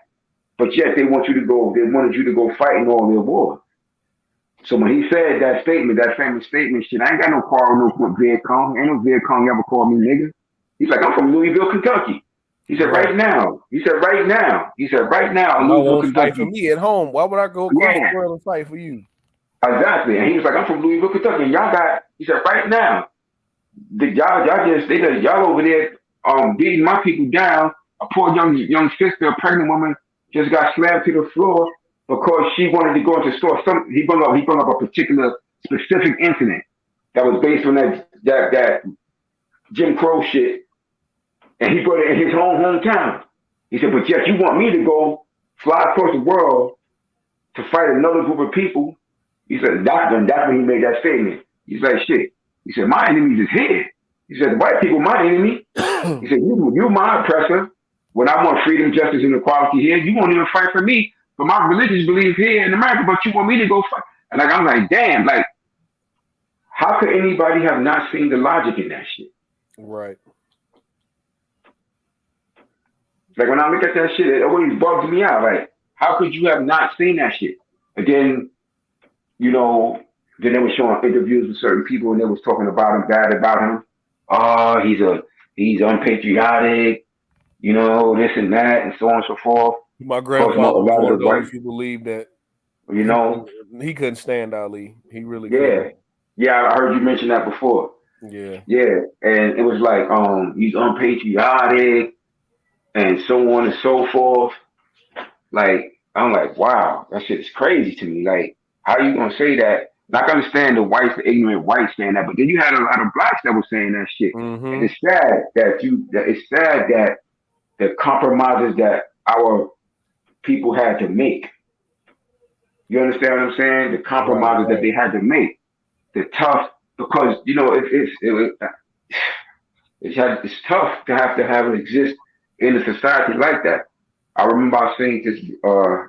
I think it was one of the movies about the what was it? The Red Wings? What was it? The Tuskegee Airmen. Red Tails. The Red Tails. Yeah, and the scene part in there where one of them had said this part about fighting for a nation that doesn't. The contradiction in fighting for a nation that you love but that doesn't love you. Right. Oh I found that yeah, to be I know what scene you talking about. yeah, I found that to Getting be shot up and the people at home not giving a damn about it. yeah, and I found that to be so ill. Like, damn, that's some shit, man. Man, I Imagine. had so many problems. Side note, I had so many problems with that movie. I had so many Which problems. one? It was just The Tuskegee the Airmen or Redskins the joint, Red not the Tails? Tuskegee Airmen, not the old one with Lawrence Fishburne in it. Yeah, I I'm like talking that about the one. new one that they did. Oh man, there was so many historical inaccuracies in that. But it's like, you know what? I'm gonna let it ride. I'm gonna let it ride because Disney Yeah, because made you know this. they took forever. They took forever to get that movie done. That movie, what's your name? I think it's George Lucas, right? Is behind that one, right? He's the Right, one who right. I wrote was that one. like, this But is he had Disney been wanted shit. to get done. But by the time they got it done, it was a lot of inaccuracies in that shit. Right. Took so long. Yeah. Like, for example, Lightning did not die in battle. He died in a training accident. So, Yep. That's a fact. Yeah. I'm a history nut for shit like that, especially World War II. Like them jets, they didn't encounter them. They didn't encounter them until later on. It was like, oh man, y'all pushing this story, man. I get it. It's They were like just trying to get. it's They just trying like to this get that. Star Wars nigga. Like this the Star Wars nigga who made this shit. Yeah. Exactly. So So they it's like, trying yeah, to I push. get it, but god damn, man. Nah, you know how it is. But like I always say, it's about the Benjamins, man. Right. For them, it's all about that bread. Let's make it theatrical, and make it about, because they want to make it theatrical and they're going to take their little liberties to try to make it, because the bottom line, like you always say, bottom line is their bread, man. Capitalist society. That money talk, as they say, money talk, bullshit work. That's all that they be concerned about over the truth. I was like, y'all really not gonna highlight the fact that y'all making them seem like they got some adversarial relationship when Captain Julius and Lightning Little were the gruesome twosome. Like, y'all not gonna highlight that? Like, okay, yeah. Nah, they won't. I kind of watched that movie with my hands over my eyes. Mm-hmm. Oh man, Yeah. what y'all gonna mess up next? Yeah. Yeah, I do that a lot too with historical movies and shit about things that I know. And I do that a lot with like historical boxing movies. Mm-hmm. When they be changing shit a little bit, I was like, nah, that didn't happen like that. Right. It's like, fuck. I try to tell myself, it's a movie. Mm-hmm. Yeah, because they will definitely do it, boy, in a heartbeat. That's just to get their stuff done. They'll change things up. I remember when I was a little boy, and you remember, what's the name of the movie? My father took us to see that shit. We went to go see it because Walking Tall. You remember the Walking Tall series, the Walking Tall movie? Yeah, with The Rock. I remember that one. No, that's the one with Rock. The real one was about the guy, the Sheriff Buford, the original one. Because I'm sure it was done. The original. Yeah, the original ones was done shortly after the real guy, the real dude who came back from being another white guy. So my father and them knew him. They knew that motherfucker. They knew all that shit for real. So when we went to see them movies, they should be like, how inaccurate that shit was, Yeah, that was the original. Yeah, you gotta watch the original though. The original one, I think they made two of them shits. That one you have to watch first. With the real, because the real dude, I think he was alive initially when they started making them films and shit. The guy down there, I think it was in Alabama and shit like that. And shit, my father was that shit about the inaccuracies in that shit. Even with this movie on Netflix, it came out about, I want to say 4 or 5 years ago, called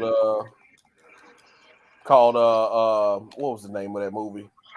About a bunch of kids pledging for a Greek letter fraternity, and it was showing like some of the hazing and stuff that they was going through.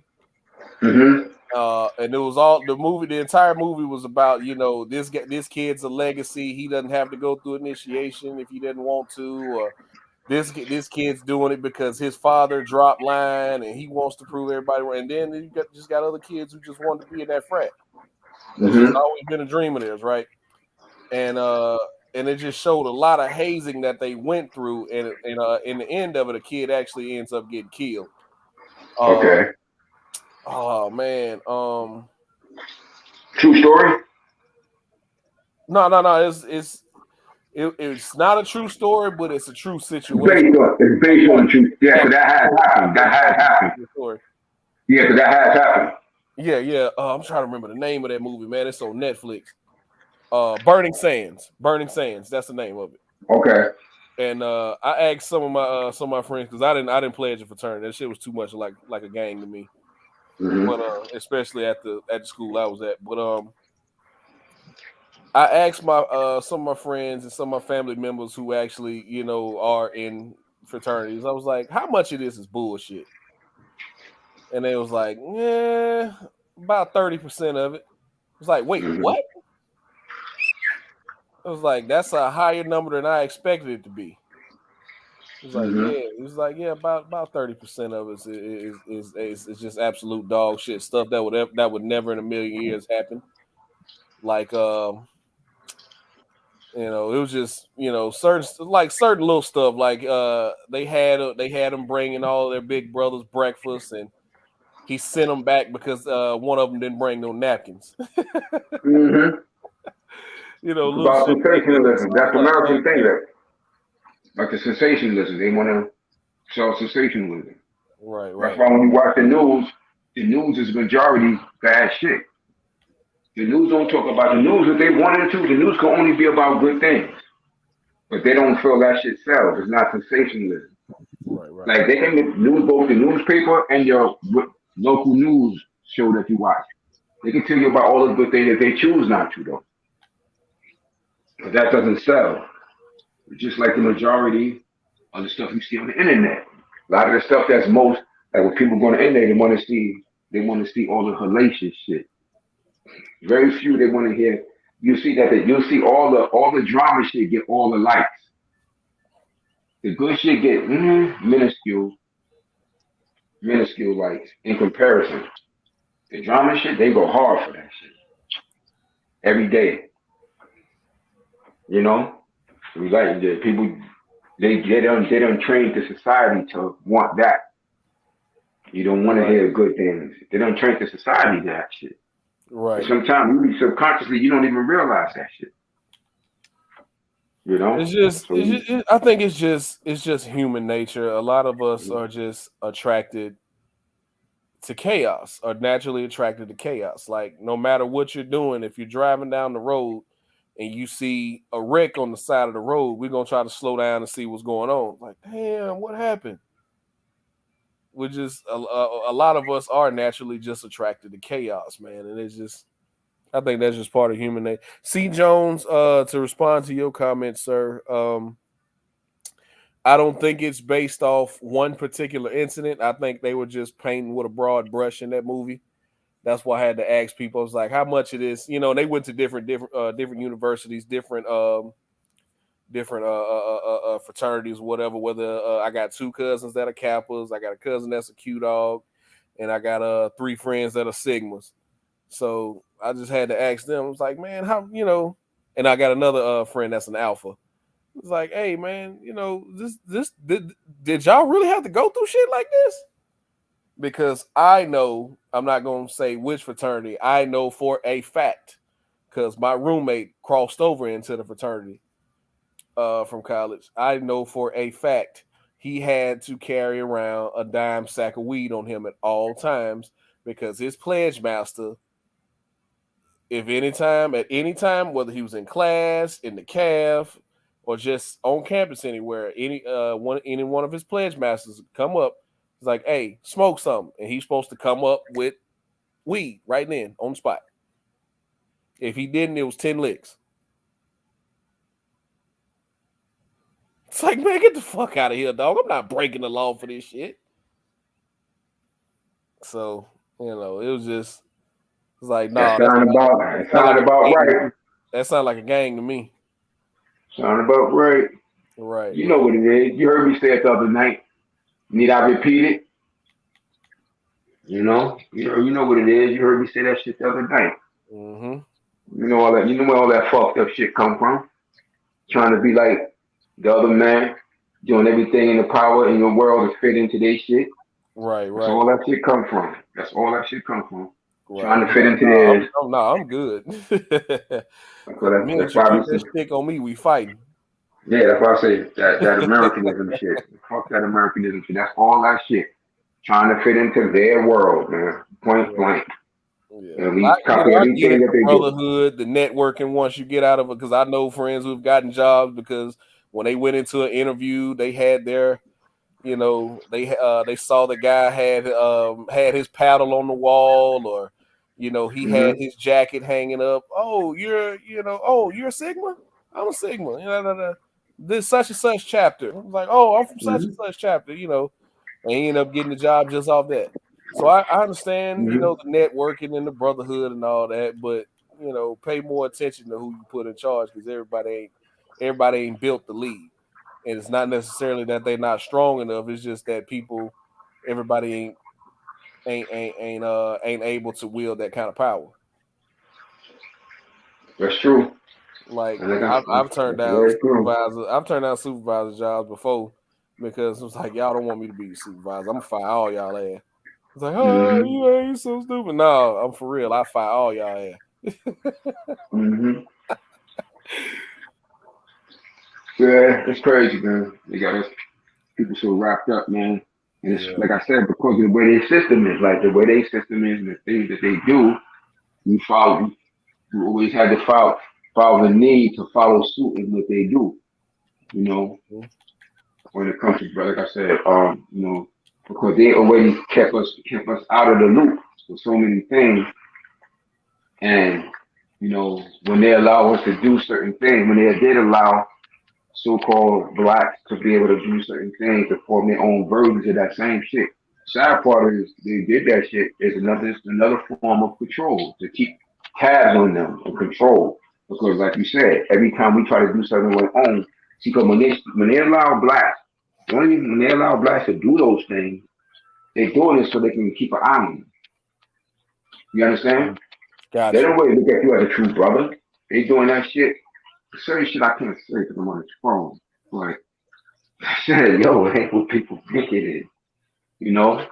Right. Brotherhood, you know, like, that's why they did that shit. That's why they got black versions of that shit. That's just a way to keep an eye on your ass. Oh, you a Sigma like me. Oh, great. Yeah, it's a way to keep a tab on you, nigga, so you don't venture off. Take this Greek shit, which you ain't.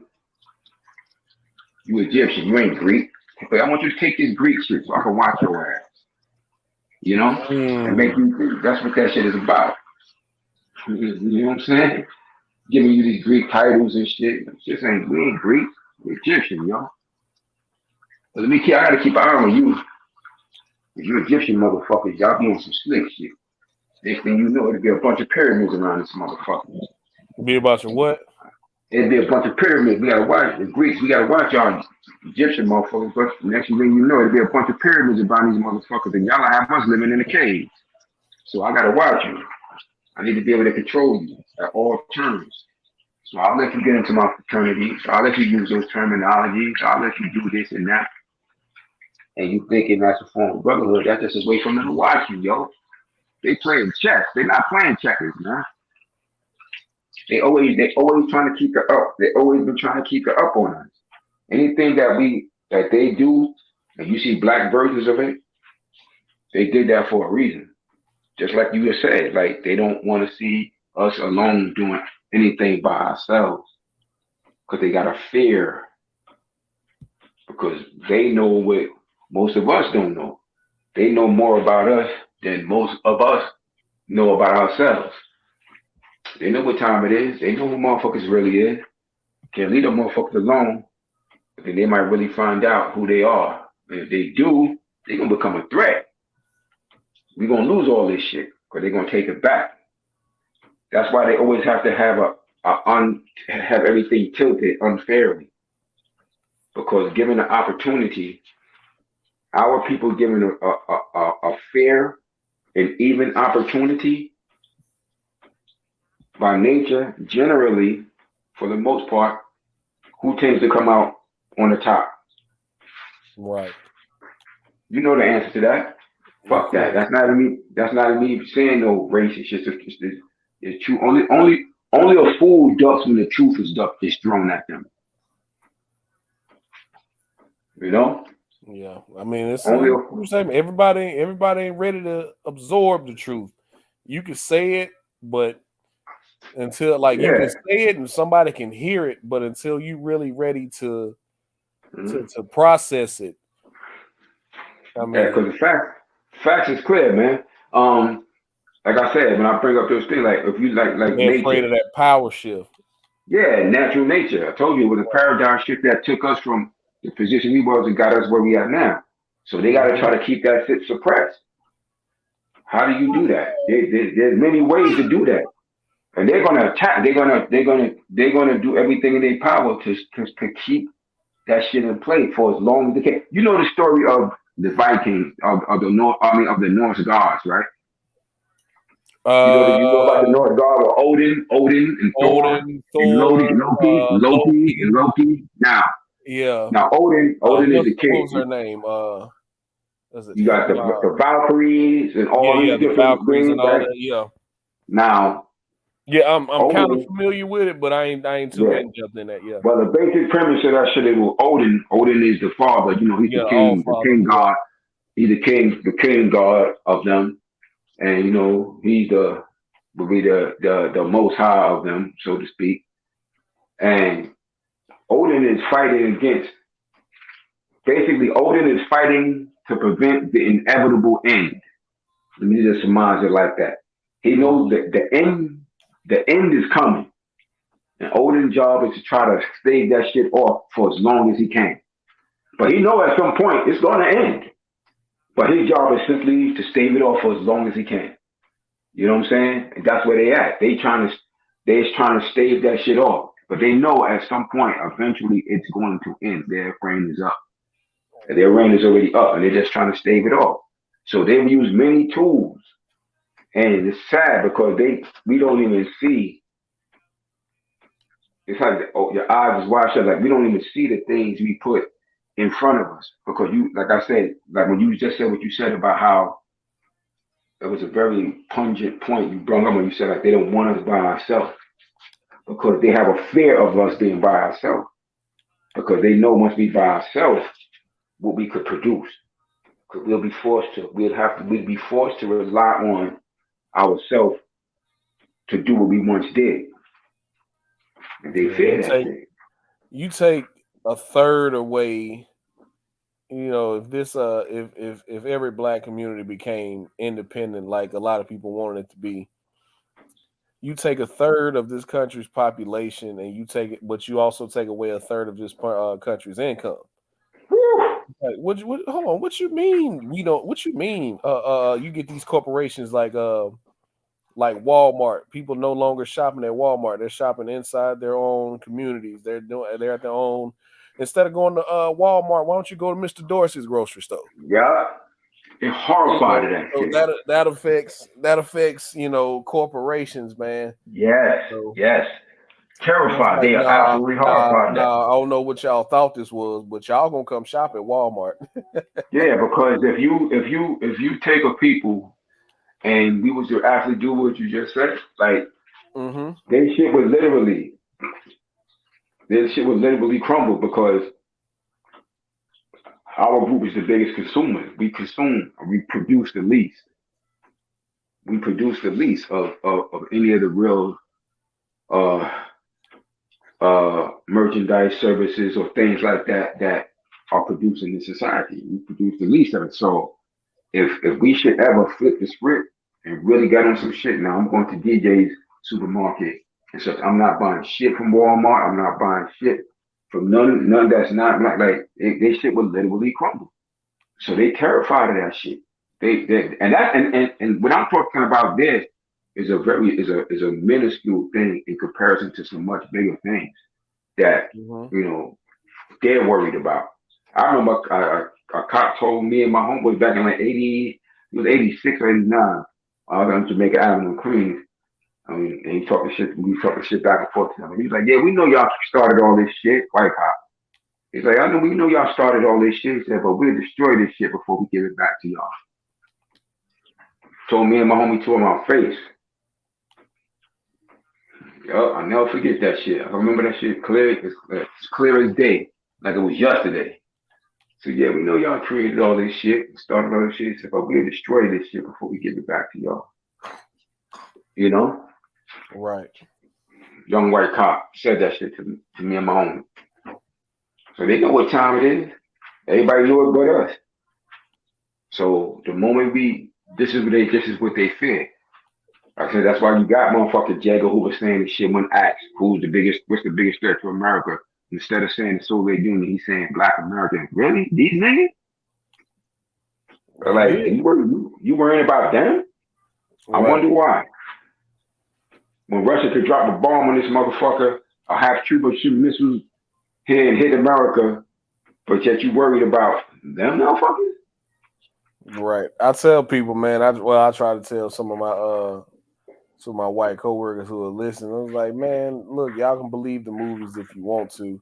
The two biggest gangsters in American history was not Al Capone, it wasn't what's his name, Arnold Rothstein, it wasn't Lucky Luciano, wasn't no Bumpy Johnson, wasn't none of that. It was J. Edgar Hoover and Ronald Reagan.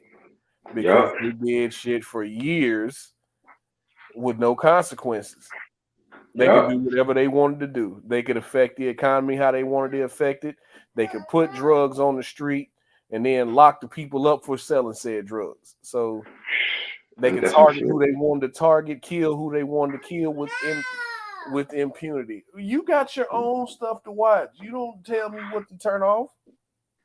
Or impunity. So they could do what J. Edgar Hoover could do whatever he wanted to do. He saw Fred Hampton as a threat because he united everybody. Oh, you mean he could talk to the Latino, young white kids, talk to the white people, the Native Americans, and black people. He can unite all of them. Oh no, he got to go. He got to go. Yeah. He got to go. So, power to the people. This nigga talking about power to the people. Oh hell no, he got to go. You know? He actually doing good in his community. No, he's a threat. He's a threat. That was a terrifying proposition for them. Power to the people, because he wasn't just saying, because you couldn't necessarily just use the racist rhetoric. Oh, he's a black supremacist. You couldn't just use that shit because he's saying power to the people. He's like, I'm going for the poor people, shit like that. They were like, oh hell no, this motherfucker a bigger threat than them other cats that was before him. Right. And that's why they killed him at a younger age. That tells you a lot right there. At 21, imagine if you'd have made it to 30.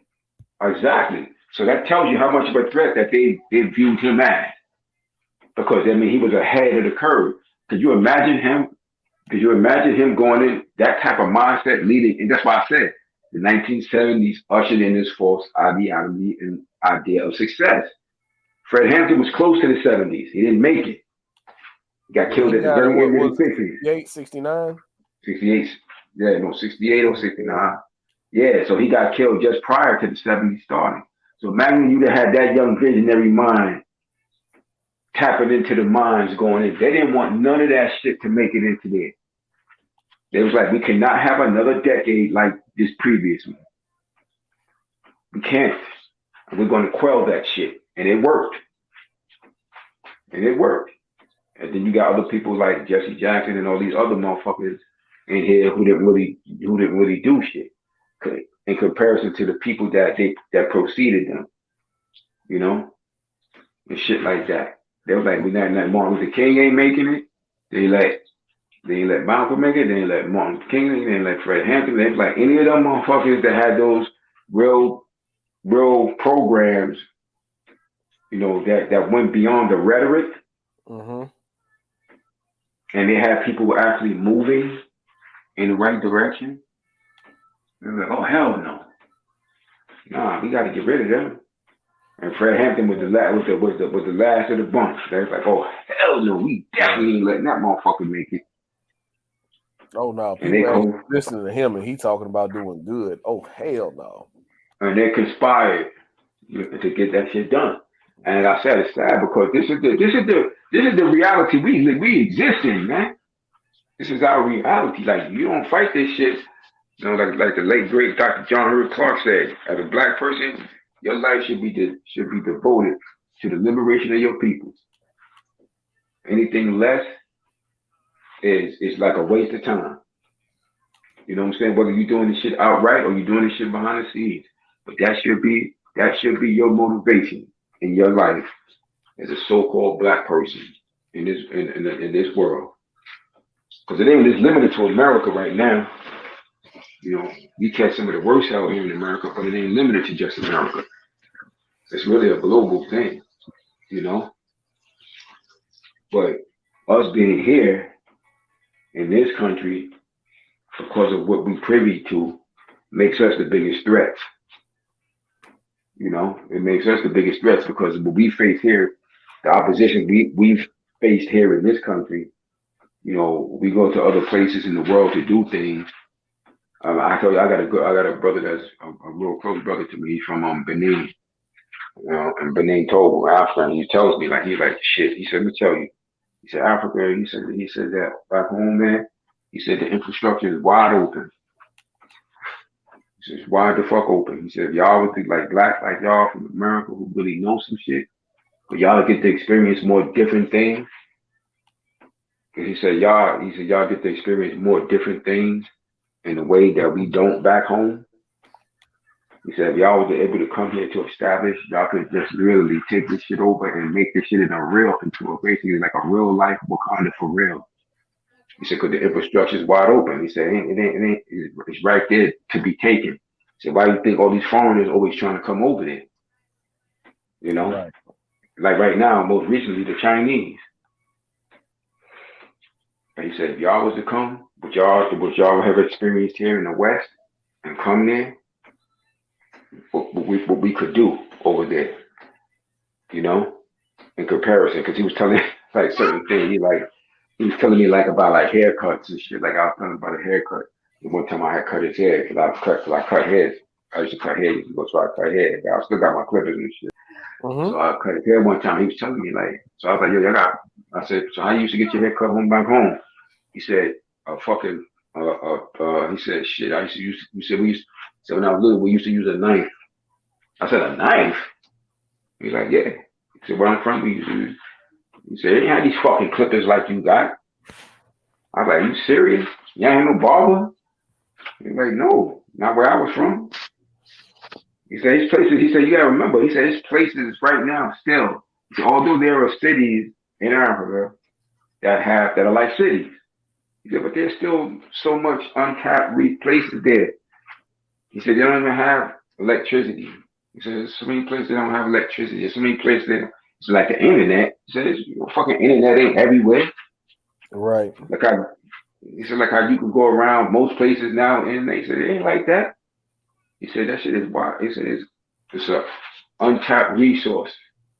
Would you rather have that, or would you rather have a situation like North Korea where it's a military dictatorship and they don't have, and their internet is different. Like they cannot access the outside world. Nothing. They can access nothing outside of North Korea. Everything on their internet is North Korea based. It is North Korea ran, and the military monitors everything that's on there. So I'd rather have nothing at all. I'd rather have nothing at all than have that shit. Yeah. You know, if that was the case, I'd rather just be fuck it. Let's live like how we lived thousands of years ago.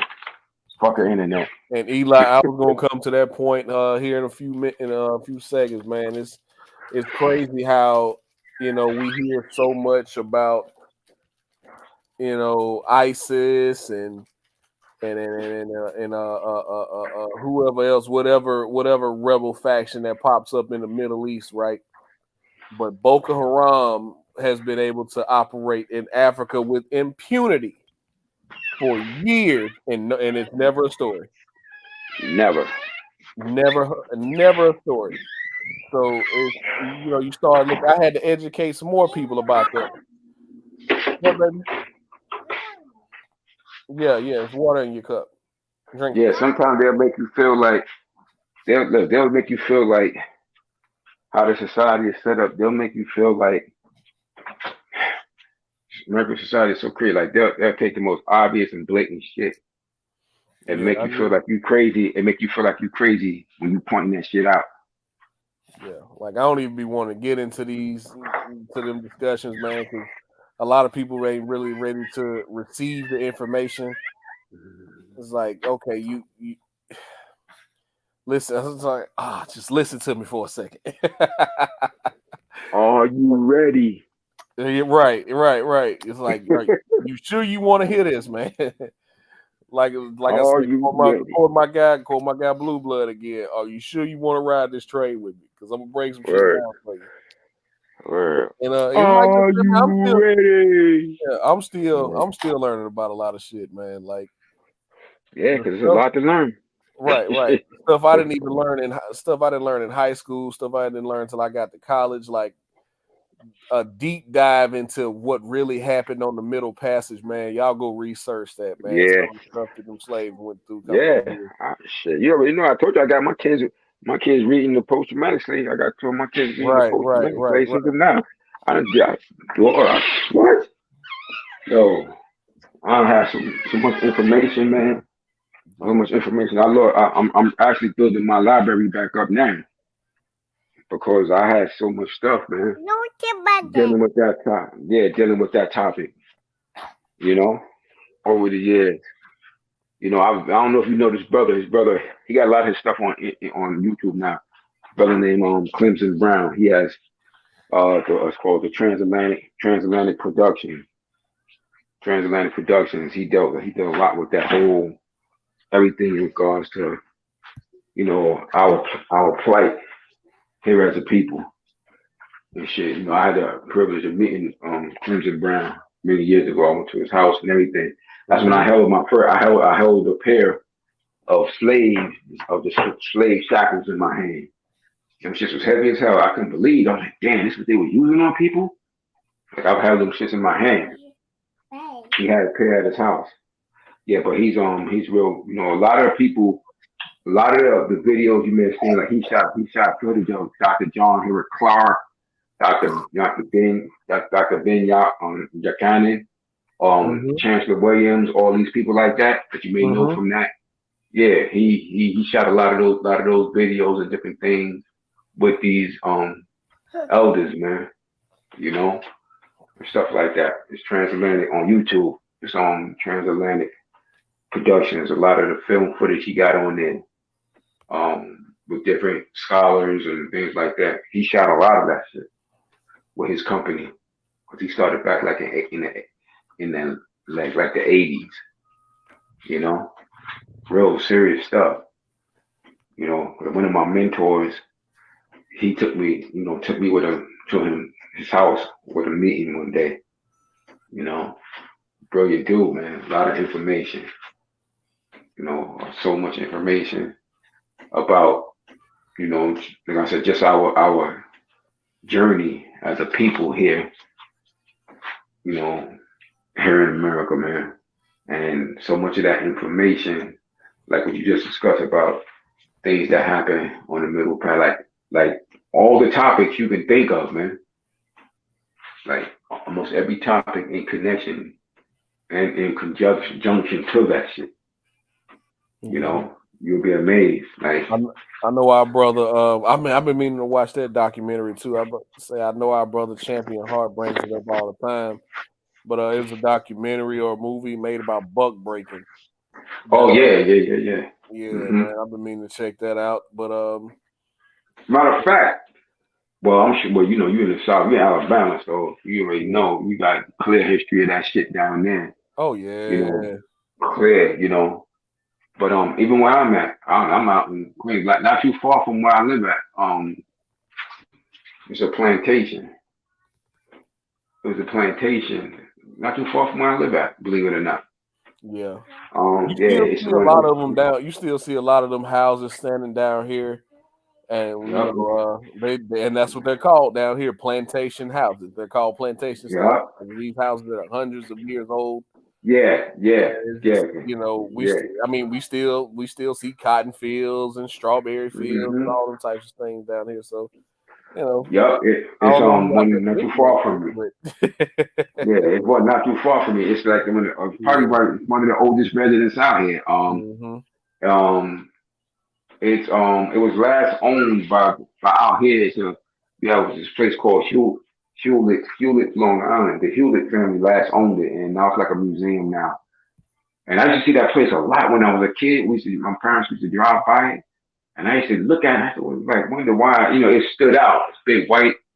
It's a big ass white house, and it stood out different than the other houses. And like I said, it's like a museum now. I went there. I took many pictures in there. It's probably the oldest structure out here, the oldest building out here. It's like 350 years old or some shit like that. The owner was a slave plantation owner. His family was originally from Antigua. His father got killed in an uprising. He was a doctor. His father got killed in a slave uprising in the country of Antigua. And shit. Antigua, that's in the Caribbean. Yeah, in the Caribbean. Yeah, his father got killed in the slave uprising there. He came to America, and he had slaves there. He had about because a lot of people don't realize slavery was everywhere in America at one time. It just ended in the North sooner than it ended in the South. It ended like in the 1820s and shit like that. It just ended up here. So a lot of people, they always tend to just think about the South when it comes to slavery. But I'm like, no, that shit was up here too. Well, like, that shit is. I don't know who I was talking about that, man. I was telling somebody about this person's Dutch, that person's Dutch, and it was a bunch of black people. It was like, well, damn, I didn't know there was black people in the Netherlands. I was like, well, the Dutch had slaves too. Mm-hmm. Like, the Dutch came down there and got their piece of the pie too. So hell yeah. The shit was business, man. It became big business for them as well. And like I said, that place, man, I was in that place. It got about 20 rooms in there, man. And where it's located at, there's a lot of houses around it now. They be doing but they have to get permission now to do their little digs and shit, because other people own their houses and stuff now. But they found a lot of stuff under there, like when they did dig from that time period. Because they had about, that place is small little plantation at the time. He had about, I think they said he had about 19 or 20 slaves there. I was down in the slave quarters and shit, looking at that shit, everything. Down in the basement. I was like, dang, look at this shit. This shit right here. Like I passed that shit many times growing up as a kid. And I used to always wonder what that place was. And I finally got to go in. I finally went into that shit. Got to go into that. One of my girlfriends, she took me over there. She's like, that's a slave house. That's a plantation. I'm like, what? Yeah, we're gonna go over there. And we went in there and shit. And I'm gonna do a tour through that shit. They actually opened one of them up here around this time. I think it's about to open back up. They actually opened one up, and it's close to an old railroad track, right? Mm-hmm. And they open it up as a haunted house every year. Said it's an old plantation house. Like, okay. Yeah, man. They said it's haunted. I was like, yeah, you take your ass in there, you want to. Yeah, I'm sure a lot of foul shit happened in there. Yeah. That shit is a lot of people don't know. See, I really don't fuck around with it, because I was like, it ain't that I believe in ghosts and that I don't believe in ghosts. I just don't fuck around with it. Mm-hmm. Just in case, I'm wrong either way. Mm-hmm. It's like, because if you are into that type of stuff, spirits do attach themselves to people. Yep. So, and then, you can't outrun it once it attaches itself. You can move to this. Mm-hmm. You can move over here. You they can can stay with your ass. Once that spirit attaches wherever you go. That's just is what it is. Yep. It's go hunt. Yeah. So you man sitting there, you want to. I'm pretty sure Birdman's still in the chat. Birdman is familiar with Sloss Furnace. They open Sloss Furnace every year. It's right outside of Birmingham. It's an old foundry that caught on fire back in the 20s or the 30s, I want to say, because Alabama's known. It's an industrial state. It's known for steel, Yeah. all that steel and iron. Hence the Iron Bowl. Mm-hmm. So it's an old foundry that caught on fire back in, I want to say, the 20s. It caught on fire and burned down and killed, I think, 100 and some people inside of it, right? Well, they opened it they rebuilt it and they opened it back up, but they used to always have mysterious deaths in the foundry. Like this person will slip and fall here, and he'll slip and his whole arm will get cut off or some shit like that. Yeah. So they ended up closing down the foundry again because they always had mysterious deaths in there, or just mysterious accidents. So it's one of like the biggest haunted houses in Alabama. People will come from all over the state to go there and walk through there as a haunted house. I think ghost hunters came down here. Oh, they shot there? At night, and they was like, man, we've never sensed this many spirits in here. It's like it's a lot of angry spirits in here. I was like, well, how about y'all quit carrying y'all ass in there? Oh, ghost hunters went there? Okay. Yeah, ghost Oh, hunters. that's legit, Small furnace is right outside of Birmingham. Okay. That's Yeah, it burned find out down. more about that one. It was hundreds of people in there. It was over 100 people in there when it burned down. Yeah, man. Them fucking how my uncles in the country. Man, yeah. Well, They see, be I like, know you done heard about it. Yeah. my country, because they be like calling shit some spirits. I Hank, and shit like that. Got them Hanks up in there. Like, okay, crazy as hell. Yeah, man. We got all kind of shit down here between slaves and old Indian grounds and shit, man. It's Oh yeah. Down there, I'm down. Yeah. We actually have a park down here called Nakalula Falls. Mm-hmm. And That's my mother talking about that shit. It's a big waterfall, right? Huge water. Well, it's not huge. It's not Niagara Falls or anything. It was a big waterfall. And it's the story goes back in like the 15 or 1600s. This chief was gonna marry off his daughter to one of the pilgrims, right? Well, she had already fell in love with a brave, and they were supposed to get married. But to keep the peace and to keep from them wiping them out, this chief promised his oldest daughter to one of the pilgrims. Well, she didn't want to marry him, so she just ran away and jumped off into the waterfall. Mm-hmm.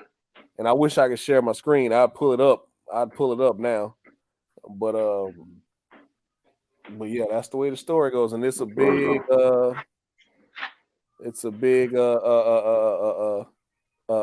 tourist attraction here. Hold on, let me see if I can do this. Okay.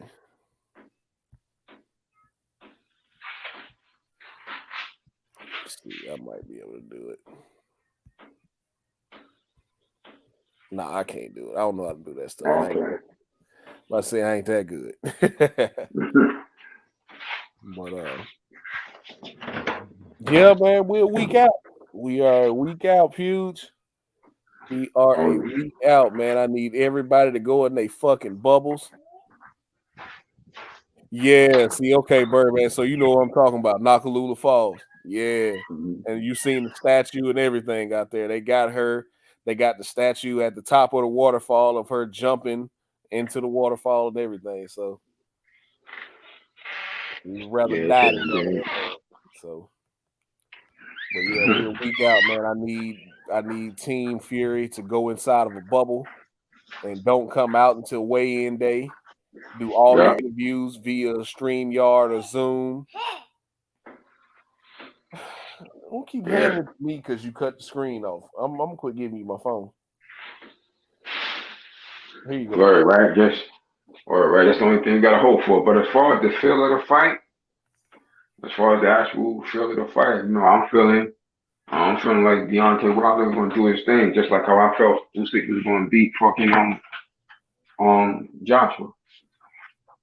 I don't got that feeling that I had that Joshua was going to lose. Or I don't got that feeling about Deontay. I got the feeling like he's going to do some spectacular shit. Yeah. So I'm trying to catch a bet on that shit. I missed the bet on the Usyk shit. Yeah, man, I overslept, man. I was gonna bet Yeah, I on missed the you. bet on I that shit. overslept, man. I missed it. But I ain't trying to miss this. You know what I'm saying? Well, I'm the shit because I know they probably. I want to see how they're gonna have it. You know how the odds gonna be. I think they probably gonna still have Fury as a favorite and shit, which I hope they do.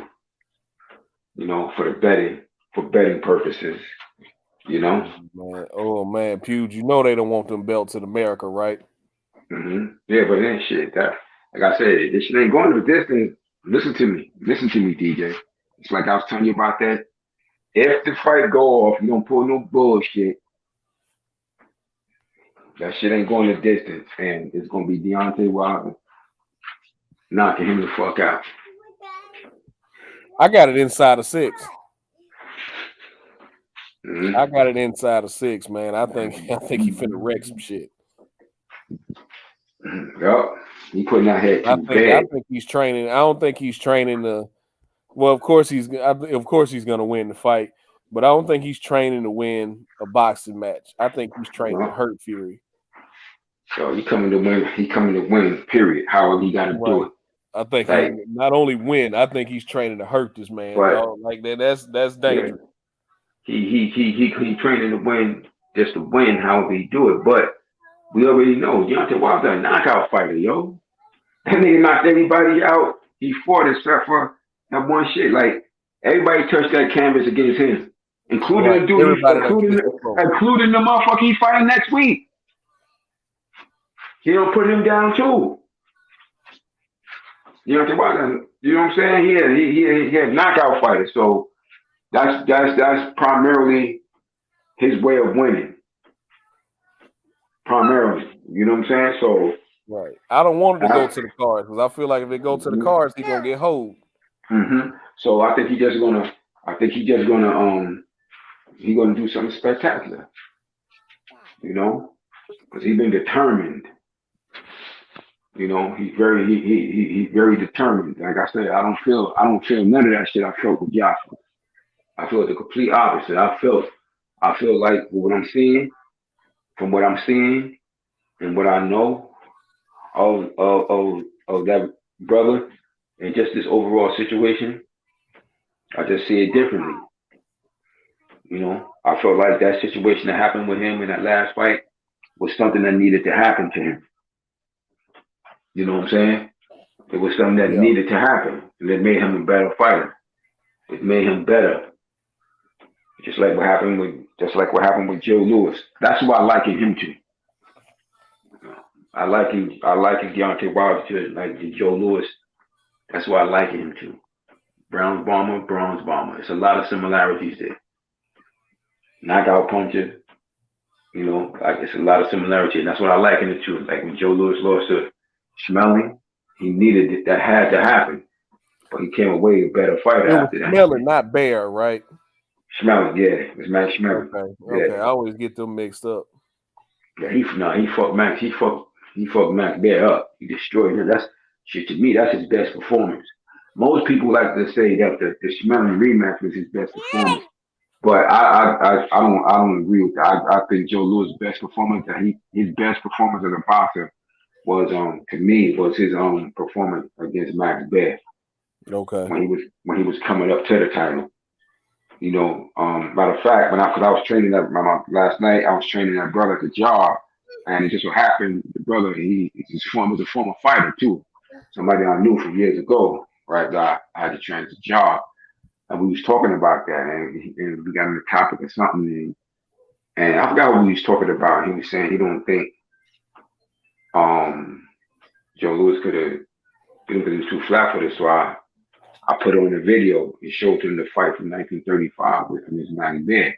I said, because contrary to popular belief, you know, it's this belief around, this myth around like Joe Louis was utterly flat-footed. Yeah, later in his career, he fought more like that, but at his best, he wasn't as limited like that as people think. So when I showed him that fight, he's like, oh shit, you're right. I said, Joe Louis, you seen Joe Louis moving? You saw him on his toes, moving with the jab, stepping. Now, he wasn't dancing like Muhammad Ali, but he was moving good. You know what I'm saying? Like he was, stepping in and out, jab. I said he was able to move, and he was like, shit, you know, I hadn't really. I said this is his best fight here. I said he was sharp, he was superb. I said now the Schmeling fight. The reason why some people look at that is because of the enormity of that fight and what it represented at the time, because of the shit with Nazi Germany and all that shit. Right. So that's why that fight The is such symbolism praise. of it, not The necessarily the symbolism, fight. but as far as the fight itself, like he was just ferocious. He just was a man driven to knock out the guy who defeated him. He was just, he just was intense and ferocious. But as far as showing his overall skill set and everything that he could do, that Max Baer fight is the fight for that shit. That was him at the height of his skill set. Showing everything he could do, his quickness and his combinations, how he put his combinations together, his jab, his ability to maneuver, as a boxer to step around, in and out, put them combinations together, use his defense. You see him doing shoulder rolls and that shit. I was showing him do. He's like, yo, I never noticed that shit. I said, watch this shit. Watch the shoulder roll. He's like, oh shit. Cause you thinking? I said, look, I said, this is old shit, B. This shit been around forever. And he's like, yo, I never noticed that shit before. You know what I'm saying? I saw him how to do the pull counter. He's like, yo, he dropped him with that shit. I said, look at that shit right there. I was like, watch how he slip that jab and put it up, pull counter and come over the top, bang. This is old stuff, man. Like I said, ain't nothing new under the sun, man. When I showed him that, he said, damn, I gotta read. He said, I gotta rethink my whole thought process on that shit. I said, yeah. I said, I said, shit, the dude he was fighting could punch. I said, cause shit, Max Baer killed a man in the ring. Mm-hmm. You know what I'm saying? Max Baer had a devastating right hand. He could crack. He just was too much of a fucking clown, though. But he could, when he was really trying to serious about fighting, he could crack. Joe Louis beat both of the Bears because he beat his younger brother too. I ain't know about his younger brother. Nah, he beat his younger brother, Buddy Bear. Shit, Buddy Bear was bigger than Max. Buddy Bear, that's Max Bear's brother. That motherfucker was 6'4". That motherfucker was 6'4". Because Max Bear was like 6'2", 6'2.5". Mm-hmm. Nice size, nice stature, built heavyweight. He fought between 210 and 220 pounds. He's about 210 when he fought Joe. Joe Louis was 198. He was 198. I think he was 198 for Max Baer and 196 for Primo Carnera. So, yeah, he was 198. Max Baer was like 210. But when he fought his brother, shit, Buddy Bear, I think was like 6'4". I think he weighed 245 or some shit when Joe Louis fought him. Joe Louis knocked him out both times. He knocked him out in the 8th round, the first fight, and the first round in a rematch. Matter of fact, that's the one fight he did when he was in the army, when he got enlisted to the army. The fight that he did, and he gave all that fucking purse to them, and they shitted on him. And he gave his purse away for that fight. Those fights he did. Mm-hmm. That was the fight was against Buddy Bear. Okay. Yeah, I never knew Max Baer had a brother. I really didn't. Yeah, that was his brother, Buddy Bear. Big. Because he's a little bigger than his brother. He's about 2 inches taller than his brother. Big, wide shoulders. Big fucking dude. I remember I was seeing them at the weigh-in. He was fucking cowering over Joe Louis, but Joe Louis didn't give a fuck about that shit. He fucking them big motherfuckers up.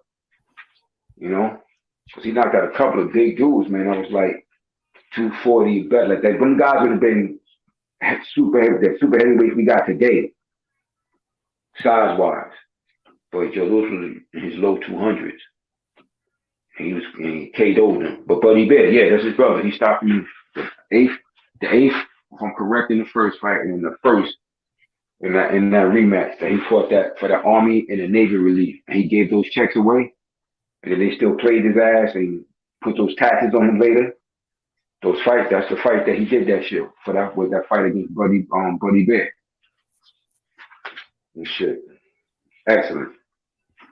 So let me ask you this, Pew. Do you think boxing should have a cap on their weight as far as heavyweights like MMA does. Like MMA, you can't weigh more than 265 on weigh-ins. You think boxing should adopt that? I think what they should have just straight out did was like what the amateurs did. Like they should have just, instead of making this cruiserweight shit, they should have just kept it heavyweight like the amateurs. Because in the amateurs you got heavyweight, which is 200 up to 200, 201, and then you got the super heavyweight, 201 plus. You understand what I'm saying? I think that's what they should have just did. And I wouldn't necessarily say that it should be a cap per se, because I'm of that philosophy that a motherfucker weight can't beat you. I don't believe that shit. I don't subscribe to that shit. I don't give a fuck about how a person weight. I feel that only a person's skill can beat you. You know? I don't give a fuck if a motherfucker big but he can't fight, he's not gonna beat that little man who can fight. Because the weight alone can't do it. That's like if you telling me like a morbidly obese person, right? A morbidly obese person who can't move around. He can't beat me. If he can't even stand up, how he gonna beat me? You know what I'm saying?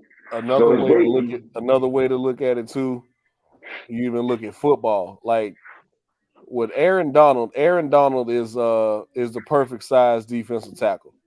Mm-hmm. He is about 6'1". I mean, I know they got him listed at like 6'2" or even 6'3".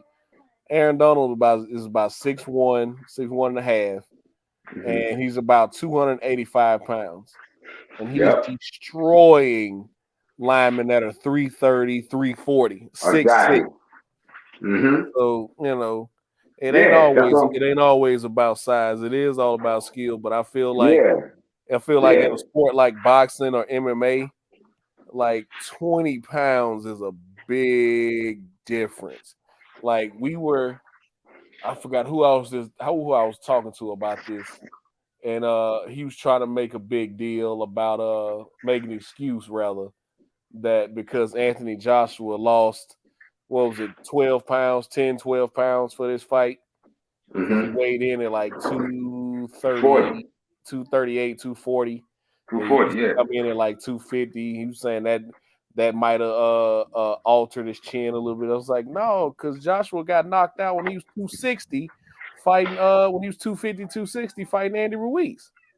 Exactly. So the weight didn't matter, but it's like it was like Usyk was about, he came into that fight 220 and Joshua was 240. It's like that's a big. He's like, man, that don't matter. It does. It's like it matters. It's like, but does it though? I don't, man. The history has shown it.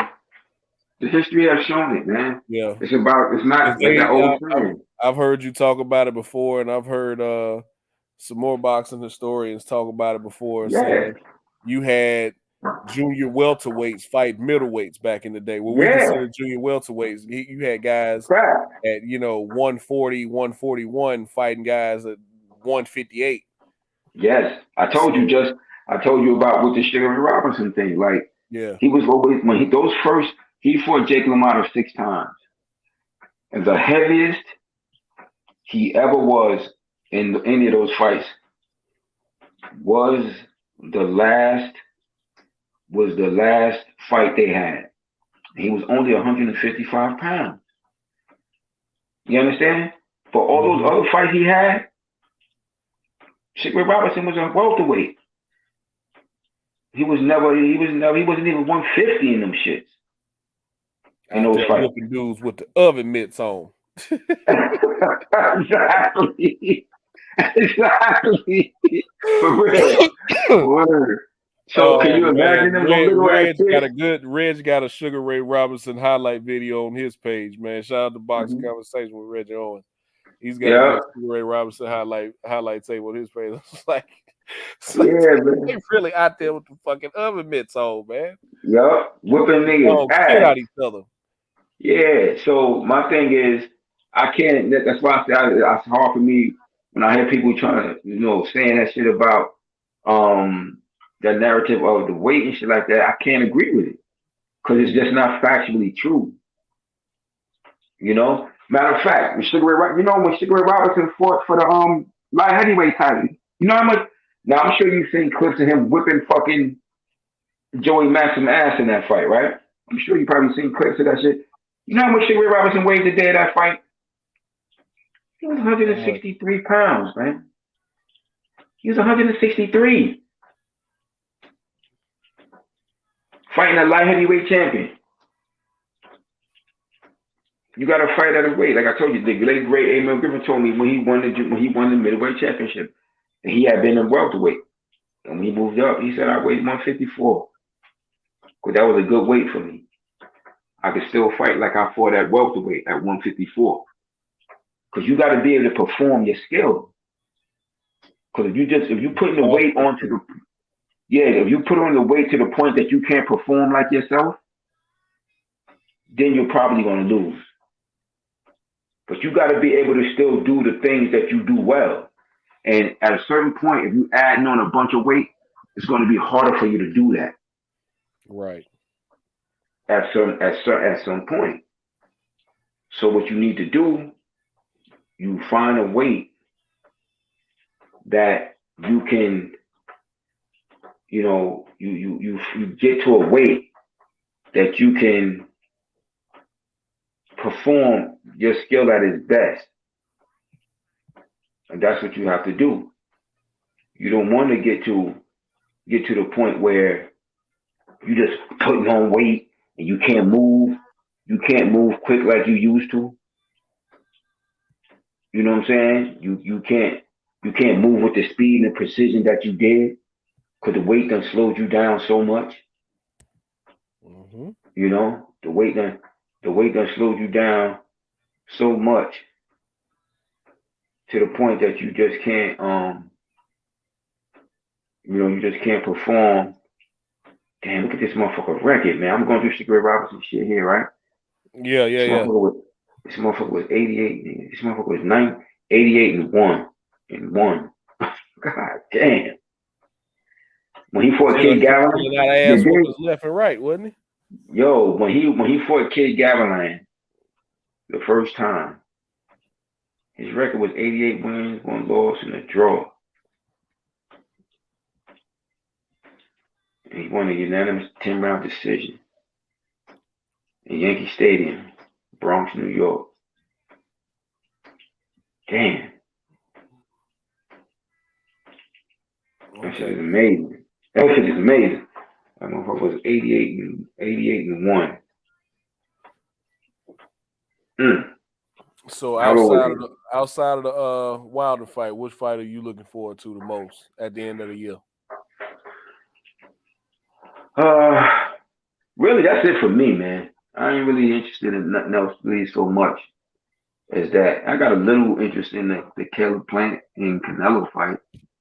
You know how I feel about that. I just don't feel I'm rooting for Caleb, but I just don't feel I got that kind of feeling I had with the Usyk Joshua shit. I just feel like I feel unfit that it was not a fair thing for Caleb. Basically, but I have changed the percentages slightly when Andre Ward was assisting him with some things and putting some information in. But I just don't feel it's fair for him that he got to fight this dude, and this is gonna be this dude because I'm of the old school shit when it comes to boxing. Man, boxers need to be active. Right. I don't do something by not doing it. Not doing it. Yeah. So like now you heard what I was just reading. I was on Sugar Ray Robinson box his record, and I'm looking at that man was 88 wins, 1 loss, and 1 draw at the time I'm just looking at. That's why he was a master boxer. He could do whatever he wanted to do in the ring because he was proficient at his craft because he did it a lot. So of course you're gonna get better the more you do it, you know.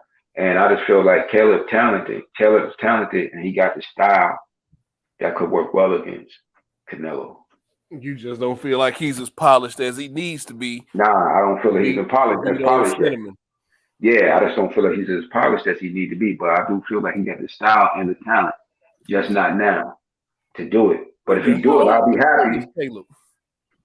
But if he do it, If he do it, if he could do it, I'm rooting for him to do it because I don't want to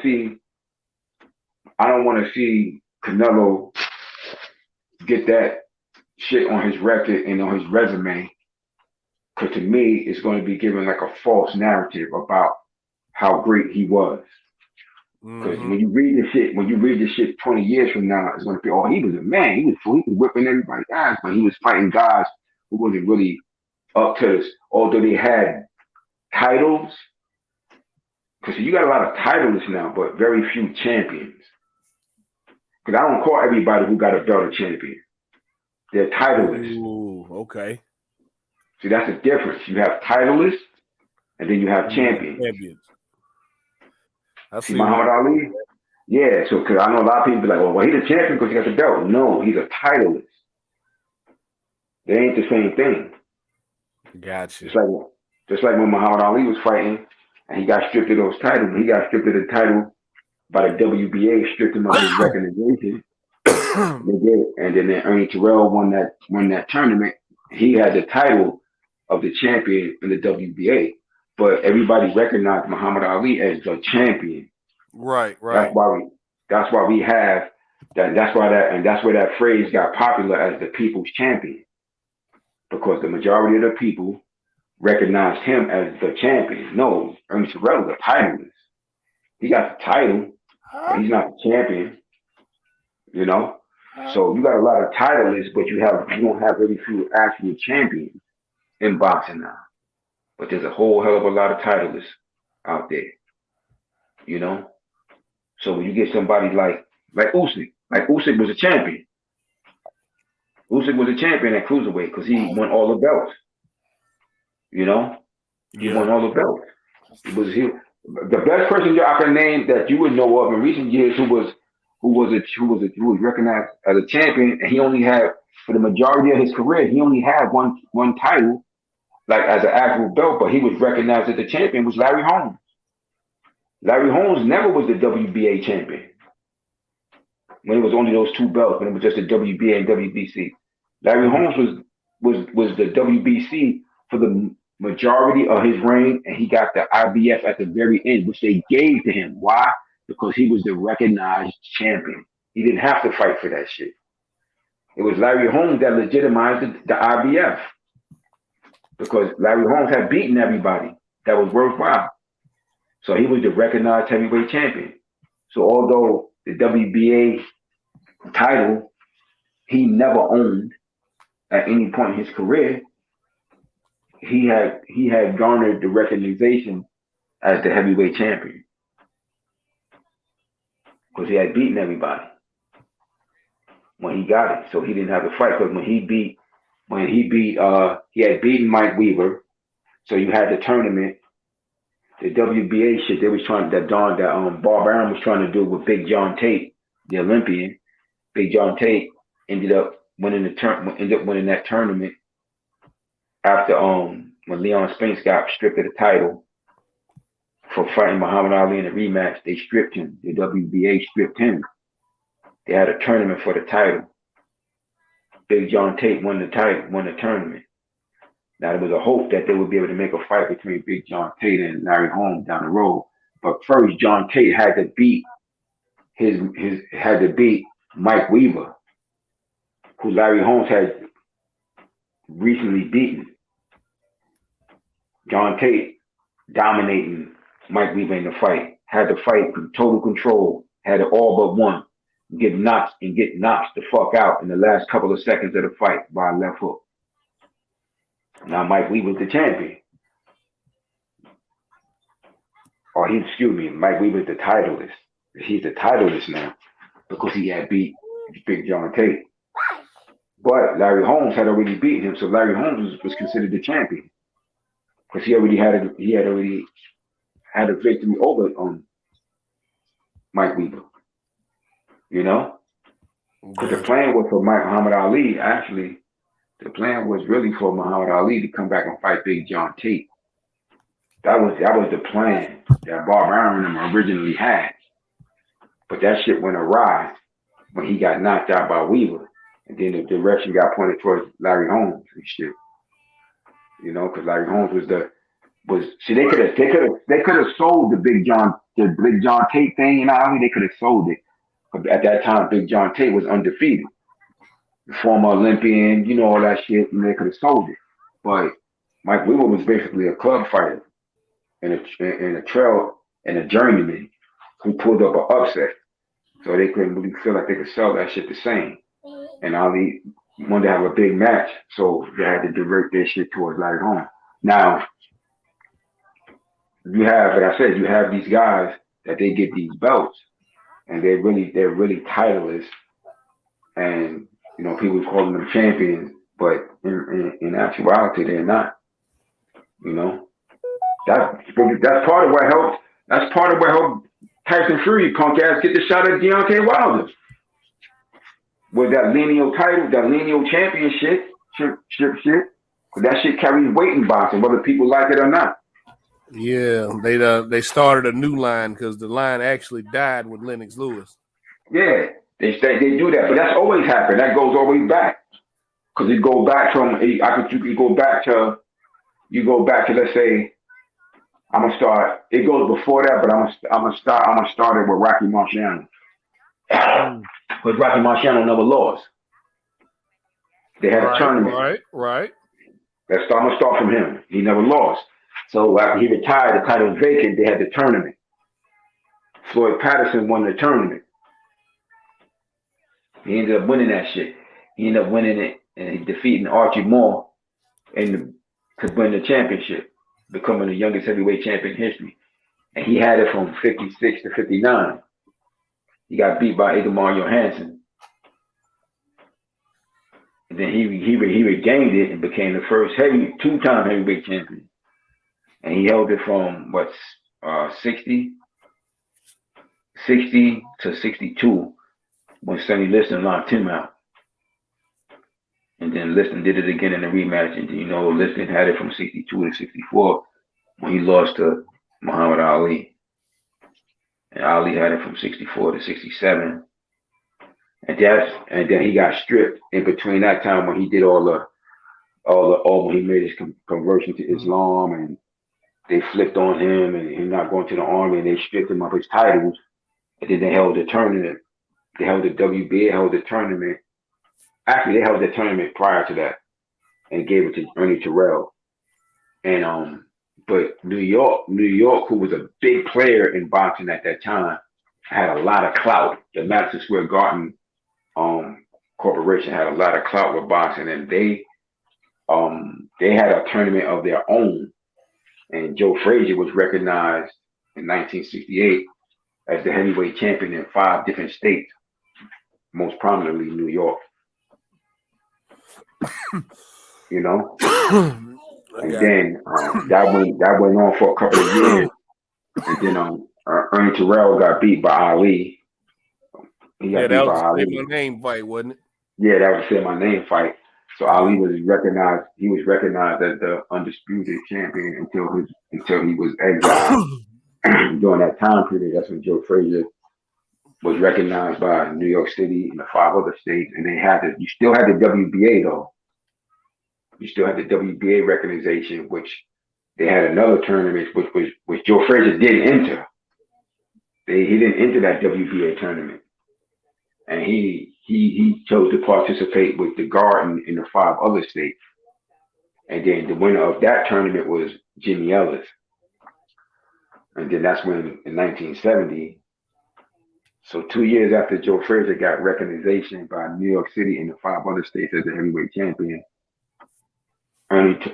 Jimmy Ellis won that WBA tournament, and then 2 years later they fought in 1970, and then Joe Frazier beat him, and he was recognized as the undisputed champion then, with the titles, the undisputed. He was recognized as the undisputed titleist. Why? Because he couldn't fully be recognized as the undisputed champion because Muhammad Ali, aka Cassius Clay, aka Muhammad Ali, still had recognition as the champion because he never lost in the ring. He didn't lose his belt in the ring, so he still could make a claim to the title as champion. That's why when him and Joe Frazier fought, that was the first time in history you had two heavyweight champions fighting for legitimate claim to that championship at the same time. Because they both had legitimate claim to it. That's why if you notice, I don't know whether you noticed this, if you look at the fights, like if you notice the fights like when Muhammad Ali came back, those fights were scheduled for 15 rounds.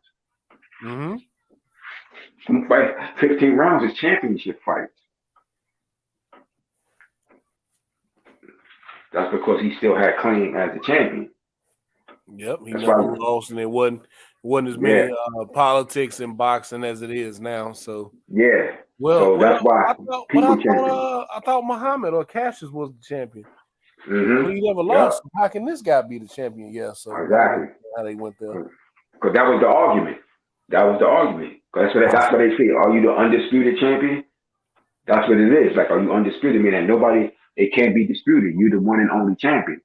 But when it's a championship is at dispute, like it's split into these different organizations, then the championship is at dispute.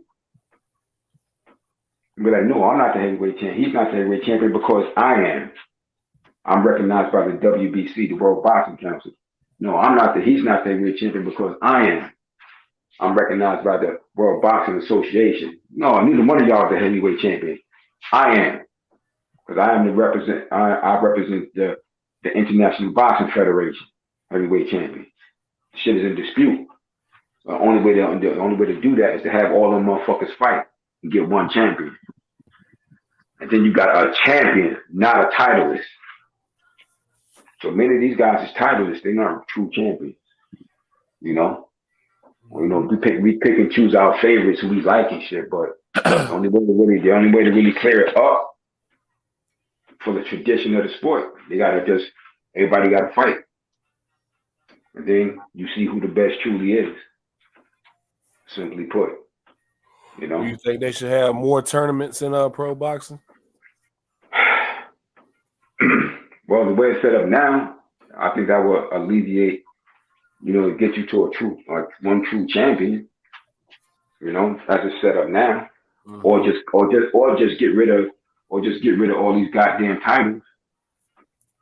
It's either one or two. Either have more tournaments to get a unified champion, or just get rid of all them fucking titles. One of the two. Can't be both. So you mean like when you say get rid of all the titles, you mean like the interim titles and the intercontinental titles and all them type of stuff? Yeah. Right? You cool with the four sanctioning bodies? No, I don't like them. I'd rather keep the junior titles and get rid of them sanctioning bodies. It shouldn't be all them different sanctioning bodies claiming to be the world champion. I don't really mind the little junior titles and shit, because I think some junior titles need to be like each state, like states, the big major boxing states like New York, Vegas, even in the South, like I think every state should have their champion, like a state championship that actually has it. Yeah, those should still exist. I have no problem really with those, or even the North American Boxing Federation, like it used to be, or the like we once had the USBA, which is the United States Boxing Association Championships, which is now the IBF actually. That's the IBF actually, yeah. That's actually what that shit is. That same people, Bob Lee and them, who created who ran that, basically just turned that shit into the IBF championship. And I don't really mind a little junior championship, because I think that there should be steps along the way to your journey to the championship. So I'm not really opposed to those. So I think that as a fighter is developing, there's little milestones you should meet. Maybe first you become your state champion, your state or your city champion. Then you go to the regional champion. Then you go for, like I say, the national, and then the world. Along the way, to prepare the fighter to be on the world stage, on the world level. Like we used to have you have the state titles, and then you had the national titles like the NABA, the North American Boxing Federation. and it's a 12-rounder. And then you had the world championship fights, which was 15 rounds. You know, that separated the men from the boys right there. The fucking 15-round fight. Me and my man was talking about that last night. The guy was training on a job. Like, he's like, damn, I can't believe that motherfucker used to fight 15 rounds. I'm like, yeah, that's 45 minutes of thumping. Right. So he was like when I said 12, he's like, ain't 12? He said, ain't the 12 rounds 45 minutes? I was like, nah, that's 36 minutes of fighting. In total, if you add in the rest rounds, yeah. But I'm talking about that 15 round was 45 minutes of fighting. He's like, shit, I can't believe niggas used to fight that shit. I was like, yup. Right. Sure did. And I said, that's the separation between the men and the boys, the true champions. You know, you got great fights that we saw great endings to. We wouldn't have seen those endings with this era of boxing. Like Sugar Ray Leonard losing that first fight to Thomas Hearns in the 12 rounder. He would have lost that fight in the 12-round fight. True. He ended up getting, yeah. So we wouldn't have saw that classic stoppage, late round stoppage. Had fights been 12 rounds then. You're blowing it, kid. You're blowing it. Mm-hmm. Yeah. Yeah, we wouldn't have seen that famous shit when it came to do. When you they know, got a chance to see Sugar Ray dig deep and keep his belt. Exactly. So, you know, I love them 15 rounds, because to me that was a true championship shit right there. Did he fracture his orbital bone in that fight too? Didn't Tommy Hearns fracture his orbital bone? Who, Sugar Ray? Yeah, Sugar Ray shit was. Yeah. Well, that's what he got. Well, I know they didn't really say it was a full fracture, but that's what definitely it played a part in that detached retina shit he got. Because they think that training camp is where they believe the rip started in that camp. Because apparently, the story is that Ray Leonard got elbowed in a sparring session by one of the sparring partners in that training camp. Because if you look at whenever you see that fight, if you look at the when they walk in the ring, you can notice that the eye looked a little puffy under the eye. You know, he had the grease on, but it look a little puffy, like under the eye when you look at it. So going into the fight, but that was such a big fight at the time, they didn't, you know, they wasn't gonna pull out of it. But they think that that's where the initial tear started, and where Hearns, you know, doing what he did to the eye with the jab, just made it, you know, just added on, and then eventually, by the time he got to that fight against what's my man name? Donald Curry knocked his ass out. I forget his name at the moment. I could see his face clear as day when he was preparing for that fight, and then that's when it further came to the full rip, and he ended up retiring and shit because of that. But yeah, man, I would love that, man. And they were talking about that a few years ago about going back to that shit, to the 15. I was hoping that they was going to do it, you know, go back to it. Go back to what, 15 rounds? Yeah, they were talking about it a couple of years ago, about 4 years ago. No, man. That was a consideration. Fans ain't that long no more. Yeah, I was thinking that it would be. I would love for them. I would love to see them go back to that shit, man. You know, to me, that's a true test, the true testament of it, because it's still in my mind to this day. That 12-round shit still in my mind. I still think of that shit as a junior championship. Like in my mind, whenever I hit 12 rounds, I still in my mind think of it as a junior shit. Like it has still not gotten into my head like as a real championship. Championship in comparison to the previous champions who all fought 15 rounds. You know, because I feel like, it always makes me look at the newer champions as less, you know, in comparison, because especially since I know the whole history of boxing, I can't compare them in the same light because of that. Now, if I was a younger person, I didn't know the whole history well, I probably wouldn't. But because I know it, I feel like they should be, because, you know, one of the biggest issues always, they were talking about the fact with the punishment taken and all that shit. Clearly not true, because it's clearly not true, because motherfuckers still was dying. That's not why. That's why. But it didn't stop the dying. It didn't stop people from getting killed in the ring.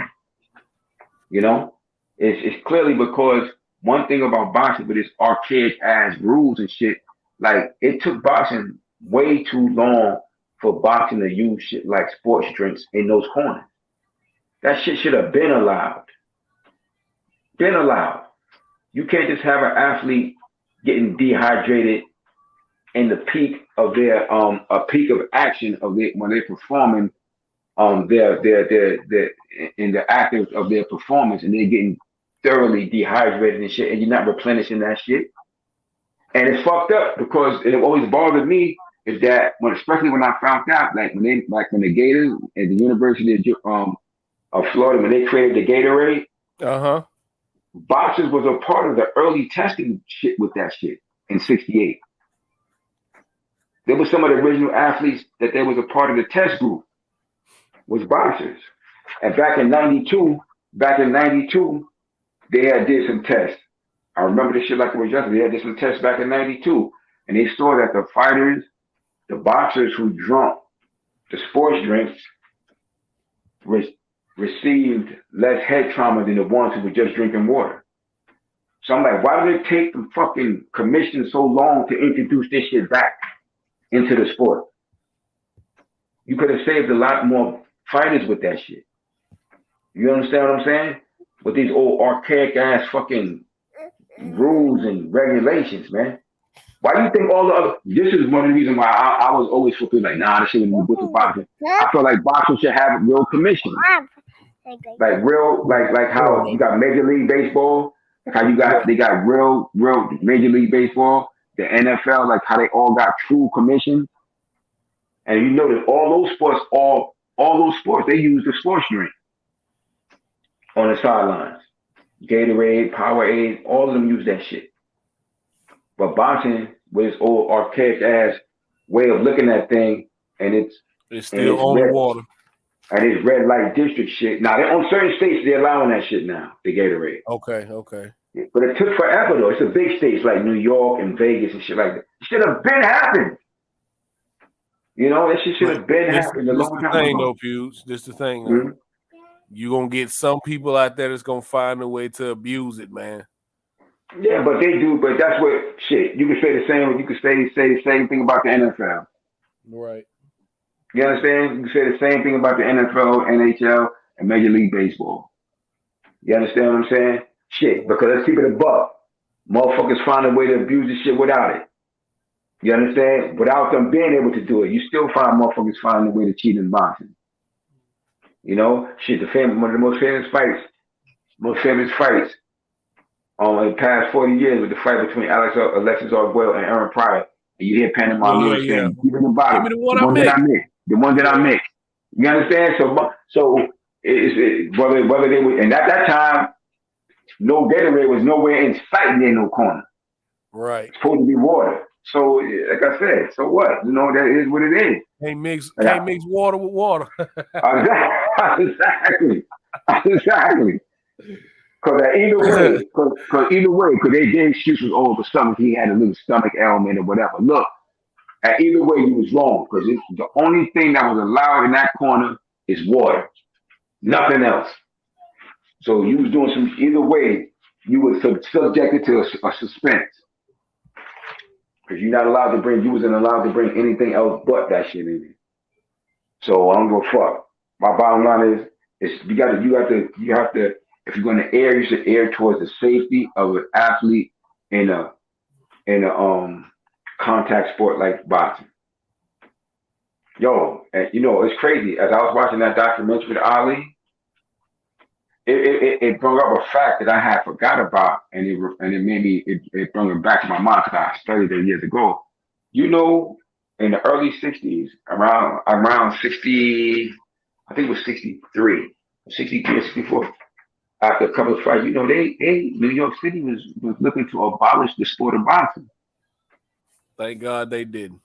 And the New York City was looking to bring legislation to abolish the sport of boxing. And if at that time New York had to pick that shit up and had it went through, that shit would have flew through mad other states. Muhammad Ali came, and Cassius Clay at the time, he came and spoke before some senators and some congressmen against that shit. He came and spoke. And I was like, oh shit, I forgot all about that shit. Yup, they was actually considering at that point to consider. It was after, and you know what it was after? Matter of fact, it was 63 because it was hold on, wait, 63. No, it was 62 because that's the year he fought Archie Moore, and that was a year after. That was a year after Emil Griffin killed the Cuban guy, Benny the Kid Perret. Yeah, so it was a year after that. They held meetings to consider canceling the sport of boxing, getting rid of that shit. And Cassius Clay came and spoke out against that shit to New York. And shit. He was invited, one of the invited boxers that came to speak in behalf of the sport. So that's what I'm saying when people talk about the danger of the shit. Boxing is an inherently dangerous sport. So people talk about how much punishment you take and that shit. Look, the first punch could do you damage. Right. If that's the case, then they really need to be abolished. I heard somebody mention, I didn't hear the full because I was working and I was training the guy last night, but I heard somebody mention something about, I think on Fred's show, about the metaverse. Yesterday, I heard somebody talking about the metaverse. The metaverse? Yeah, I heard somebody talking about the metaverse on Fred's show yesterday. And I guess he brought it up in discussion, talking about the possibility with the metaverse of getting ready, because this is not the first time. But they have actually had discussions about making boxing illegal. That they should stop the shit, right? And it's gone on for years. And but it was bigger in the 60s. It was really big in the 60s though. But they had a few discussions in the 70s, and every now and then you'll get that shit pop up. But it hasn't really caught the type of steam that it could take it to that next level. Now, somebody was talking about the metaverse, which I know of, because they're saying that basically what they would do is just make boxing illegal. It's a famous Twilight Zone about that shit. The Twilight Zone is a famous Twilight Zone where they made boxing illegal for human beings. Now, human beings are no longer allowed to physically compete in the sport as boxing. And they created these droids, these humanoid droids. They look human, that will fight. So they felt like that human beings still want to see the competition, which is boxing, but they were no longer allowed to use humans. They had to use these humanoid looking robots. Okay, so Twilight Zone ripped off. Real Steel ripped off Twilight Zone. Yeah, it's an old famous Twilight Zone. It's called Battling. Okay, I didn't know that. Matter of fact, if you go onto Netflix, if you go on Netflix and go to the Twilight Zone, shit, because they got every episode there. It's called Battling Maxwell. Okay. That was the fighter's name. His name was Battling Maxwell. Yeah, Battling Maxwell. Yeah, Battling Maxwell. He was one of the robots. Like they had different models and shit. Like each year, it's like cars. There's like cars and shit. Each year you got different models of the same car. So they would have different models of the boxers and shit. And it was programmed to fight. But they looked human. They looked like humanoids. They looked just like humans and shit. And it was ill shit because back in, like I said, the 60s, they were real talk and discussion of basically making boxing illegal and eliminating it as a sport. Like it shouldn't be something that's allowed to be done, just as it is with car racing and a couple of things that they wanted to eliminate.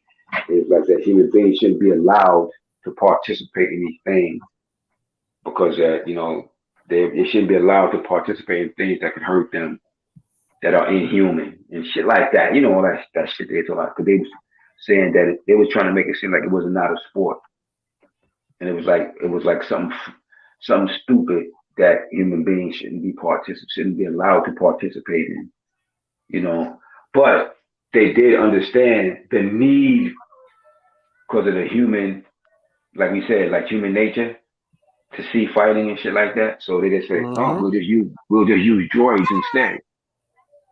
but the Jordans, they looked human and shit, you know. And they had the trainers was the mechanics. It was like mechanics. They like cars and shit. So they called your trainer a mechanic. He was like in the corner. You had the manager. They had managers and everything. They had managers, and one of the cornermen, he was a mechanic and shit. Like, so if something happened with the robot, he would know how to fix the shit in between the rounds if he could. And it was great. He was ill, you know. But there have been discussions, but I'm of that the ideology that if boxing is going to go, we should be allowed to do that 15 round fight, to separate the lesser champions. How you feeling? Yeah, the lesser champions or H Money, the lesser champions, and Trey, you still with us? True champions, you know,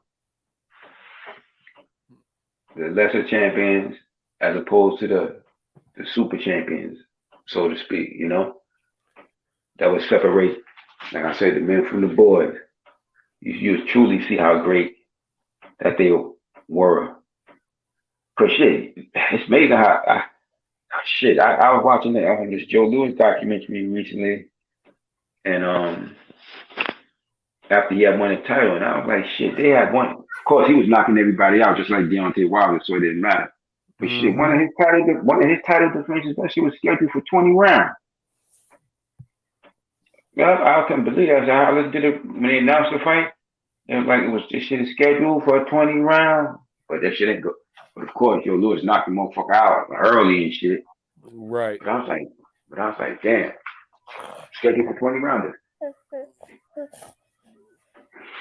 You know, very interesting. Okay. You keep tapping me. Okay. Well, I'm finna go fix some breakfast, man. You do it, man, because I'm about to get off now too, man. Yeah.